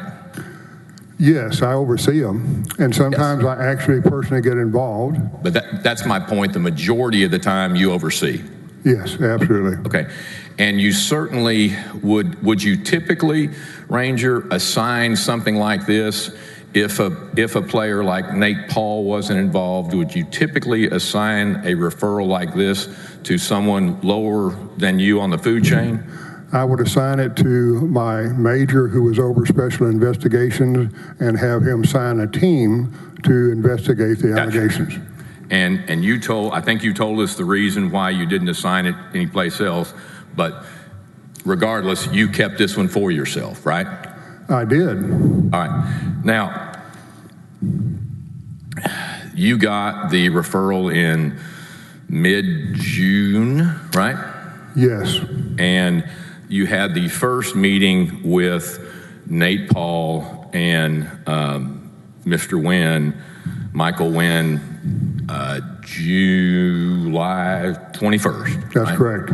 Now, let's set the stage in terms of, forget about how your thoughts about Nate Paul, forget about your thoughts about Paxton's involvement with him, and focus, if you can, on just the otherwise oddity of having a conversation with a fella who is under investigation for federal offenses, right? Yes. And he comes in to you, a known quantity, shall we say, in the law enforcement community, and he and his lawyer are sitting down with you, opening themselves up to asking them any question you want to, right? That's correct. I'm going to go out on a limb here, Ranger, and suggest that despite your storied career, something like this may not have ever happened. Would you agree with me? Possibly. Okay. Now, and when I say something like this never happened, let's just say I don't know many defense lawyers that would have taken the same position as Michael Wynn and walked their client into that meeting. Agree with me? Okay. Now, before that meeting started, did Ken Paxton ever come up to you, did General Paxton, Ranger, ever come up to you and say, hey, I want you to give him immunity. You can't use those statements against him. He gets a free pass for anything he says. I mean, there was no condition put on your being able to ask Nate Paul questions. Agree with me? That's correct. And likewise from Mr. Wynn. He never likewise asked you, hey, everything is off the record here. You're not going to go anywhere. That didn't happen either. No. In fact, I think you told, was it Mateer, that, yeah, I'll have this meeting, and what I'm going to do is if they say anything that incriminates them, I'm going to mail it right over to the U.S. Attorney's Office, right? Well, no, I was going to contact the FBI and give that information to them. I also told General Paxton the same thing. Okay. So the point is, you went into it with the mindset that if Nate Paul, or I guess even his lawyer, said anything that was incriminating about any criminal activity, that you were going to pass that information on to the appropriate agency. Yes. Right? And it's true, is it not, Ranger, that never happened. That is, they never said anything that incriminated them or that you passed on to another agency, right? Right. I want to make sure, I don't know, frankly, Mr. President, I want to offer, if it's not in the House Board of Managers Exhibit 149, which is the video of the 721 interview, as well as the Board of Managers 151, which is the transcript of that same interview. No objection. Okay. And likewise, while I'm doing that, I want to offer into evidence 156 and 158, which are the video of the August 5th interview that Ranger Maxwell and Mr. Penley had of Mr. Paul and Mr. Wynn, as well as the transcript, which is 158. Okay, let me. Objection. We're looking at those numbers. I'm looking at. Yes. Yes, Mr. DeGarren? Oh, no objection to the introduction of those, of the video, audio, and transcript. Thank you. Make sure I have the numbers right. Hold on, Counselor. Yes, sir. We're going to enter 151, 149, 156, and 158 into evidence. Yes, sir. No objection. Show them being entered into evidence. Go ahead. All right. Now, Ranger, do you still have the three little... I do. And And I'm not going to try to give you a pop quiz and ask you if every single word that I'm saying, I hope you'll trust me far enough to say if I say it, it's in there. But if you want to check me, please check me and I'll point you to the citation, okay? I think early on in your House interview, which is also in front of you, I think that's the orange folder, that you said his main allegation, when you were, to back up, when you were being interviewed, I jumped from your interview of him to their interview of you, but in your interview with the Board of Managers, you said his main allegation of why he didn't like the raid that they conducted was he was alleging that the copy of the search warrant had been altered, right? Right. And that's true, right? Right. That's true in terms of that was what Nate Paul was claiming to you, right? Right. And that at some point in the first interview, I think Nate Paul told you, Ranger, that he didn't even think they had a search warrant for at least one of the properties being searched, which was the storage unit. You recall him telling you that? Yes. Mm-hmm. And he went way deep. That is, Nate Paul went way deep into metadata, right? Yes, he did. Do you know as little about metadata as I do? Maybe less. All right. Metadata, at least as far as you and I know, is sort of the fingerprints that any electronically created documents leave. Yes. Now, you said that, and I hear you, you said a couple of times to Mr. DeGuerin that his accusations were so ridiculous and so conspiratorial, I'm characterizing, that it was just absurd to you to even hear him, right? Right. Would you agree with me, Ranger, that Mr. Wynn, his lawyer, through both of those things, did say words to the effect, Ranger, that he doesn't think they're evil people, maybe they just relied upon poor information and they don't know how to back out. You remember that verbiage that Mr. Wynn? No. If you will look, Ranger, on page 63, line 22 of the 712 interview, and for the color-coded challenge, that is going to be in the green. In the green, he's looking in the orange right now, the green or the... Yeah, David, Ranger. 63? Ranger. Look, the 712, which should be in the green folder. Yeah, on the green folder. Yes. I'm sorry, 721.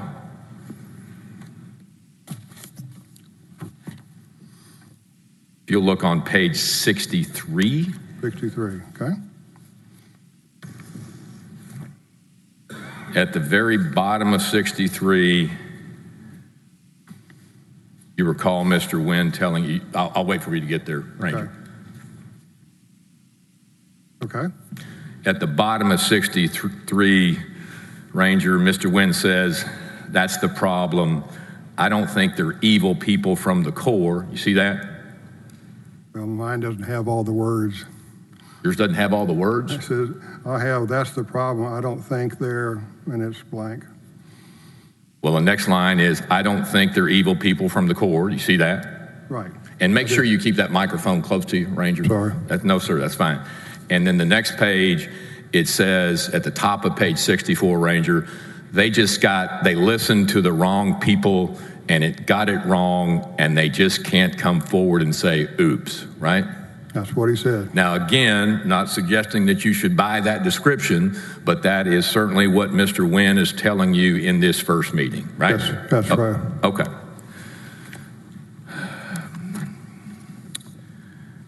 Now, you told Ranger, this jury, in no uncertain terms, that you never had any intention of ever investigating this. It was nonsense from the beginning, and you just wanted nothing to do with it. Again, I'm paraphrasing what you told us, right? That's correct. Ranger, it's true, though, that you never said that to Mr. Wynn and Mr. Paul. That's correct. Okay. Instead, what you told them, and this is probably the sly investigator coming out in you, I don't mean to diminish your skill set, but what you told them was, maybe I can get some answers for you, right? Right. And you said, I can look at this and talk to the DA's office and see where we get, right? Right. Told them, I'll look at the metadata just to see what our people tell me about it, because I pay a lot of money to those people to get them trained, meaning your metadata people. That's correct. Right? Yes. And I will sit down with the DA, and if we have something, we do. And if we don't, and they say no, that's as far as I can go, right? Right. So, and again, I think I get the reason why, but what you're telling us about your opinions about their story or their position is certainly different than what you were telling them, right? Say that last part. Yes, sir. What you're telling us, your opinion of their description of what may have happened, your opinion that you shared with us is a very different opinion than what you shared with them. That is Mr. Pauling's. Okay. Absolutely. Now, did you, though, early on, Ranger, tell them that it was up to the DA's office, ultimately, to accept charges or not? Yes. Okay. So when Mr. DeGuerin said, had the DA's office recused themselves, and that's a term of art we'll probably get to, but when he said, have they recused themselves, you said yes, but you certainly never told or suggested that to Mr. Paul or Mr. Wynn, that is, that the Travis County DA's office had recused itself, right? I go back to the protocol I testified in the first place, which is I require. Ranger, I can't hear you. And I don't mean to step on you, but I want to hear you. I go back to my first statement when we talked about the protocols I have in place, that I require a letter from the DA in that jurisdiction that he'll either prosecute or recuse himself and let us prosecute. Okay. And correct me if I'm wrong, but I don't think you ever got a letter from the DA in this case that they had recused themselves. Margaret Moore never wrote you a letter and said, we are recusing ourselves from this investigation. There is no investigation at this point. Okay. There was not going to be an investigation, and there's nothing for them to review. Okay. I hear you. But if they didn't recuse themselves from an investigation because there was no investigation, they didn't recuse themselves from anything. No, not the investigation. They had to recuse, if they wanted to recuse themselves and have us prosecute. Yes, sir. They either have to agree to prosecute the case or recuse themselves and allow our people to prosecute. And neither one of those things happened, if I'm understanding what you're saying right now. Neither one were going to happen, no. Gotcha. And that's my point. Yeah. That didn't happen. And maybe you know this and maybe you don't, but I'll go out on a limb and ask you, do you know sort of the conditioned precedent for a prosecutor pro tem? Do you know what that term means? And you may not, Ranger. No, I'm not going to try and define that. Sir? I won't try and define that. Fair enough. Now, what is the web pass system? The web pass system. I'm not sure. Well, as I understood it, and I could be wrong, Law Enforcement Division maintains what is called a web pass system, which has an offense report or a case file in it. I'm still not understanding what that is. Well, what's the purpose of it? Let me just put it this way. You never created any memorandum, right? No. No memorandum of an interview, right? No. No report of an investigation or a review? That's correct. No note to the file, right? You didn't initiate so much as a Post-it note, if I'm understanding you right. I'm sorry if you can't hear me. I think you're the only one in the world that can't hear me right now, Ranger. But you didn't even create a Post-it note about this case. I did not take any notes or even create a Post-it note about it. That's correct. Now, Operation Longhorn. May I have just a minute?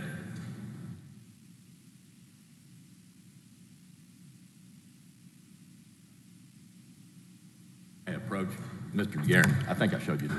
Yes, you may.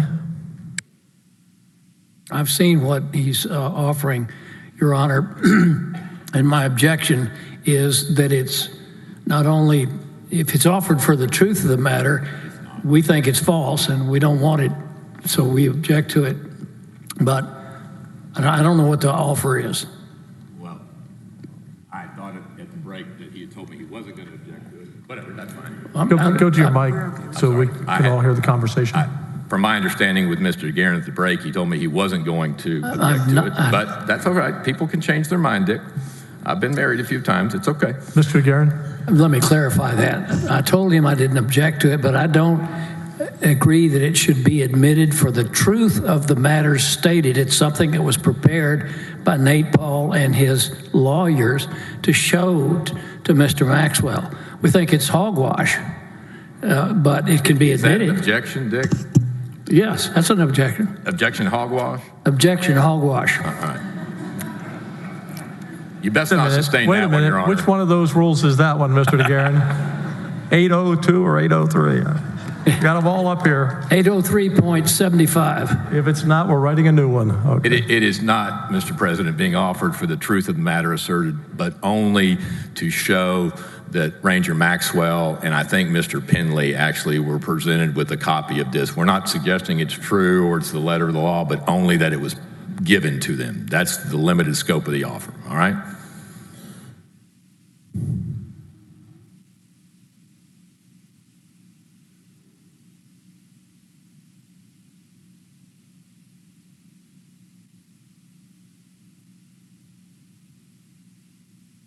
We'll overrule. All right, We'll overrule. Because it's not being offered as truth as the matter asserted. Mr. Arroyo, are you with me? And it's marked, I don't think I said this for the record, Your Honor, it's AG 1005. So we're offering AG 1005. And Ranger, can you see that screen in front of you? Yes, we're up on screen. Thank you. This is your exhibit? Yes, sir. It's the electronic copy of what I'm holding in my hand, Judge. For the same ruling, we'll admit this into evidence. Yes, sir. All right. Mr. Arroyo, could you go to the first page?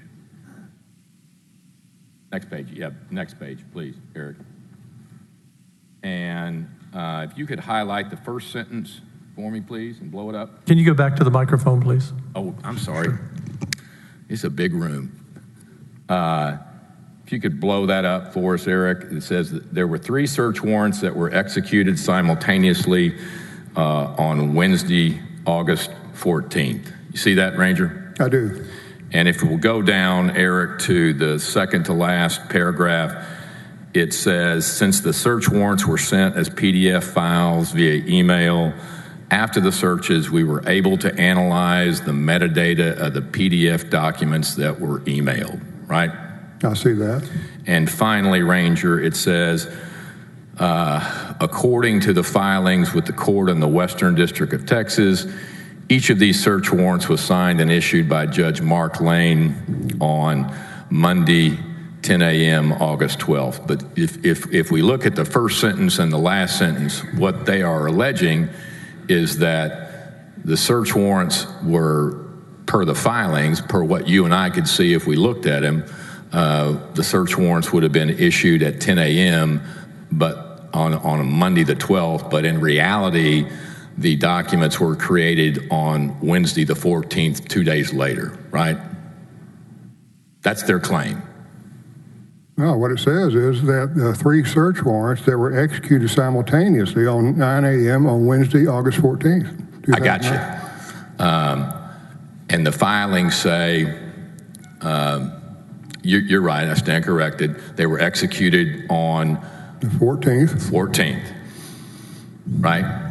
And then on the next page, Eric, if we'll go to the next page, and I think that were there a total of 6 warrants, Ranger? Well, there were 3 warrants that are executed. They had 3 more warrants that they did not execute. Gotcha. So you spent a long time listening to Mr. Paul's description and Mr. Wynn's description of this Contigo, this search of a storage facility. You spent probably 30, 45 minutes listening. Yes. And the net of their suggestion to you, Ranger, was that the search warrants for that facility were created after the search, right? That's what they're alleging. Okay.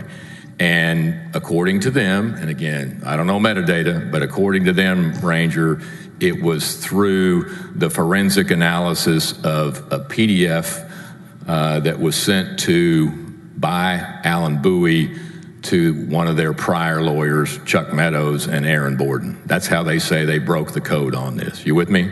I am. And you agree with that summary? What's that? You agree with the summary that that's their claim? I'm not asking you to believe the fact. That's their claim. If we go to the next page, and again, they are saying that the document metadata reveals information that is inconsistent with looking at the documents on their face. You with me? Mm-hmm. I am. Okay. And I'm not going to bore us all, but this is what they gave you back on August 5th, right? I see it. And they also gave you a thumb drive, correct? Yes. Now, I think one of the things that would be a condition precedent was whether or not a condition precedent for involvement by the Attorney General's office of the state of Texas would be a violation of state law, right? Okay, yes. I mean, you can't investigate, investigate, or prosecute federal cases, right? That's correct.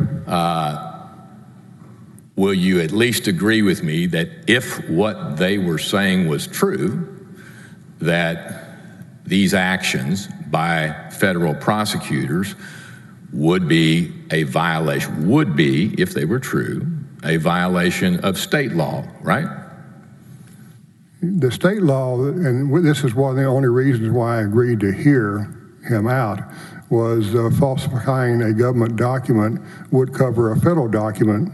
Yes, sir. Even though we don't have jurisdiction over anything else about it. Gotcha. And I think we're saying the same things, you probably better than me, but if a federal law enforcement agent or prosecutor or judge or whatever, if they knowingly entered false information into a document with the intent to deceive someone else, not only would that be a federal crime, it would be a state crime. I think it would be tampering with governmental records, right? That's correct.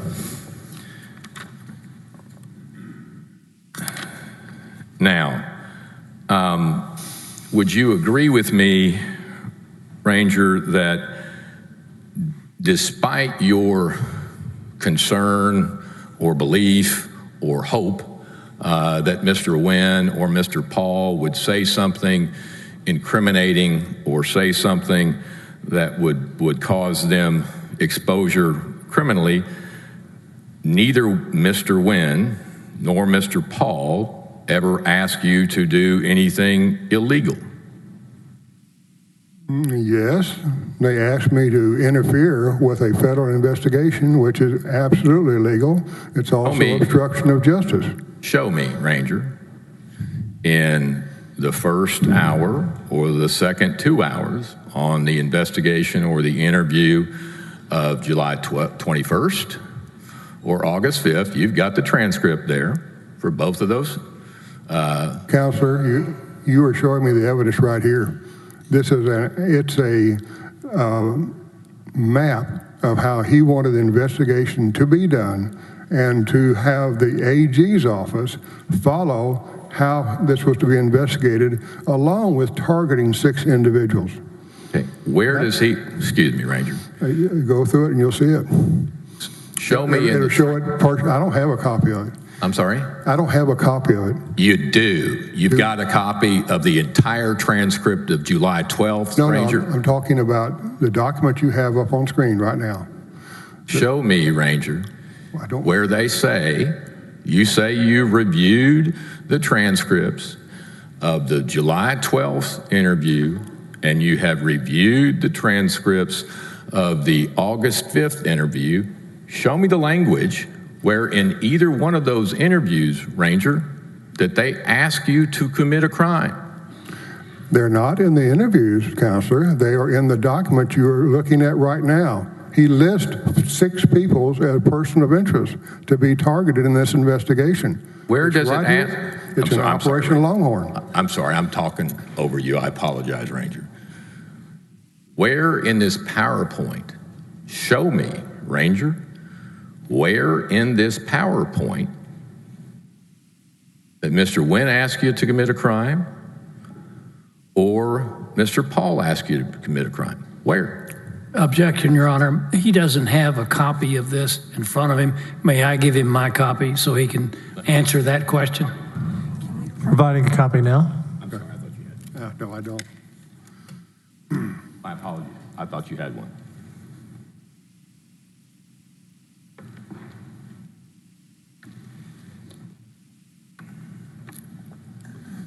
Your Honor, may we approach about some Yes, you may. addresses? Yes, you may.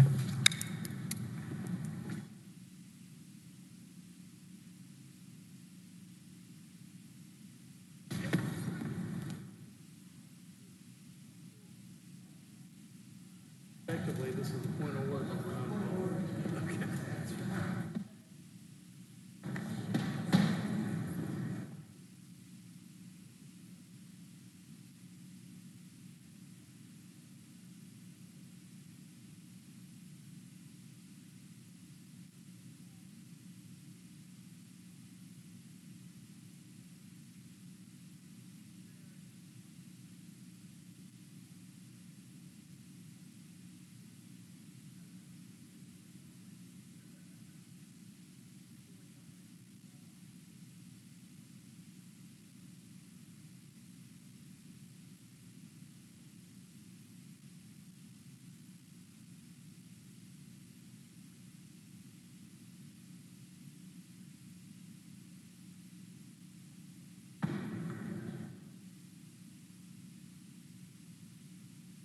Judge, can we get a minute? Can we get a minute so they can do what they need to do with the world famous Eric? We are going to let Eric go to work here. Yes, sir. We'll take a stretch break for 5 minutes. Stand at ease. Thank you.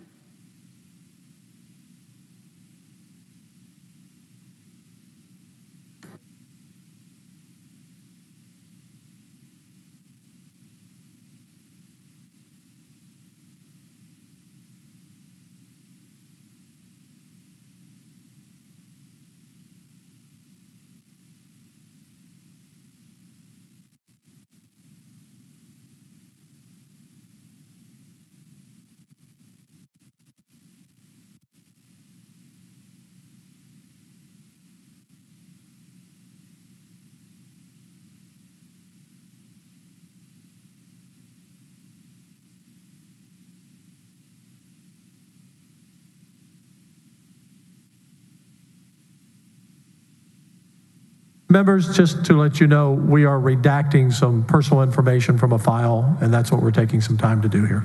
Exhibit 1000. Exhibit 1005.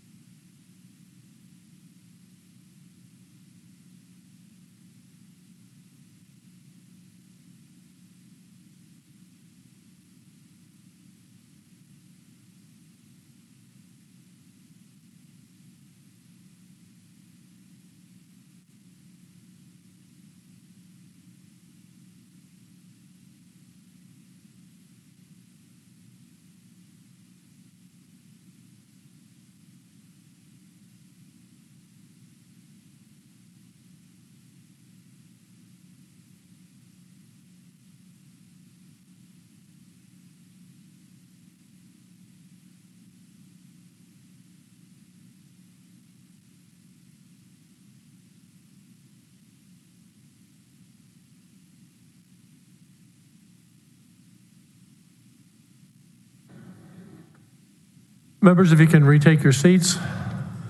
Eric has resolved the issue, and I know I've mentioned his name a few times. Stacy, I just want to be sure we appreciate all of your work too. Okay. Yes. I think they both have a page out there.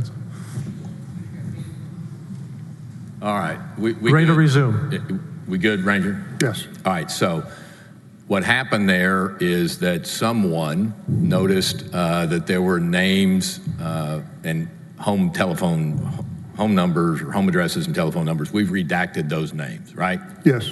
Now, what crime is Mr. Wynn or Mr. Paul asking you to commit by tendering this PowerPoint to you? They entered the PowerPoint and gave it to us to map out how they felt our investigation that they wanted to be created should go. Okay. We have a transcript, do we not, of exactly what they said? Transcript of? Exactly what they said when they were meeting with you on August 5th when they gave you this PowerPoint? Yes. Okay. And you've reviewed that transcript, you say? Yes. And where in the transcript, what words do they use to describe to you that they desire a crime to be committed? They obviously did not say that they wanted a crime to be committed. What they wanted was an investigation. Okay. And your position, Ranger, is two private citizens coming in and asking for an investigation into whether or not search warrants were illegally created. That asking for that investigation is a crime? Following through on the investigation is a crime. What crime would it be to investigate the legality? If that's a crime, I'm going to be on death row. I investigate the legality of search warrants all the time. That's what I do. What crime is it, Ranger, for them to ask you to investigate the legality of a search warrant? The only purpose... No, sir. Objection non-responsive. What crime is committed? Objection. He didn't allow him to finish so we could see whether it's responsive or not. I believe it was going to be responsive. Objection to interrupting the witness. I'll Overruled, sustained, but... I'll ask again. And I'll ask again, take a pause. And I'll calm down. And you can raise the mic too. And I'll calm down and raise up. Okay.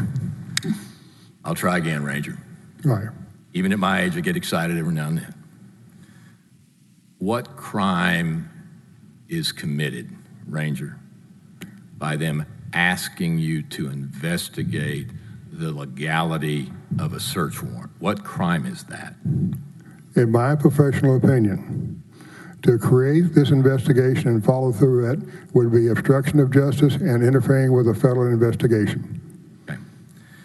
In fact, doesn't Mr. Wynn say over and over and over in the transcript he does not want to interfere with the federal investigation? He does not want to obstruct justice? Doesn't he say that?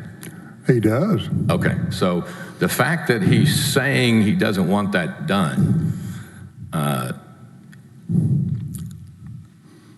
even though he says he doesn't want that done, you think it's a crime because? His actions belie his words. Okay. Well, you are Dave Maxwell, Hall of Fame Ranger. If they would have committed that offense right there, literally on videotape, the Dave Maxwell I know would have stuffed and cuffed him right there. You would have arrested him, right? No. Okay. All right. In fact, Ranger, what did you tell him? I told them that what I said in the beginning, that we would have the forensic people look at the metadata, and they promised to give us all the documents they had in order for us to do an examination. Let me try again, Ranger. Instead of saying, you've committed a crime, I'm going to arrest you, what you say on page 143, line 24, is we're going to look every which way into this, right? That is exactly right as far as the metadata. Okay.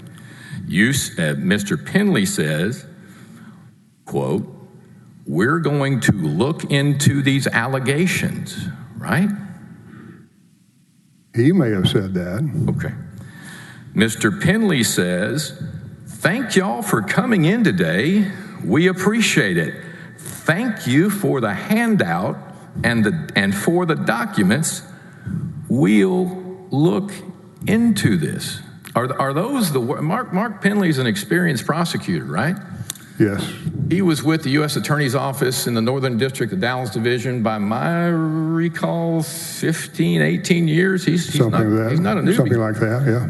Do those words, Ranger, sound like the words of an 18-year experienced federal prosecutor that believes a crime has been committed? No. Thank you for the handout and for the documents. We'll look into this. What is your question about what you just said? My question is, do the words spoken by Mr. Penley suggest in any shape, form, or fashion, Ranger, that he, Mark Penley, believes that a crime has been committed in his presence by the tendering of the very documents we've just discussed? Absolutely not. Do you think Mr. Penley's a pretty straightforward guy most of the time? I'm sure he is. Well, you worked with him, didn't you? Yes. I assume, Ranger, that if he exhibited any characteristics of deceit or deception, you would have picked up on him. Who would have picked up on the deceit? You, Hall of Famer Dave Maxwell. How I answer that is that he and I both knew that the only thing we were going to do was look at the metadata, period. Okay. Well, since you know what he knows, did he think he'd been asked to commit a crime, Mr. Penley? Mr. Penley did not believe that a crime had been committed by these officers or the magistrate or the U.S. Attorney's Office. My question probably wasn't a good one, Ranger. Did Mark Penley believe that Mr. Wynn and Mr. Paul, by asking for this investigation, did he think that was a crime by the simple asking of the legality of search warrants to be investigated was a crime? He believed, as I did, that if we followed through with what they were asking, it would definitely be a crime. Okay. And that's why he continued to work on this case. That's why he continued to do an investigation. That's why he told Ken Paxton, I've got more work to do. There's more things I need. I need to do some more research. Does that make sense, Ranger? I didn't tell Paxton that. No, he did. Are you aware of that? Who did? Mark Penley. Oh, I don't know what he told him.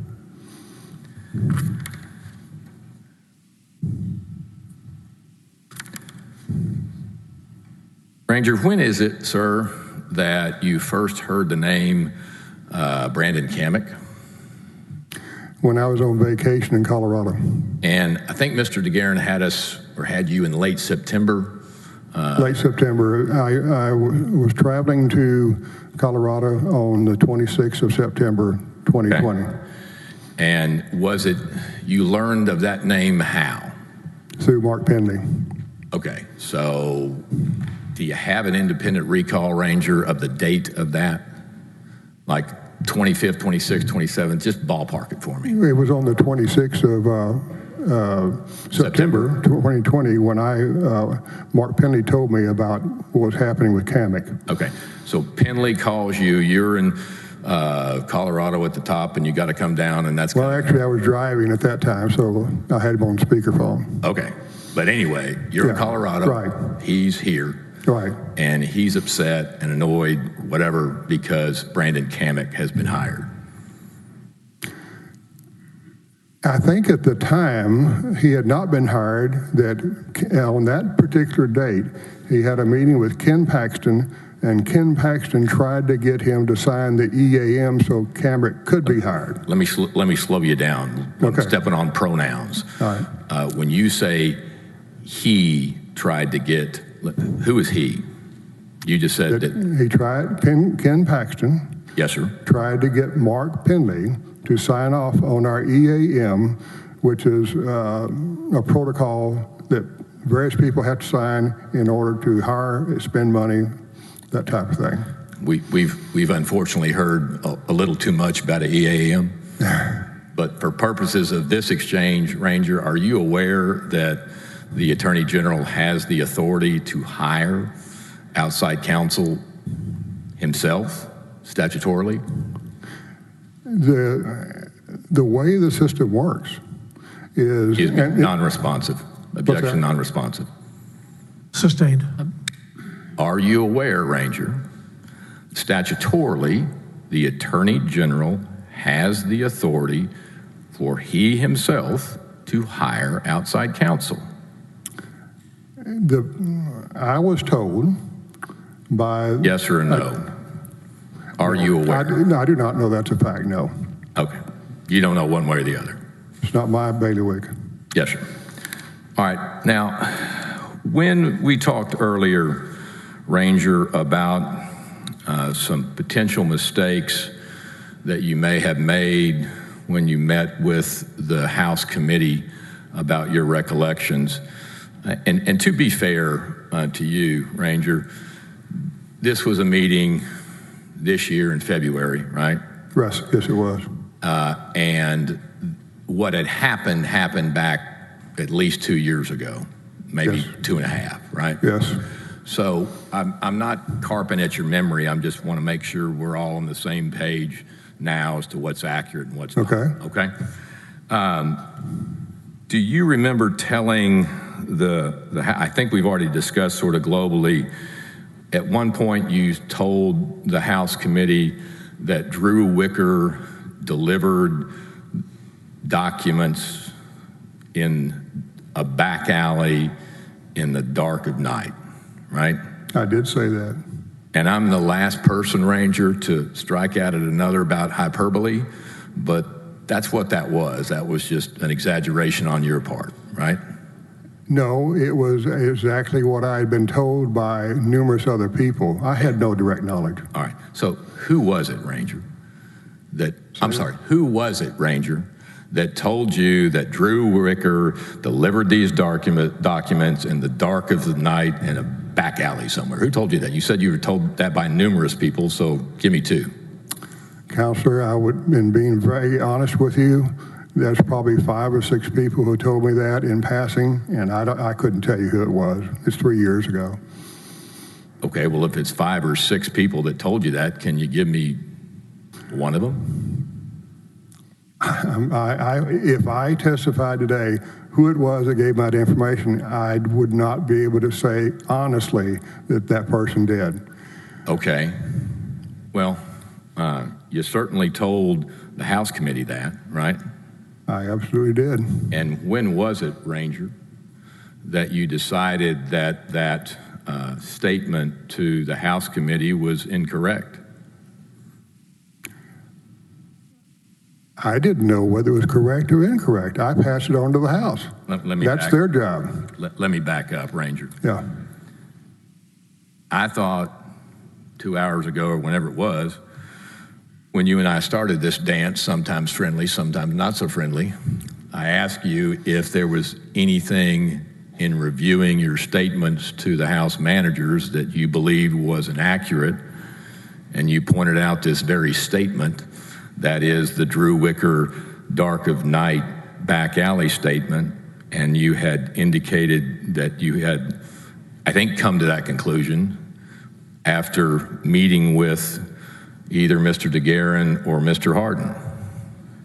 Is that right? Yes. It was one of my attorneys asked me, did I make that statement on that date? And I said yes, that I was passing on information that I received from someone else. Okay, but I had no direct knowledge. Right. So are you relying upon Mr. DeGuerin or Mr. Hardin now for the truth or falsity of something? I'm not sure I understood your question. Okay. Well, you told the House back in February that Drew Wicker, dark of night, back alley. Now you're saying that's a mistake. When did you determine it was a mistake? I don't know whether it's a mistake or not. I'm passed on the information. I was asked by our attorneys, did I say that? And I said yes. And I explained to them that I passed it on to them to investigate it. Okay. So I don't know what Drew's testimony would be or would not be. I don't know the truth. So you don't know if what you were saying to the House managers is true or not? What I was saying to the House managers was that somebody needed to talk to Drew Wicker. That was my only purpose in bringing it up. Well, but when you tell the House managers your statement, you would agree with me, Ranger, you don't say I heard from 5 or 6 people that his travel aide, who was with him at all times outside the office, went with him to have meetings, and also in one instance carried documents and gave them to Nate Paul in a dark alley one night in the middle of the night. You don't say you heard that from 5 or 6 people. You say that as a fact, right? In my mind, I said it for them to be a lead to go talk to Drew Wicker. Okay. I didn't say it as a fact because I have no personal knowledge. You're saying you didn't suggest you had personal knowledge of that? I do not have any personal knowledge about what Drew Wicker would or would not testify to. I was relaying what I was told by others so the committee could find Drew Wicker and find out what the truth is. It's part of an investigation. So how do we know, Ranger, when we look at your statements that have been made to the investigating committee, how do we know that those are statements based on your own personal knowledge or based on something that you've heard? I will certainly tell you if you ask me. But you didn't tell them. You didn't say, I heard this from 5 or 6 people. You said it emphatically, first person, in fact. So how can we tell when it's you're relying upon in your memory or unnamed people? How do we know? Objection. Objection to Mr. Cogdell, sorry. Objection to Mr. Cogdell stating nothing, Dick? Nothing? Well, we've known each other for at least 30 years. But my objection is to Mr. Cogdell making a statement of what the record says, and then asking him a different question about it. It's a statement by counsel rather than proper cross-examination. Look on page 18, Mr. Maxwell, of your... I'll sustain the objection. You can rephrase it. Yeah, thank you. And I'm sorry I call you judge. It's just reflex, Your Honor. You can call me anything. It's fine. I'm just Let's here. don't get carried away. I just have this job. If you will look, Ranger, on page 18, I believe line 3. Okay. Would you read out loud what you tell the House managers on page 18, line 3?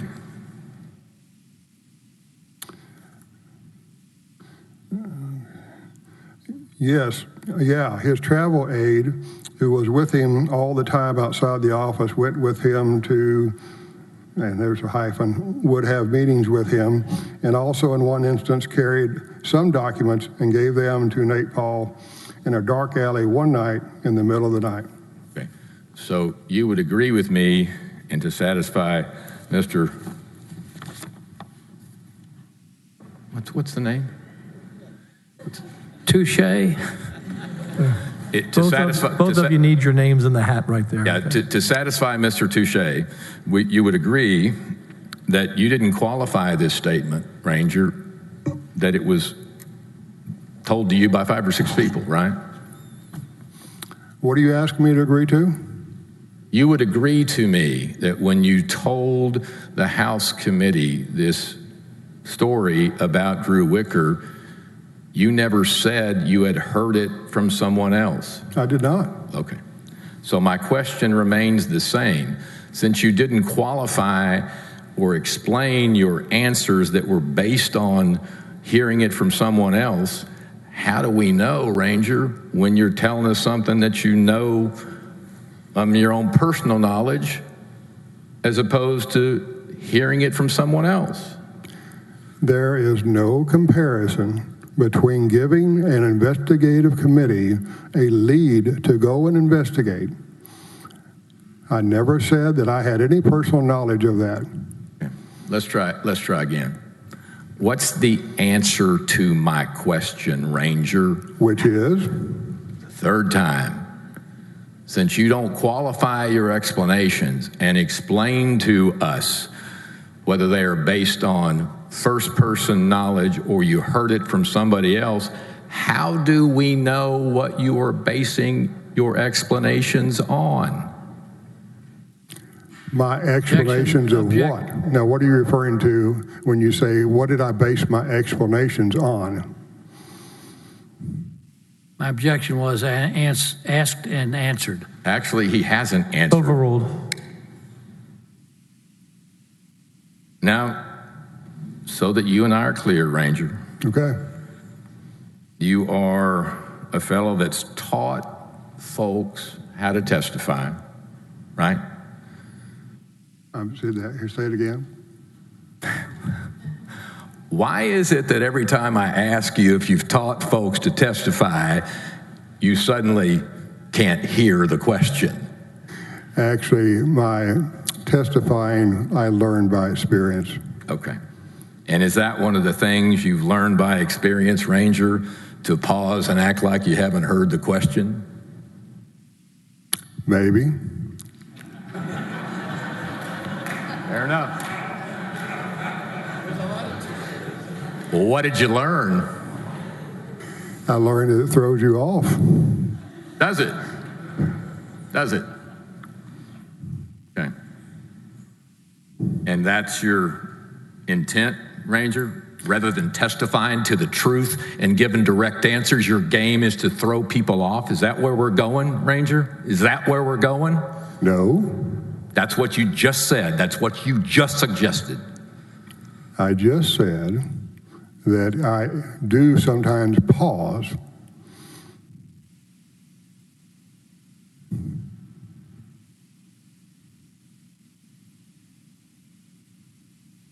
Ranger, you also told the House committee that Ken Paxton met with the Travis County DA and requested that the Travis County DA's office refer the case to him. You remember telling him that? And referred the case to who? To him, Ken Paxton. Yes. Okay. Who told you that? Don Clemmer. Okay. That's really interesting. Because are you aware, Ranger, that it was Don Clemmer who told Mindy Monfort and Miss Moore, hey, I don't want to deal with this. Let's give it back to the AG's office. It was him that came up with the idea. Are you aware of that? I know that Don Clemmer, when I made the phone call, called to him, and I was chewing him out about sending that over to me, that he told me it's not his fault that Ken Paxton requested it be sent to me. Objection non-responsive. Excuse me, Your Honor, but he... no, he's not answering the question, Mr. Touche. He's not. My objection is that Mr. Cogdell cut off his answer when the answer was responsive to what Don Clemmer told him. No, that wasn't the question. The question was... Overruled, and rephrase the question. Yes, sir. Make it clear. Yes, sir. The question is, Mr. Maxwell, are you aware that it was actually Don Clemmer's idea to refer the case to the Attorney General's office? Not Ken Paxton's. He wasn't even aware that that process could occur. It was Clemmer's idea, not Paxton's. Are you aware of that? Objection to the form of the question, inserting what Ken Paxton knew. Sustained. Are you aware that the idea to refer the case to the AG's office came not from Ken Paxton, but from Don Clemmer? Are you aware of that, yes or no, Ranger? Objection. That's a fact, not in evidence. I'm trying to get it in evidence. But it's the lawyer testifying. Overruled. Fifth time, Ranger. Are you aware that it was the idea of Don Clemmer to refer this matter to the AG's office? Are you aware of that, yes or no? No, that's not what he told me. Okay.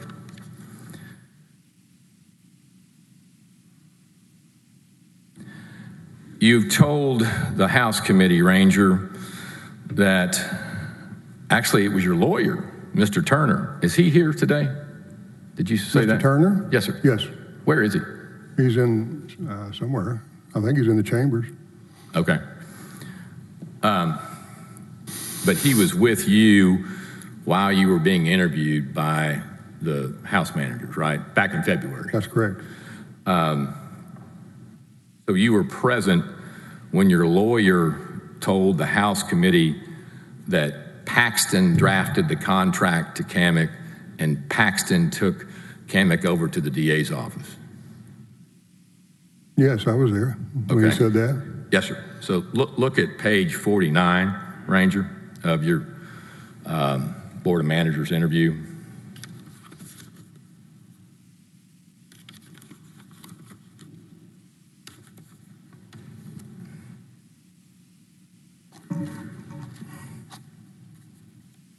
If you'll look, Ranger, at, I think, line 3 down,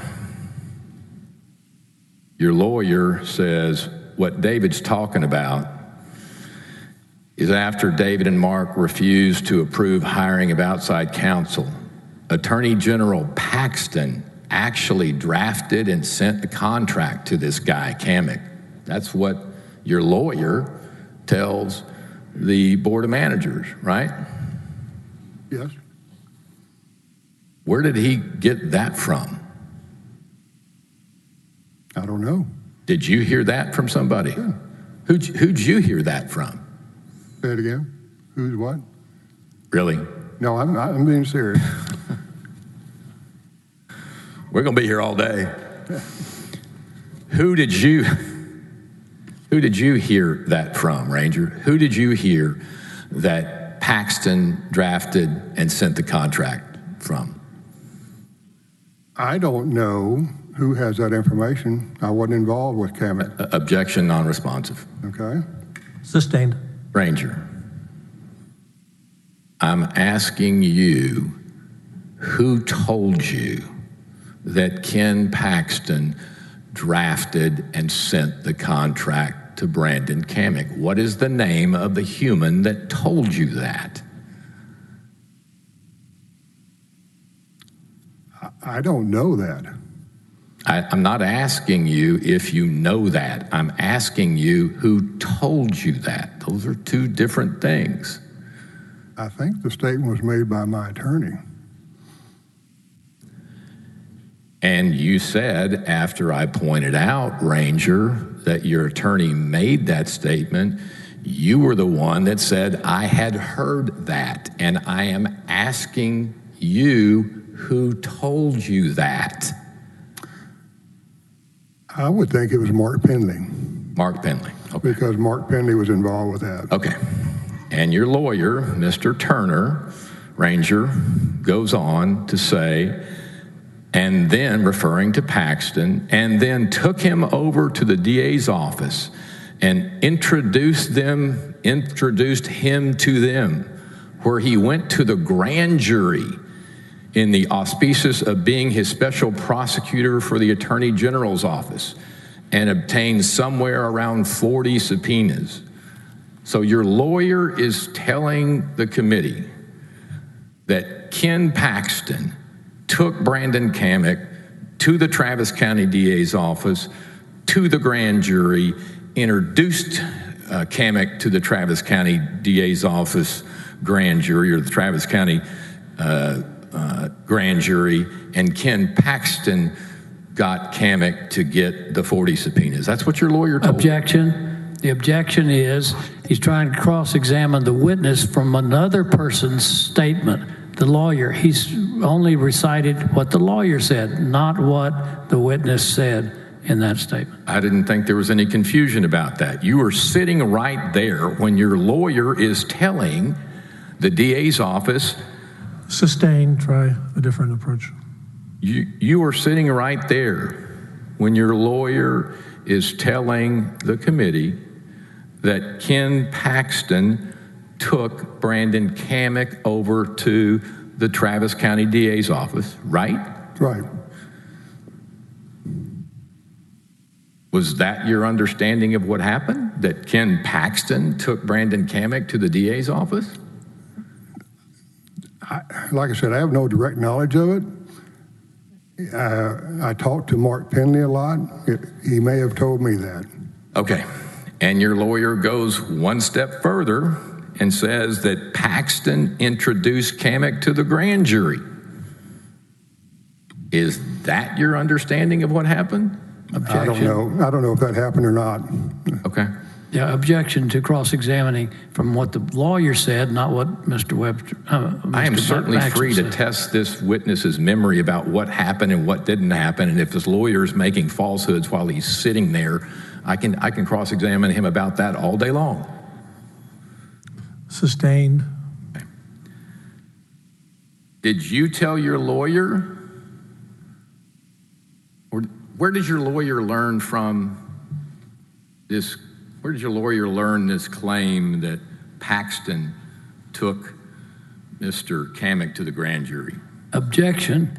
This Law School 101 says you can't ask a client what he told his lawyer. I'm not asking that. him. Law School 101 would also teach you to listen to the question.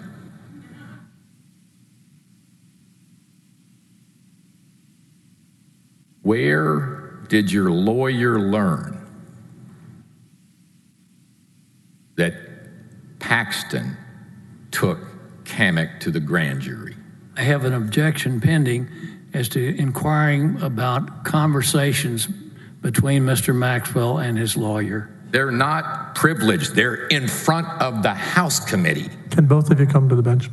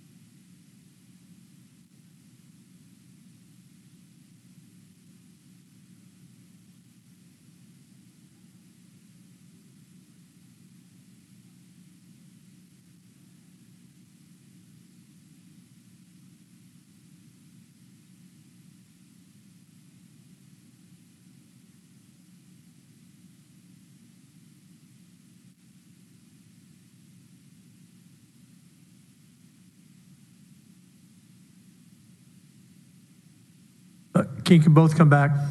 Mr. DeGuerin? Mr. Cogdill?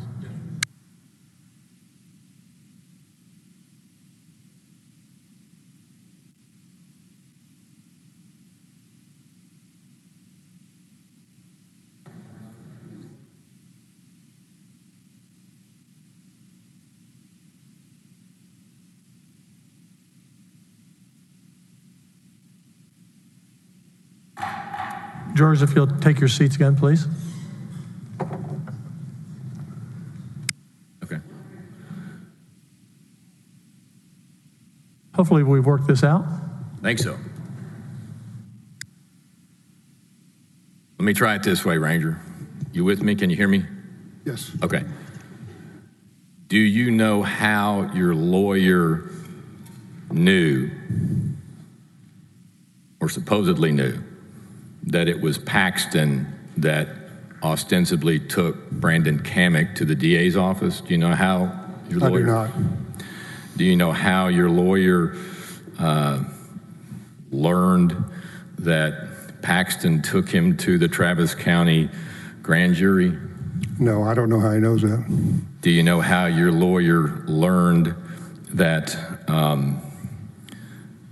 Paxton was with Kamick when he obtained these grand jury subpoenas?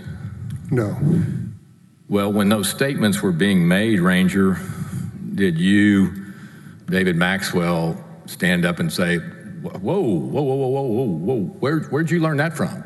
Where'd that come from? What are you basing that on? Did you say anything to suggest to the committee that those statements weren't accurate?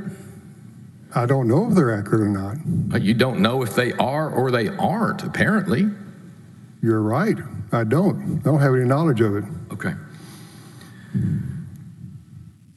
So that I'm clear, are you suggesting to this jury, to these 31 senators, that it's perfectly permissible for you if your lawyer makes a statement to the House committee and you have no personal knowledge whether it's true or not, you're fine with that? I am fine with somebody making a statement that they know something about. It doesn't, because I don't know, doesn't mean it's not true. Okay. Well, do you think, Ranger, that Ken Paxton took Brandon Kamick to the DA's office? I don't know the answer to that. Do you think, Ranger, that Ken Paxton took Brandon Kamick before a grand jury? I don't have any direct knowledge. Okay. Do you think, Ranger, that Ken Paxton was with Brandon Kamick and helped him get those subpoenas? Do you think any of those things are true? I don't know the answer to it. Okay. So, when you left the interview with the Board of Managers,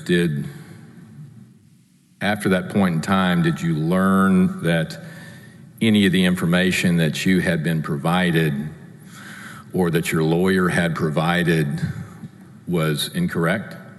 Did you ever find out anything that was said was untrue or inaccurate? No. Okay. And of course, had you would have brought that to their attention. I would. Okay. May I have just a minute, Your Honor? I'm sorry, say that again? It's catching now. Everybody's got it. Can I have just a second? Yes. The acoustics in here are not the best.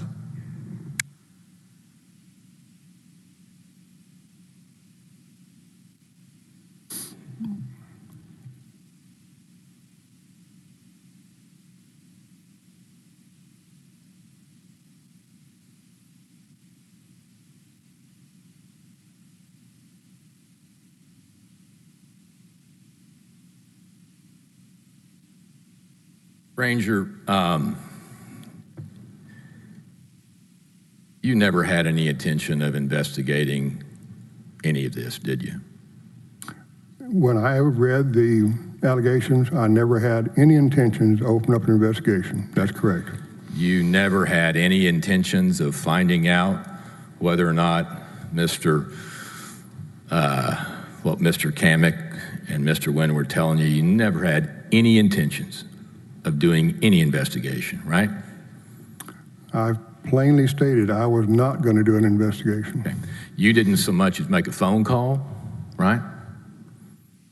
You didn't make a phone call to investigate. You didn't get on PACER. You didn't do TCIC. You didn't do NCI. All that litany of accessible tools that you had at your disposal, you didn't do anything, right? I did not run him through any of our databases. And you never had any intention of conducting an objective, fair, reasonable, thorough investigation, did you? There was no investigation to be done. Objection, non-responsive. Sustained. Do you remember, Ranger, when we went through the litany of characteristics of a good investigator in the beginning of your direct examination? Yes. They should have an open and an objective mind, right?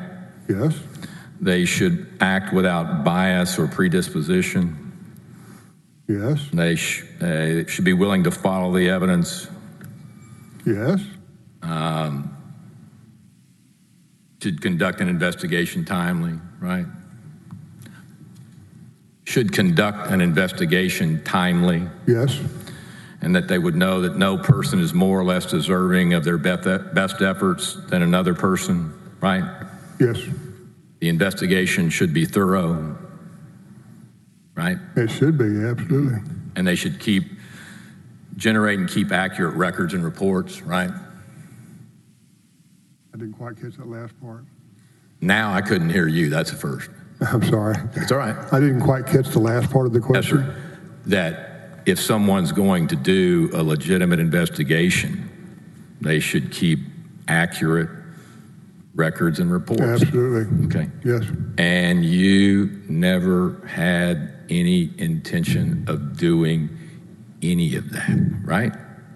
There was no investigation. That's a no. You never had any intention of doing any of that? Right. Okay. That's all I've had, Ranger. Thank you. Redirect.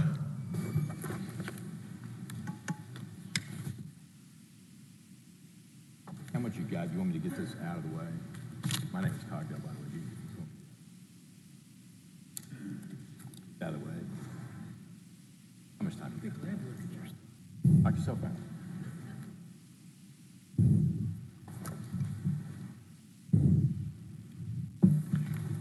Mr. DeGuerin.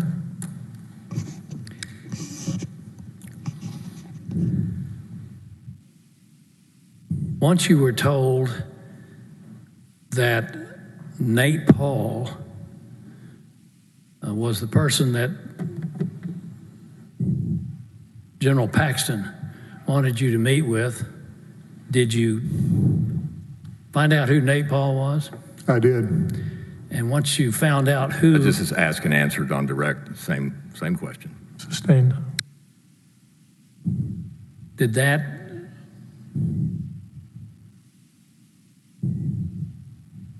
When you found out what he was and who he was,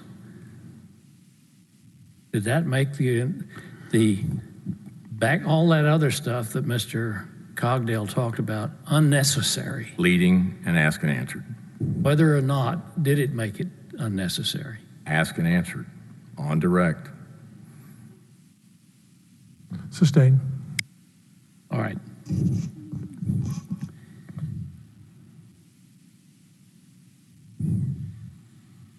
Mr. Cogdell asked you several questions about your conversation with Don Clemmer, the man in the Travis County District Attorney's office. So what did he tell you about this? Objection, hearsay. You opened the door, Your Honor. No, I didn't suspend the rules of evidence. Objection. Starting hearsay. on page 78, line 15, there were a number of questions asked about the conversation with Mr. Clemmer, even to the point of what Mr. Maxwell said to Clemmer. I believe the door has been opened. I believe it's admissible, and I'm asking that the court allow it. Open the door is not a hearsay exception. Overruled. Go ahead. Yes, Don Clemmer told me that Ken Paxton requested the investigation be sent to me. And what did he tell you about his opinions about the review? Objection, hearsay. I didn't ask about that, even though I contend you can't. Sustained.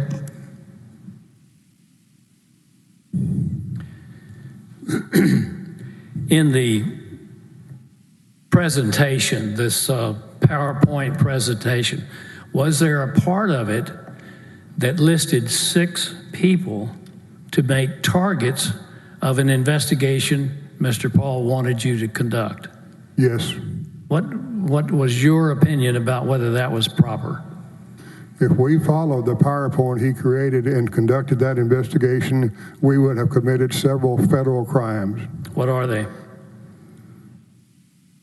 What are the crimes that you... Obstruction of justice, interfering with a federal investigation. That's all. Thank you. Recross? Yes. Let me get this straight, Ranger.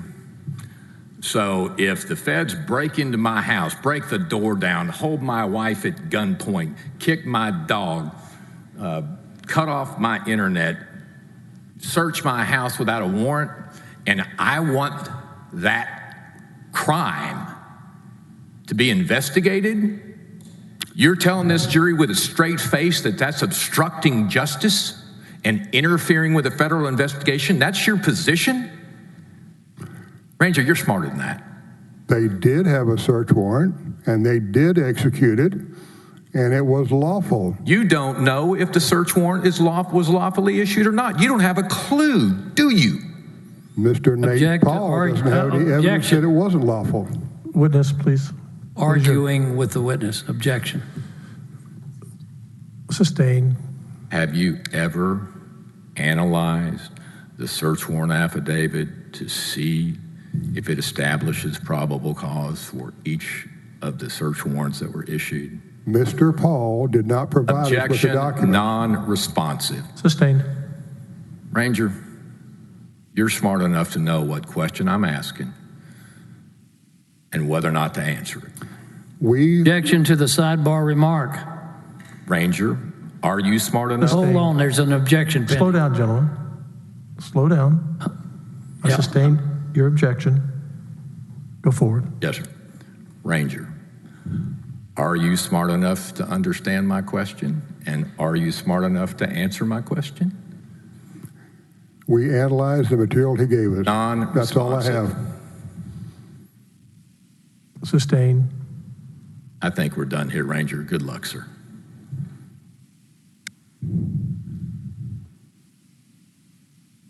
Witness may step down.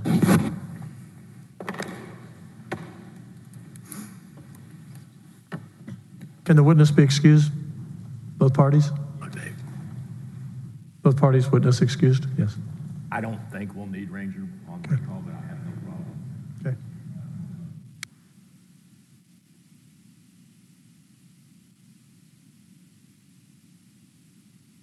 Both parties come up a moment. Mr. DeGuerin, Mr. Cogdale, come up for a second. Sorry. Yes, why don't you all take a 10-minute break? Stretch your legs and be back at 4:40.